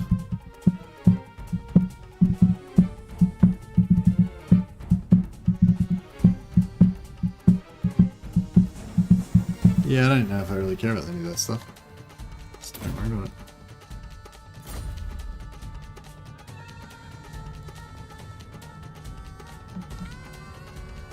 Right. What is your behest? The council is disappointed. The lady calls me. Just so. Do you know who I am? Very well, if you insist. Glory awaits.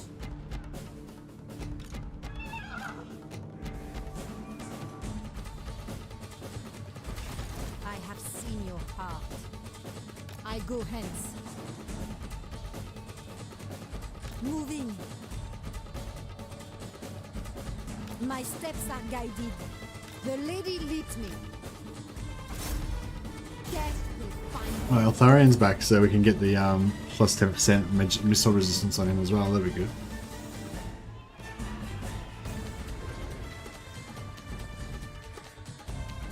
Yeah, I think I just want to, Mercy's happy for you, he just thinks he's above you all, that's all. Nah, it's like, the thing is like there's heaps of different war games. It's not just Age of Sigmar and Warhammer. There's BattleTech, which is another awesome game. There's like, there was one about like Mad Max style road warriors and stuff where you could like drive cars around and have vehicle combat. There's like, there's been like heaps of awesome board games that I've been to like over the years. And like, yeah, good luck to anybody who's into them, because like I'm into those board games and I love that culture and that, like, I love that thing of like imagination. It's sort of like reading a novel, you know, and in a novel you you know, you imagine all the characters, you flesh them out in your mind and stuff like that, you know. And it's the same with the board game, you know. You have a board game, you might be playing like Talisman, or you might be playing like Warhammer Quest or something, and you've got a little miniature barbarian, unpainted barbarian in like brown plastic or something, and it's not got that much detail on it, but it's enough to spurn your imagination to imagine your barbarian warrior and his personality and what's his sword like and all that sort of shit, you know. And you know, it's cool. Like, I loved that stuff when I was a kid and still do. Don't really get to play board games anymore, but you know. Blessings of the lady be upon you. For Brettonia! I see much. Yes? I want to take the Shrine of Lower. Guardian of Brettonia. We should be able to do it this way, actually.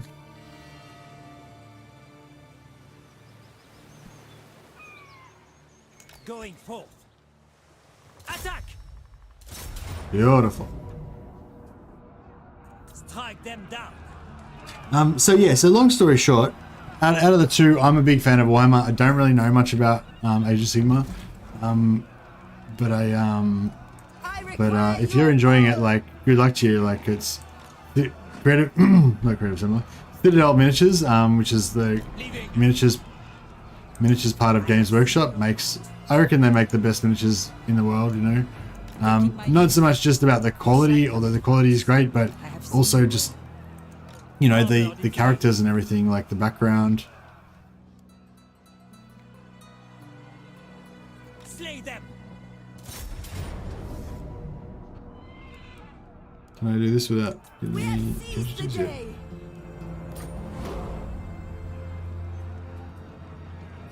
Mercy, be more like Homelander and accept your greatness over the plebs. Oh dear. Do not belong here. Yeah, they had crap board games. Yeah, like, there was a really cool like board game kind of thing that happened like around when I was a kid, like in the like early 90s.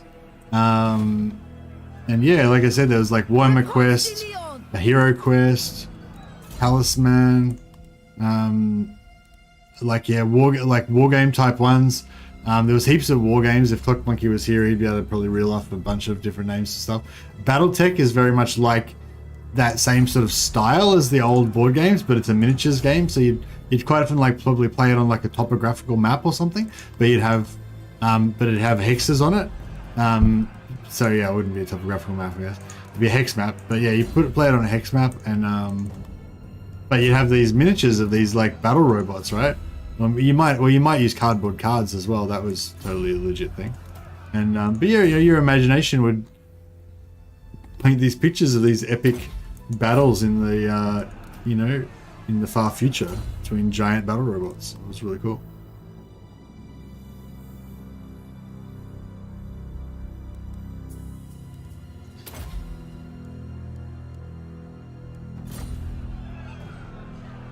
How do you move so many pieces in Warhammer Fantasy Battles? Hey Nick, Warhammer Fantasy Battles doesn't really exist anymore, but how it used to work was that you would you'd have a tray, so you'd have a regiment of like like 20 guys, so it might be like 5 ranks wide and 4 files deep, or how does it work? I don't know, I can't remember. But yeah, you have like, you might have a row of like 5 wide and 4 deep, and you have them on a plastic tray, and all the individual miniatures would sit on there, so you can move the whole tray as one block. I didn't actually have any trades, so I just have to move all my guys individually. But but yeah, I think in tournaments and stuff, I think that's how they often do it. They use trades. Valiant Lord.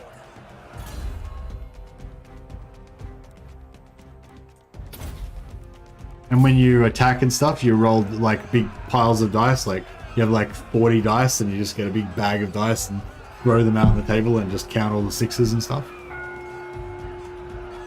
Do you know who I am?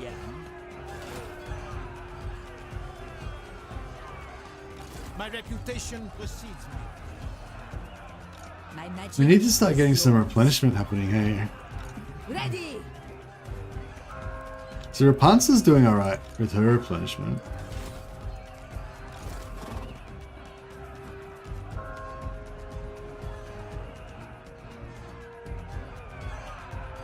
Protector of the realm.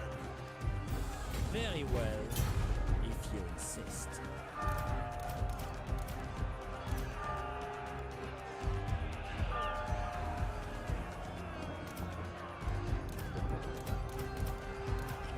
Onward!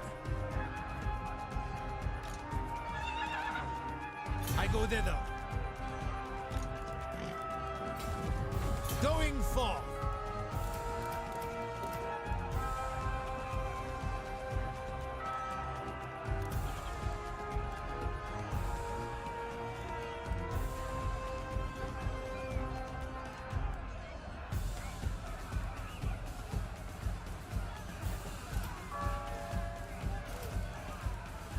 Onwell, Lord of Brettonia. Very well, I go. All right, I think we've done a little bit of a rejig around now. So Repanse has got the best replenishment because she killed, the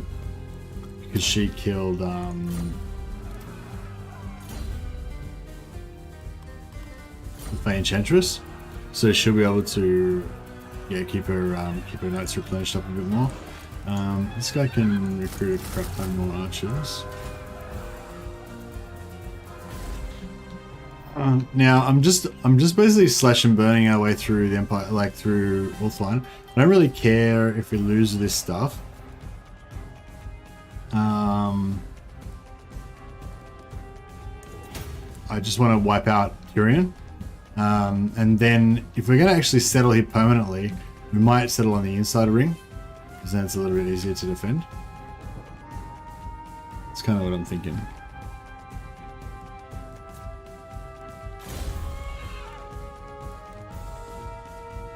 So basically, that's a long way of saying that if we lose all of our territory, it's fine. It's all part of the plan, basically. I serve the lady. My strength and wisdom are yours. Actually, what we might do is...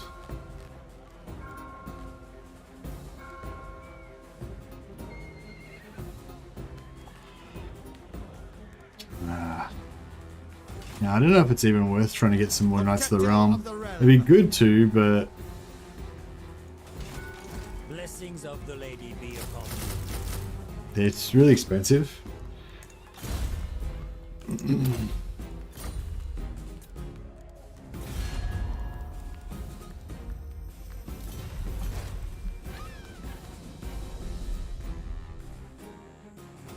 Did Elven Spearmen have less models in a unit than human spearmen? Yeah, I think so. Protector of the realm. I think they're a bit smaller, but I'm not 100% sure.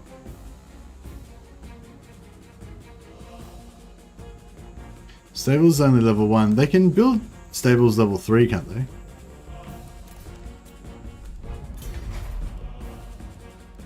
Yeah, they can get the stable up to level 3. But they're not just not building it for some reason.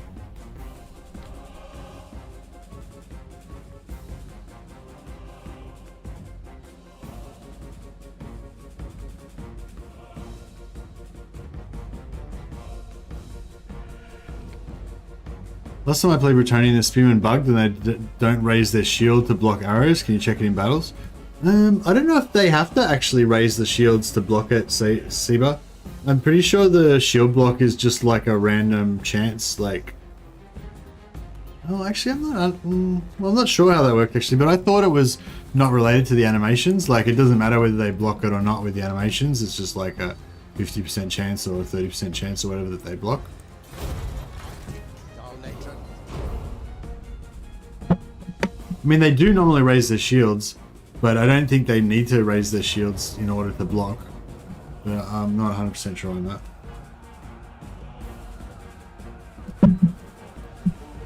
Maybe somebody else might know the answer to that one.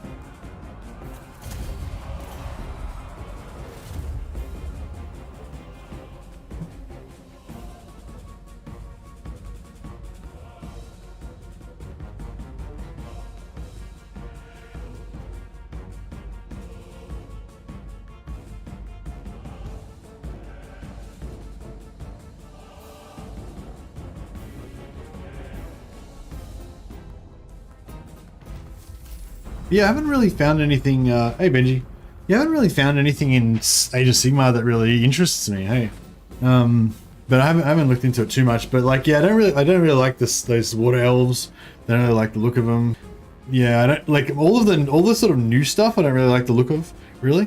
Like the corn like slaughter priests and that kind of stuff. Like that's all look pretty cool. Like that, because it's sort of still like similar to the Warhammer, the way the Warhammer Chaos characters look. But yeah, the stuff that's totally new, like the new dwarf, like the fire slayers or whatever. Like I really hate the fire slayers, especially when I think of them as replacing the classic slayers like Gotrek. My lady calls. Fortune favors you. I go. Move together. Yes? I will indulge. Sallying forth. You honor me. For Brettonia, for the lady. What's the lady? Noble.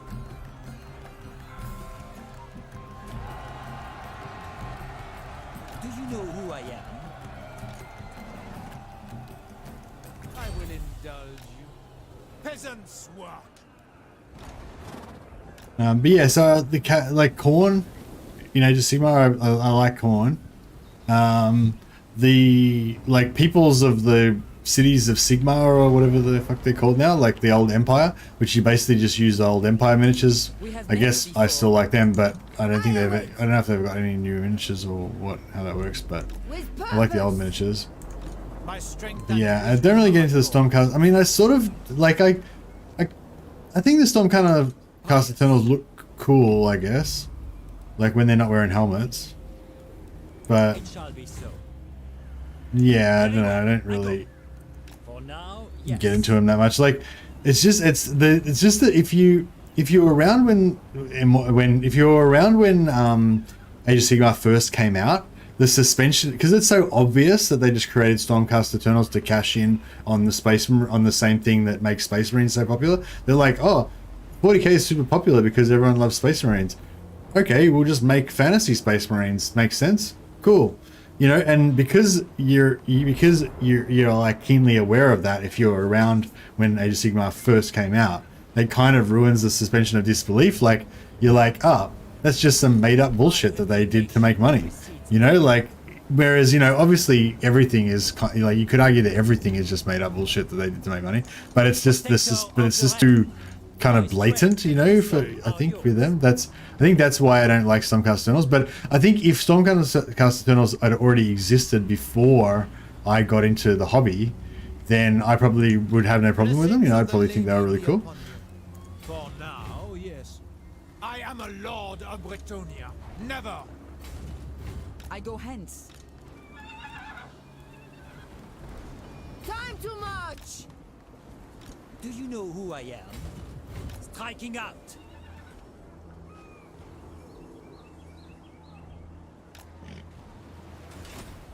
Prophetess.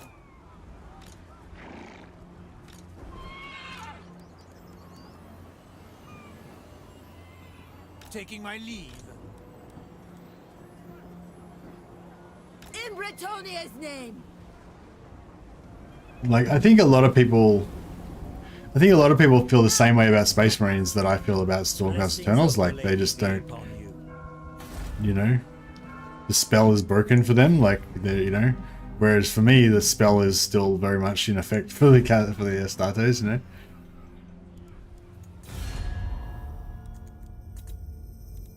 And I really just want to get some more heroes out of these Bretonnian factions. I think we might have to go back and resettle Brettonia at some point. And see if we can get some heroes.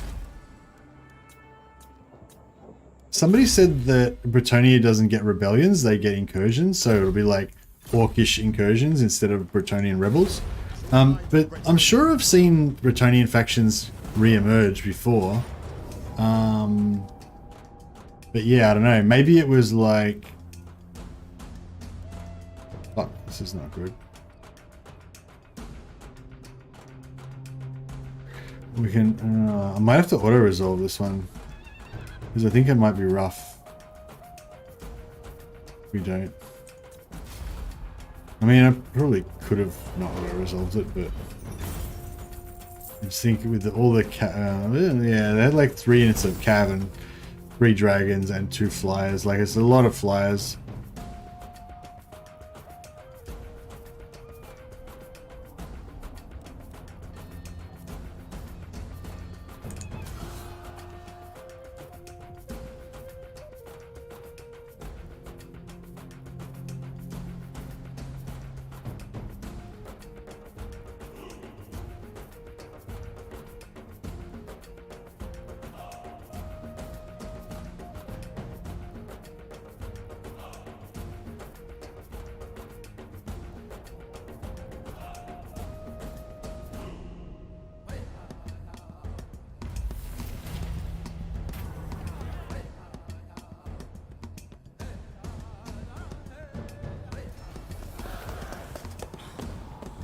Right.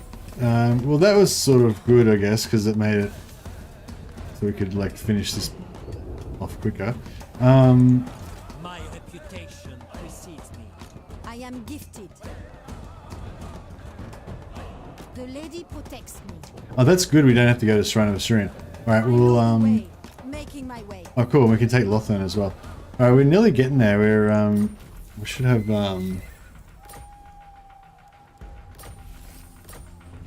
Ulthuan nearly sorted soon. We'll take Bohemian can be the one that takes Angoriel. Slay them! She speaks, I listen. As the lady wishes. Glory awaits. Devotee of the lady. The lady wills it. Alright, that should be sweet. We'll just fight this one to make sure we don't lose too many. Why Sephiri likes you? We've got a diplomacy thing that gives us plus 50 diplomacy with all the elven factions. So basically all of the elves like us. Except for Tyrion because we're beating the shit out of him.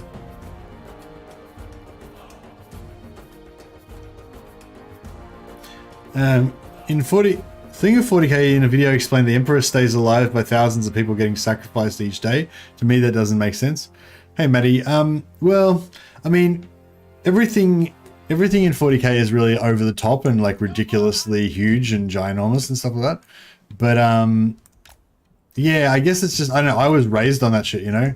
Like I read that story about the Emperor when I was like 13 or 14, you know, so that's always been my reality, you know, like, you know, but yeah, the story is basically that there was all these warp storms and stuff, and they basically kind of destroyed humanity by destroying our ability to travel through the warp, to travel faster than light speed, to all the different parts of the universe, and so because they couldn't sort of navigate properly, and so basically after the Emperor came around, he was such a powerful psychic that he was able to send out like a psychic beacon out into the whole galaxy, that allowed the navigators to then use that psychic beacon to navigate through the warp to get faster than light travel.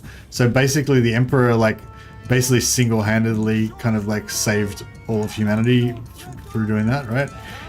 So everything was good, but then the Emperor got basically killed in a duel with Horus, but he was sort of still partially alive and kept alive by a life support on this thing called the Golden Throne. And it's sort of like a partially mechanical, partially psychic sort of machine that's set up to sustain the Emperor, and it's powered partially by like basically the souls of people, children generally, and young people with psychic abilities. The black ships go and find people with psychic abilities and harvest them, basically take them back to the Imperium, and they use their souls to basically keep the half-dead Emperor alive so he can keep pumping out the Astronomicon. So, I mean, the numbers make sense when you put in terms of the untold billions of humanity. Like, you know, there's like thousands and thousands of worlds in the Imperium, and each one of those worlds potentially has like billions of citizens. So, you know, it's feasible for them to be able to sacrifice 1,000 people a day to the Emperor. You know, that's still like a tiny amount of people compared to the overall size of, you know, the Imperium. I mean, it's pretty ridiculous for sure. But yeah.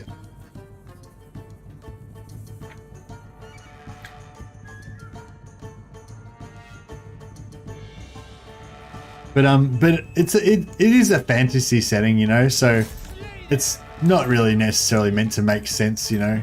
It's more of a roleplay thematic thing than like it's not like a hard science fiction background. Like, you know, like something like The Expanse is meant to be a lot more political and like speculative. Like, it's like, this could be what the real world is like, you know, 100 years from now or whatever, you know. That's not what Warhammer 40,000 is. It's not any type of attempt to be like, this is what the world will be like in 38,000 years.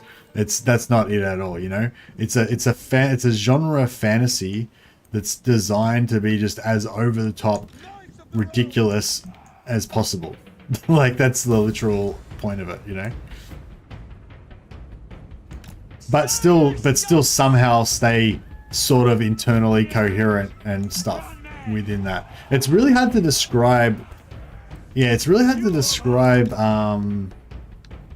It's really hard to describe like what makes Warhammer 40k lore and stuff like correct, you know, because you'd think that you could basically have anything in Warhammer 40,000 and it would be fine. There's like no rules, you can just do whatever the fuck you want. But it's not quite like that. Like, sometimes they put stuff into Warhammer 40k that just is just wrong, and everyone knows it's just wrong. You know, it just doesn't work. But then sometimes we just accept it anyway, like Dread Knights. But yeah, it's weird. It's hard to. Yeah, I don't know. I reckon somebody needs to write a thesis about that. Maybe somebody somebody probably has already done it. Explaining how you can like. Yeah, it's weird. It's like even though it seems like there's no rules, there are rules. I don't know. I don't understand what they are exactly, but I know when something's right or when something's wrong. Do you subscribe to any theories that the Emperor could be Malkador's apparition or an artificial god like the Eldars used to have? No. No, don't know anything about that stuff, really, Nick. Sorry. No, I mean, I read Horus Rising, and I know that the Emperor was a real man. Because I was there in Horus Rising. Well, actually, no, he wasn't in Horus Rising, was he? He was kind of like in the background. Oh, yeah, I think he was. I think he did appear in person. I was there the day Horus slew the Emperor. Yeah, exactly.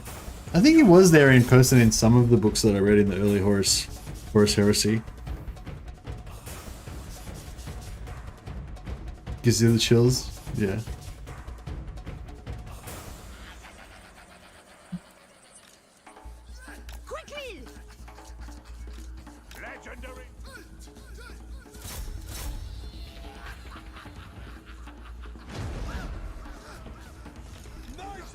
Yeah, no, I subscribe to the theory that the Emperor is like a truly exceptional, probably mutant of some kind. That's just like the greatest human being that's ever lived, and that he had this terrible but noble, essentially noble vision for what humanity needed to become, to survive, basically. And you know, sacrifices were made, and in the end it didn't turn out very well. But, you know, humanity endures. So I guess he was right in the end. It is the most evil empire imaginable, as they say, but, you know, it still endures.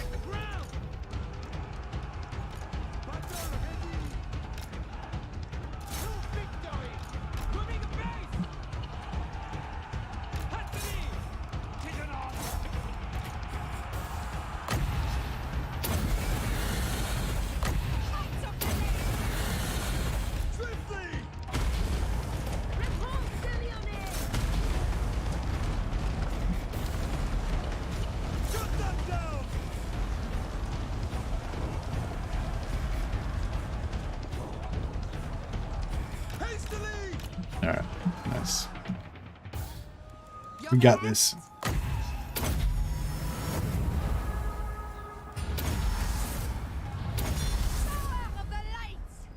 Orders?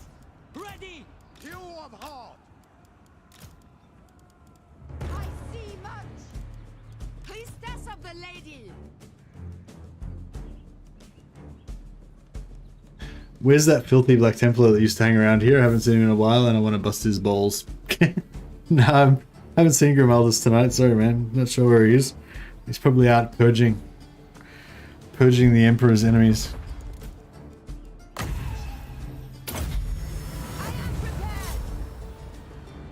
Yeah, I don't know if we're going to get much time to do much more Chaos Gate content now because, yeah, Mortal Empires is coming soon, and yeah, there's going to be like CA's probably going to kind of drip feed info to us about Immortal Empires, and so like I want to yeah, because like the other day I was thinking about doing Chaos Gate, but then I knew there was going to be an info release about Mortal Empires, the Mortal Empires beta map, and so I kind of felt like I should do a response to that, and we had a little bit of a research and read and discuss, you know, kind of stream. Talked about the information for about half an hour or something, I think, or maybe that was the previous one about the blog post, but whatever, you know. So like I was thinking about doing a Chaos Gate stream, but then because there was new kind of information to discuss about Warhammer, I thought, well, it's no point doing a Chaos Gate stream and then spending like 40 minutes of it talking about Warhammer. So, you know, and I think that sort of thing is going to happen more and more because there's going to be more and more information released. So yeah, I'm not too sure if we're going to be able to do much more Chaos Gates content for a while. It's the kind of game that gets better if you kind of leave it for a while as well. Well, I guess all games are a bit like... Alright, we don't need to do much here, that's fine.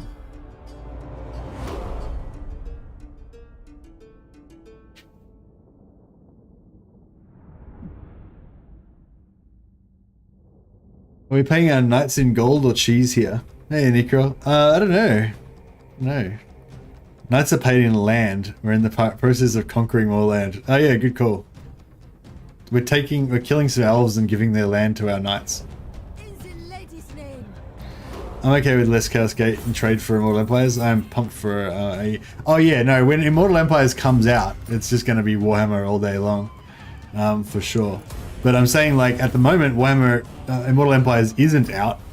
You know, that's kind of why I've been playing Chaos Gate, because, like, you know, it's still a long time before Immortal Empires comes out, and thought, you know, Chaos Gate's a really good game, and thought we could, like, get some other games in the meantime, you know.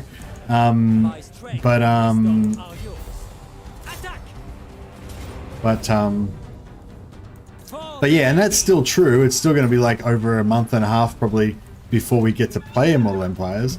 But like I said, like, you know, I feel like every time I go to play Chaos Gate, there's going to be like new information about Immortal Empires, and I'm going to want to cover that. So I was like, well, I may as well do a Warhammer stream at the same time, you know. So I imagine that's kind of going to happen a bit I might try and do like one more stream.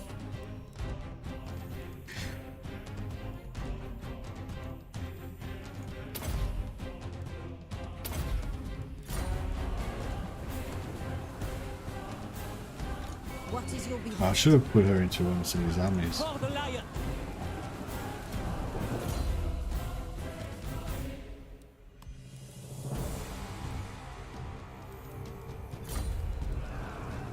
Even the early access for Immortal Empires? No, I haven't got access to it.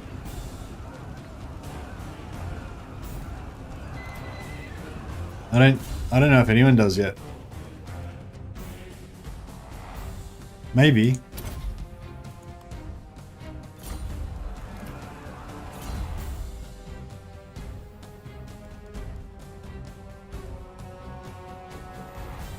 Yeah, I don't know. I haven't heard anything about it. Like, yeah, I don't know when the early access is gonna happen. It's a good point though. I hadn't even really thought about like early access. I just thought I'll just get it when everyone else gets it. But yeah, they might give me a bit of early access to it. Yeah, I don't know. They don't. There's not really any advantage to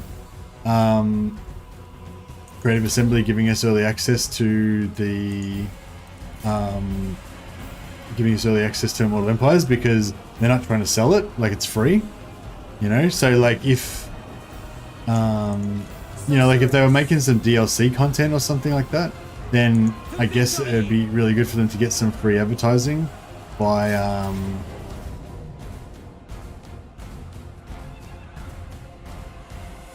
Wait, what is all this again?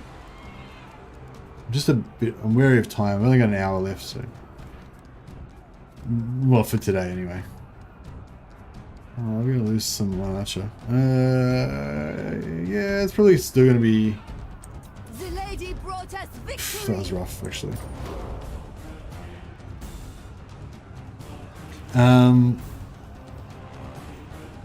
Yeah, so like they're not selling Immortal Empires. It's giving it away for free, so they don't really need to advertise it. You know what I mean? They can just bring it out and just release it. You know what I mean? But yeah, they need to sell Immortal Empires because the initial sales for Warhammer 3 are done. Yeah, I guess so. Yeah, I guess when you put it that way, because if Immortal Empires is really popular, then there's probably a lot of people that haven't bought Warhammer 3 yet that probably will buy it when Immortal Empires comes out. So, well, I don't know if there's a lot. I'd say there's probably some. There's definitely some. So, yeah, I guess potentially there is some market there for them to get some more money. You honor me. Alright, let's see if we can revitalize some of these units a bit. I see you.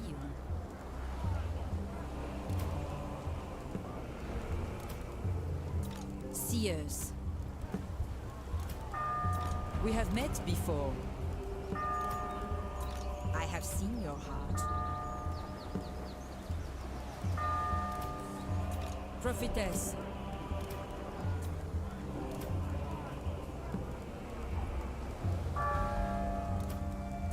Devotee of the Lady. Spellcaster.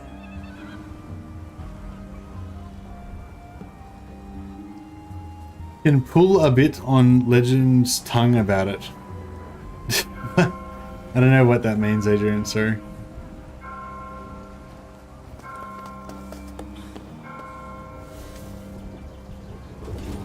Is it time?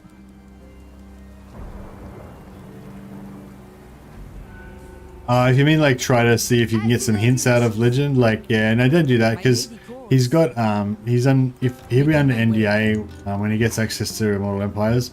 So you know what I mean? Like basically, if you like somehow like trick him into like talking about it, then he'll be breaking his contract. You know, so you know, don't try and make people break their contracts. You know what I mean? That's not very nice.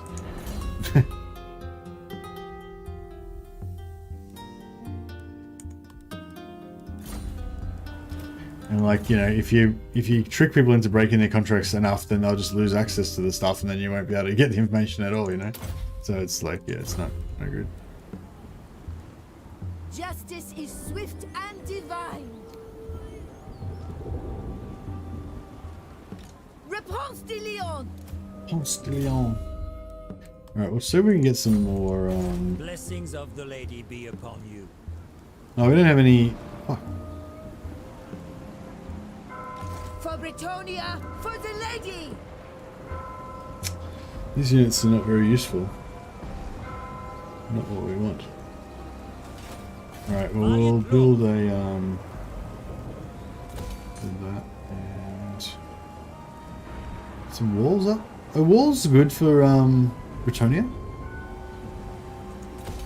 No. The money's actually, we're actually in the green now. How good is that? Protector of the realm. If the lady wills it, my reputation precedes me. Onward! I will indulge you. Leaving!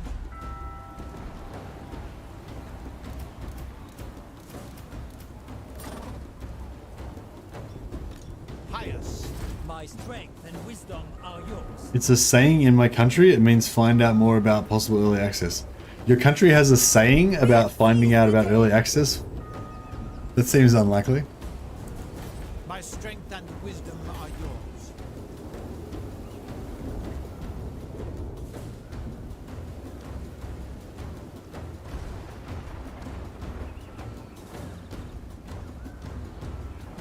I remember Warhammer 2 having turns for 1 minute 30 or so annoying. Oh yeah, before the potion of speed update that they did, that dramatically sped up the campaign.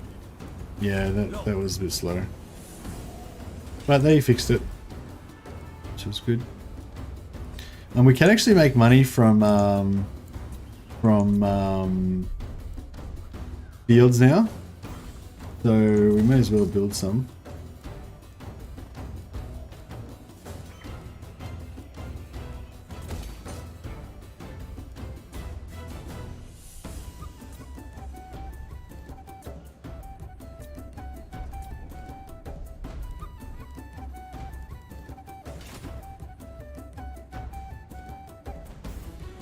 How can I be in the green? I know, it was an accident. I'll fix it, don't worry.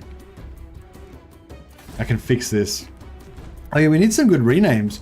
We've taken over Ulthuan, Angariel, Elisai, Shrine of Loek, and Trilinia. We need all of these to have some good names. So we need names based around cleansing, murdering elves, and just religious kind of fanaticism.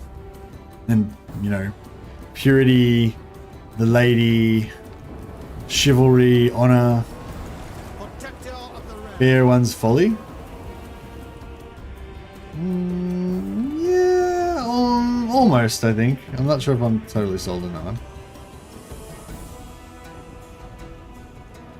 Keep in mind that Bretonnian OG names are based off old elven colonies. Okay, I'm not sure how that's relevant, Nick.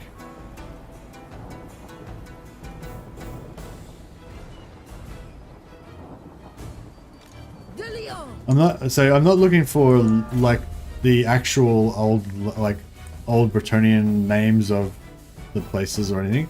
I'm just looking for like new names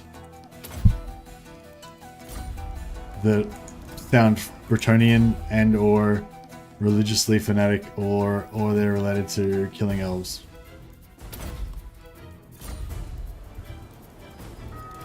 Fair One's Folly is pretty good. Like, I don't know, I feel like Fair One, like it kind of makes sense, but you know.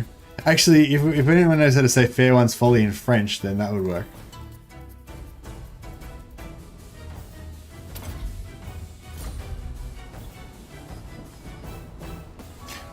Yeah, you want to go Bolshevik style and erase the previous culture. Yeah, exactly. Crusader's Heart for Lothan? Yeah, I could dig that, except for instead of heart, I'd want it to be more like rest. Crusader's Rest? Yeah, Crusader's Rest. So it's like our work here is done kind of thing. Or, I don't know. The Holy Land of Murdering Elves. She speaks. It's a bit long though, isn't it? listen. Do you know who I am? Repanse. Yeah, that's cool. Alright, yeah, Crusader's Rest, that sounds pretty good, I guess. Crusader's Rock. Port, oh yeah, or Port Crusade or something like that. New Crusaders. New Brettonia? Oh yeah, New Lyonesse. New Lyonesse. Yeah, because they attacked Lyonesse and now we've just extended Lyonesse to be out here now. How do you say new in French? Is this?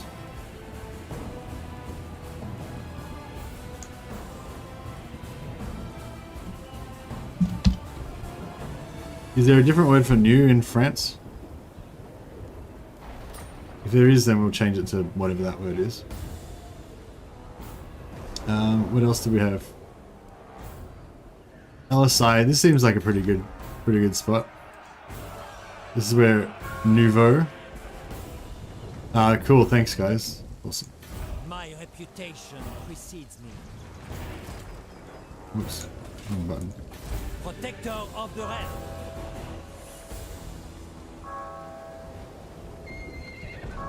Victory in the lady's name.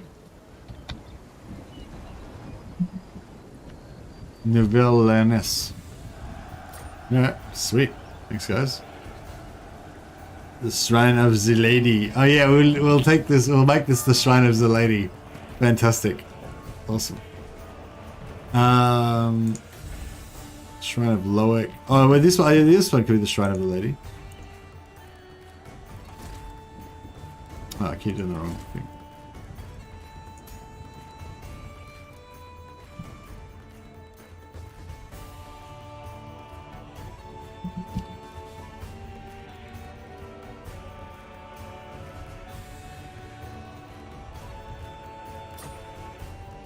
Shrine of the Lady. Boom.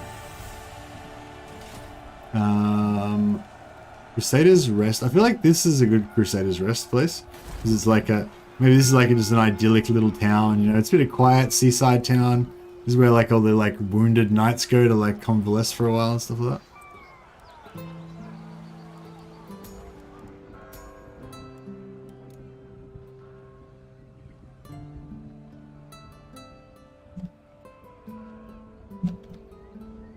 There's rest. Alright, nice.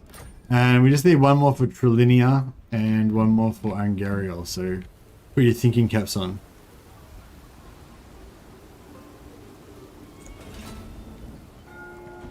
Yes.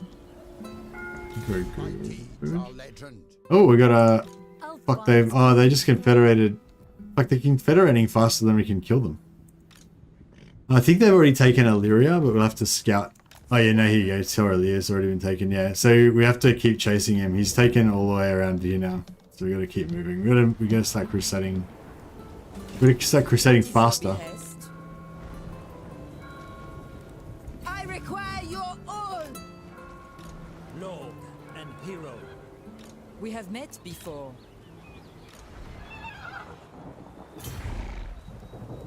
Very well, if you insist. Blessings of the lady be upon you.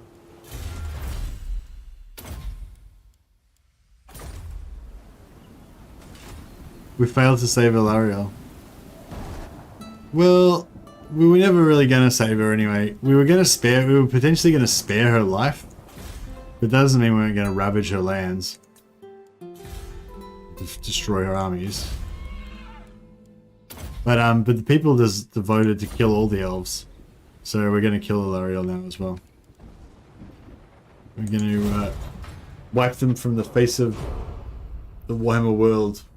Oh yeah, I don't know if I ever really found it. Does the world of Warhammer have a name? I don't think I've ever found out the name of the world of Warhammer, if it actually has a name. Like, you know how like quite often these other fantasy backgrounds, like the world itself has a name? Like it's not called Earth or whatever? And Like, is the world of Warhammer just called, like, the Earth?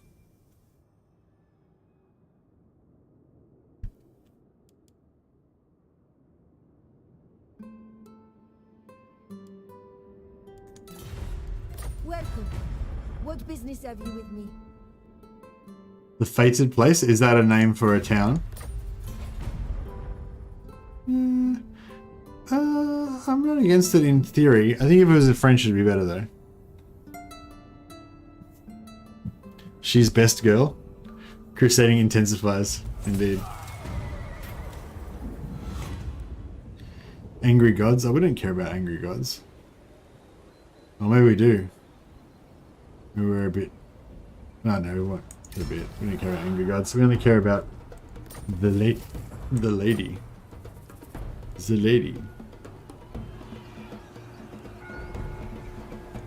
Noble. Alright, Alberic.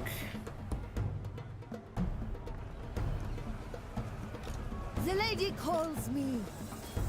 Armored in faith. For now, yes. Honor and... Slay them!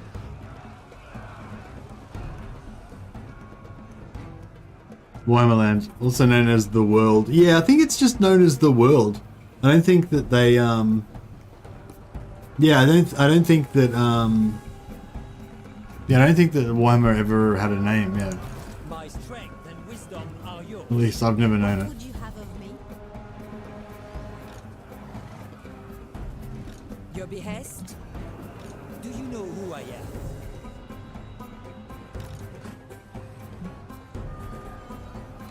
Priestess of the lady. Grant me your gifts, my lady.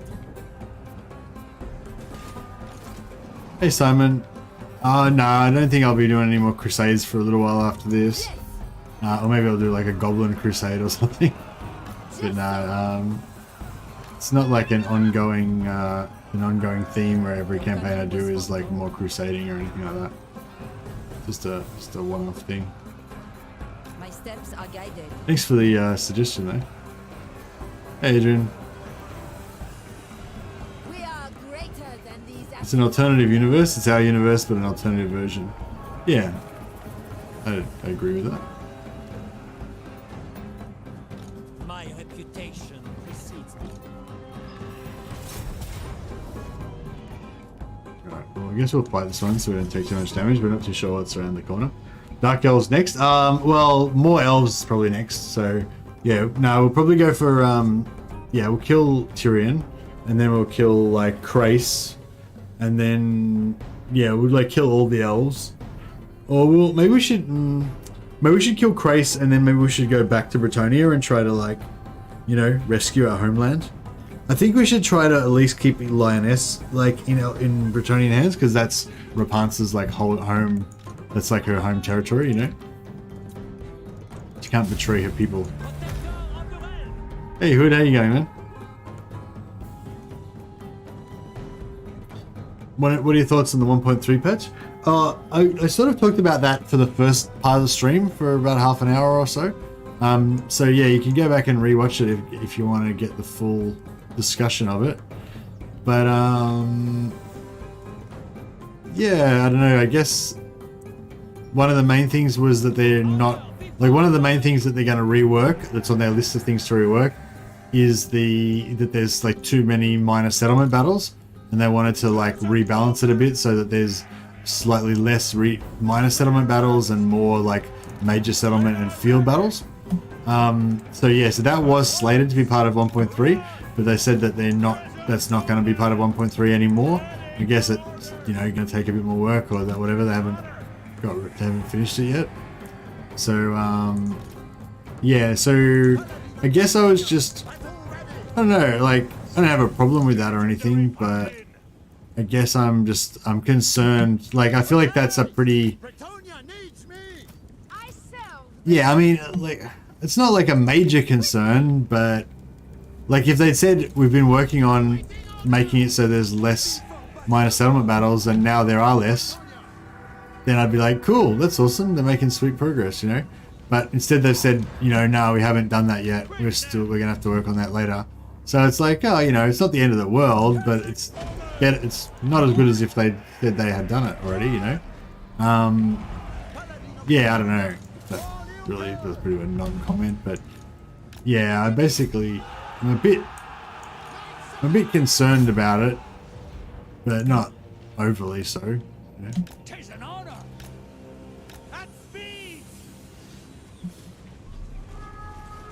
Ever faithful! I serve the lady. I call thee forth. You know, the knights are getting wrecked. Get Paladin wrecked, of son. Brettonia! Quickly! My soul is aflame!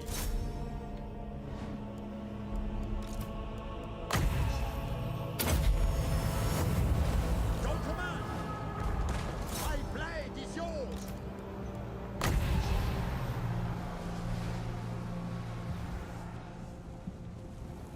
Show us the blow!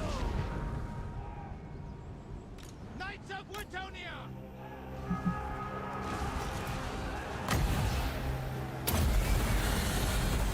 Come unto me! The steps of the lady! The true heart shall prevail! Noble and pious. I'm assuming some areas happening here. Feel my fury! Paladin of Brettonia! True Bretonnian. I am with you. I seek glory!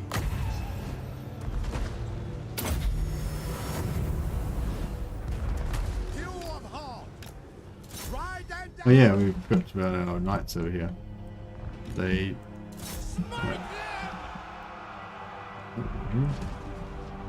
we can move these guys forward a bit. Victory is assured! For the king!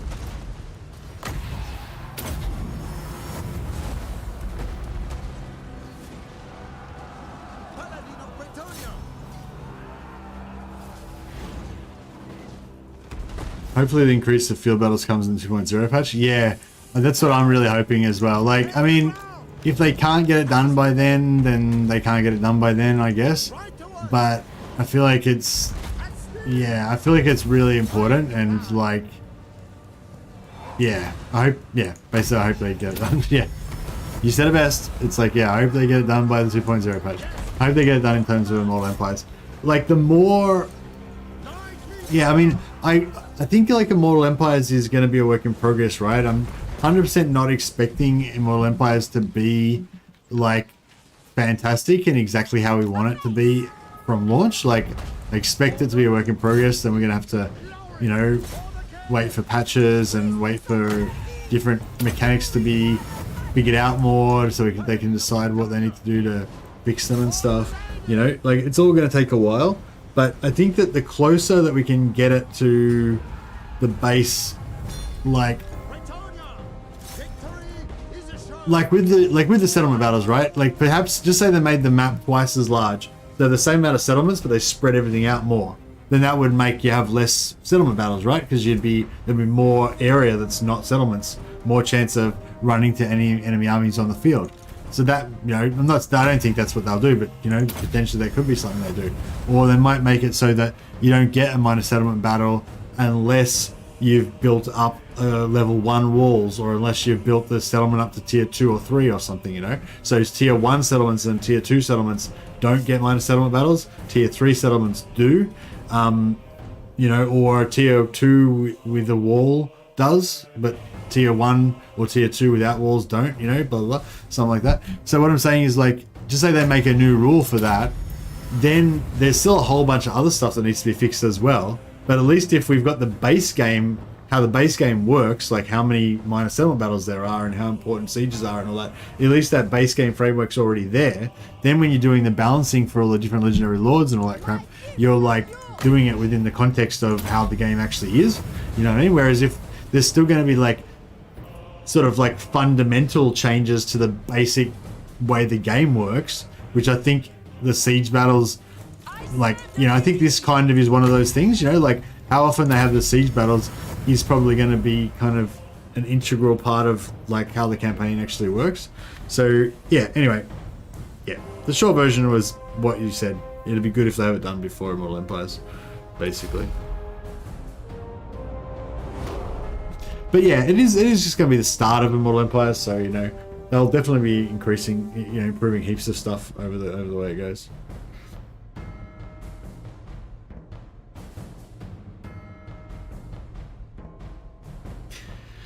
Talabecland has 3 turns worth of empty space. Yeah, Talabecland's got a good amount of empty space in the battle in the middle there. Potential for open field battles, for sure. Swift and divine.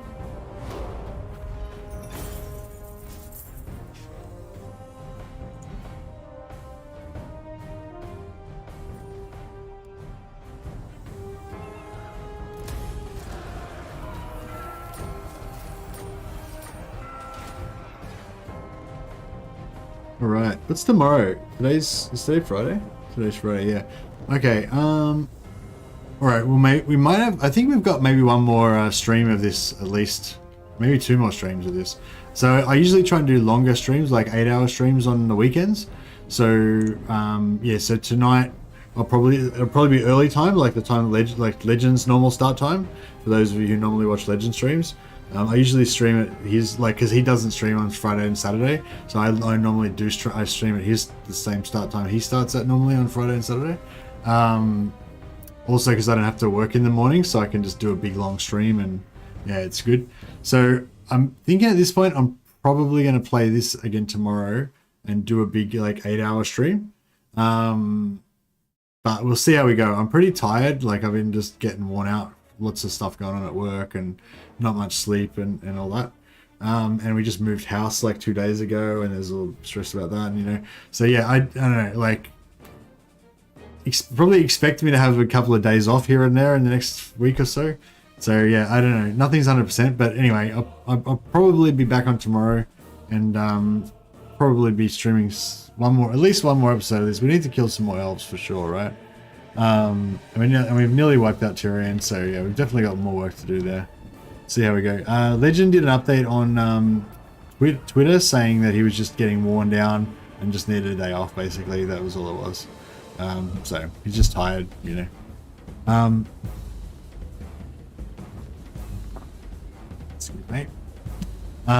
So yeah, cool. I might actually finish the stream a bit early today, guys. I have to go to the toilet, and as I said, I'm feeling really tired and stuff.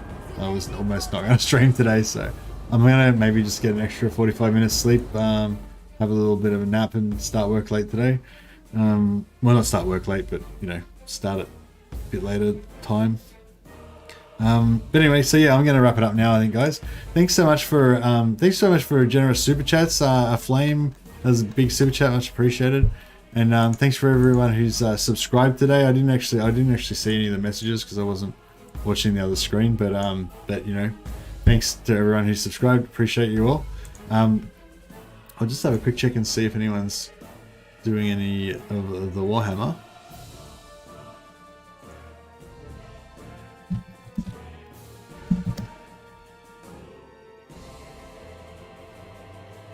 Thanks for all the renames and stuff as well, guys, and the great discussions about classic TV series.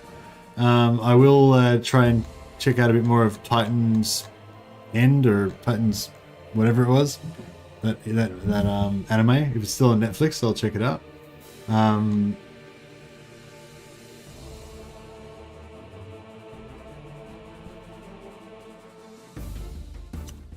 Well, Ragnarok is playing Ulthuan. Is he playing Legendary?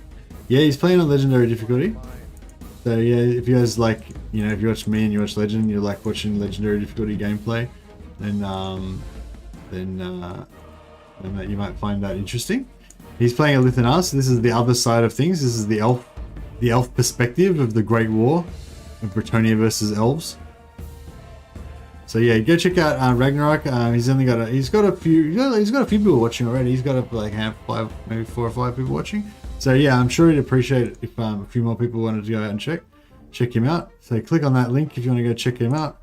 I'm going to go get some sleep, and yeah, hopefully some of you guys will tune in tomorrow, and we will kick this slaughter of elves into overdrive and think of some more names for me. All right, catch you later, guys. Have a good one.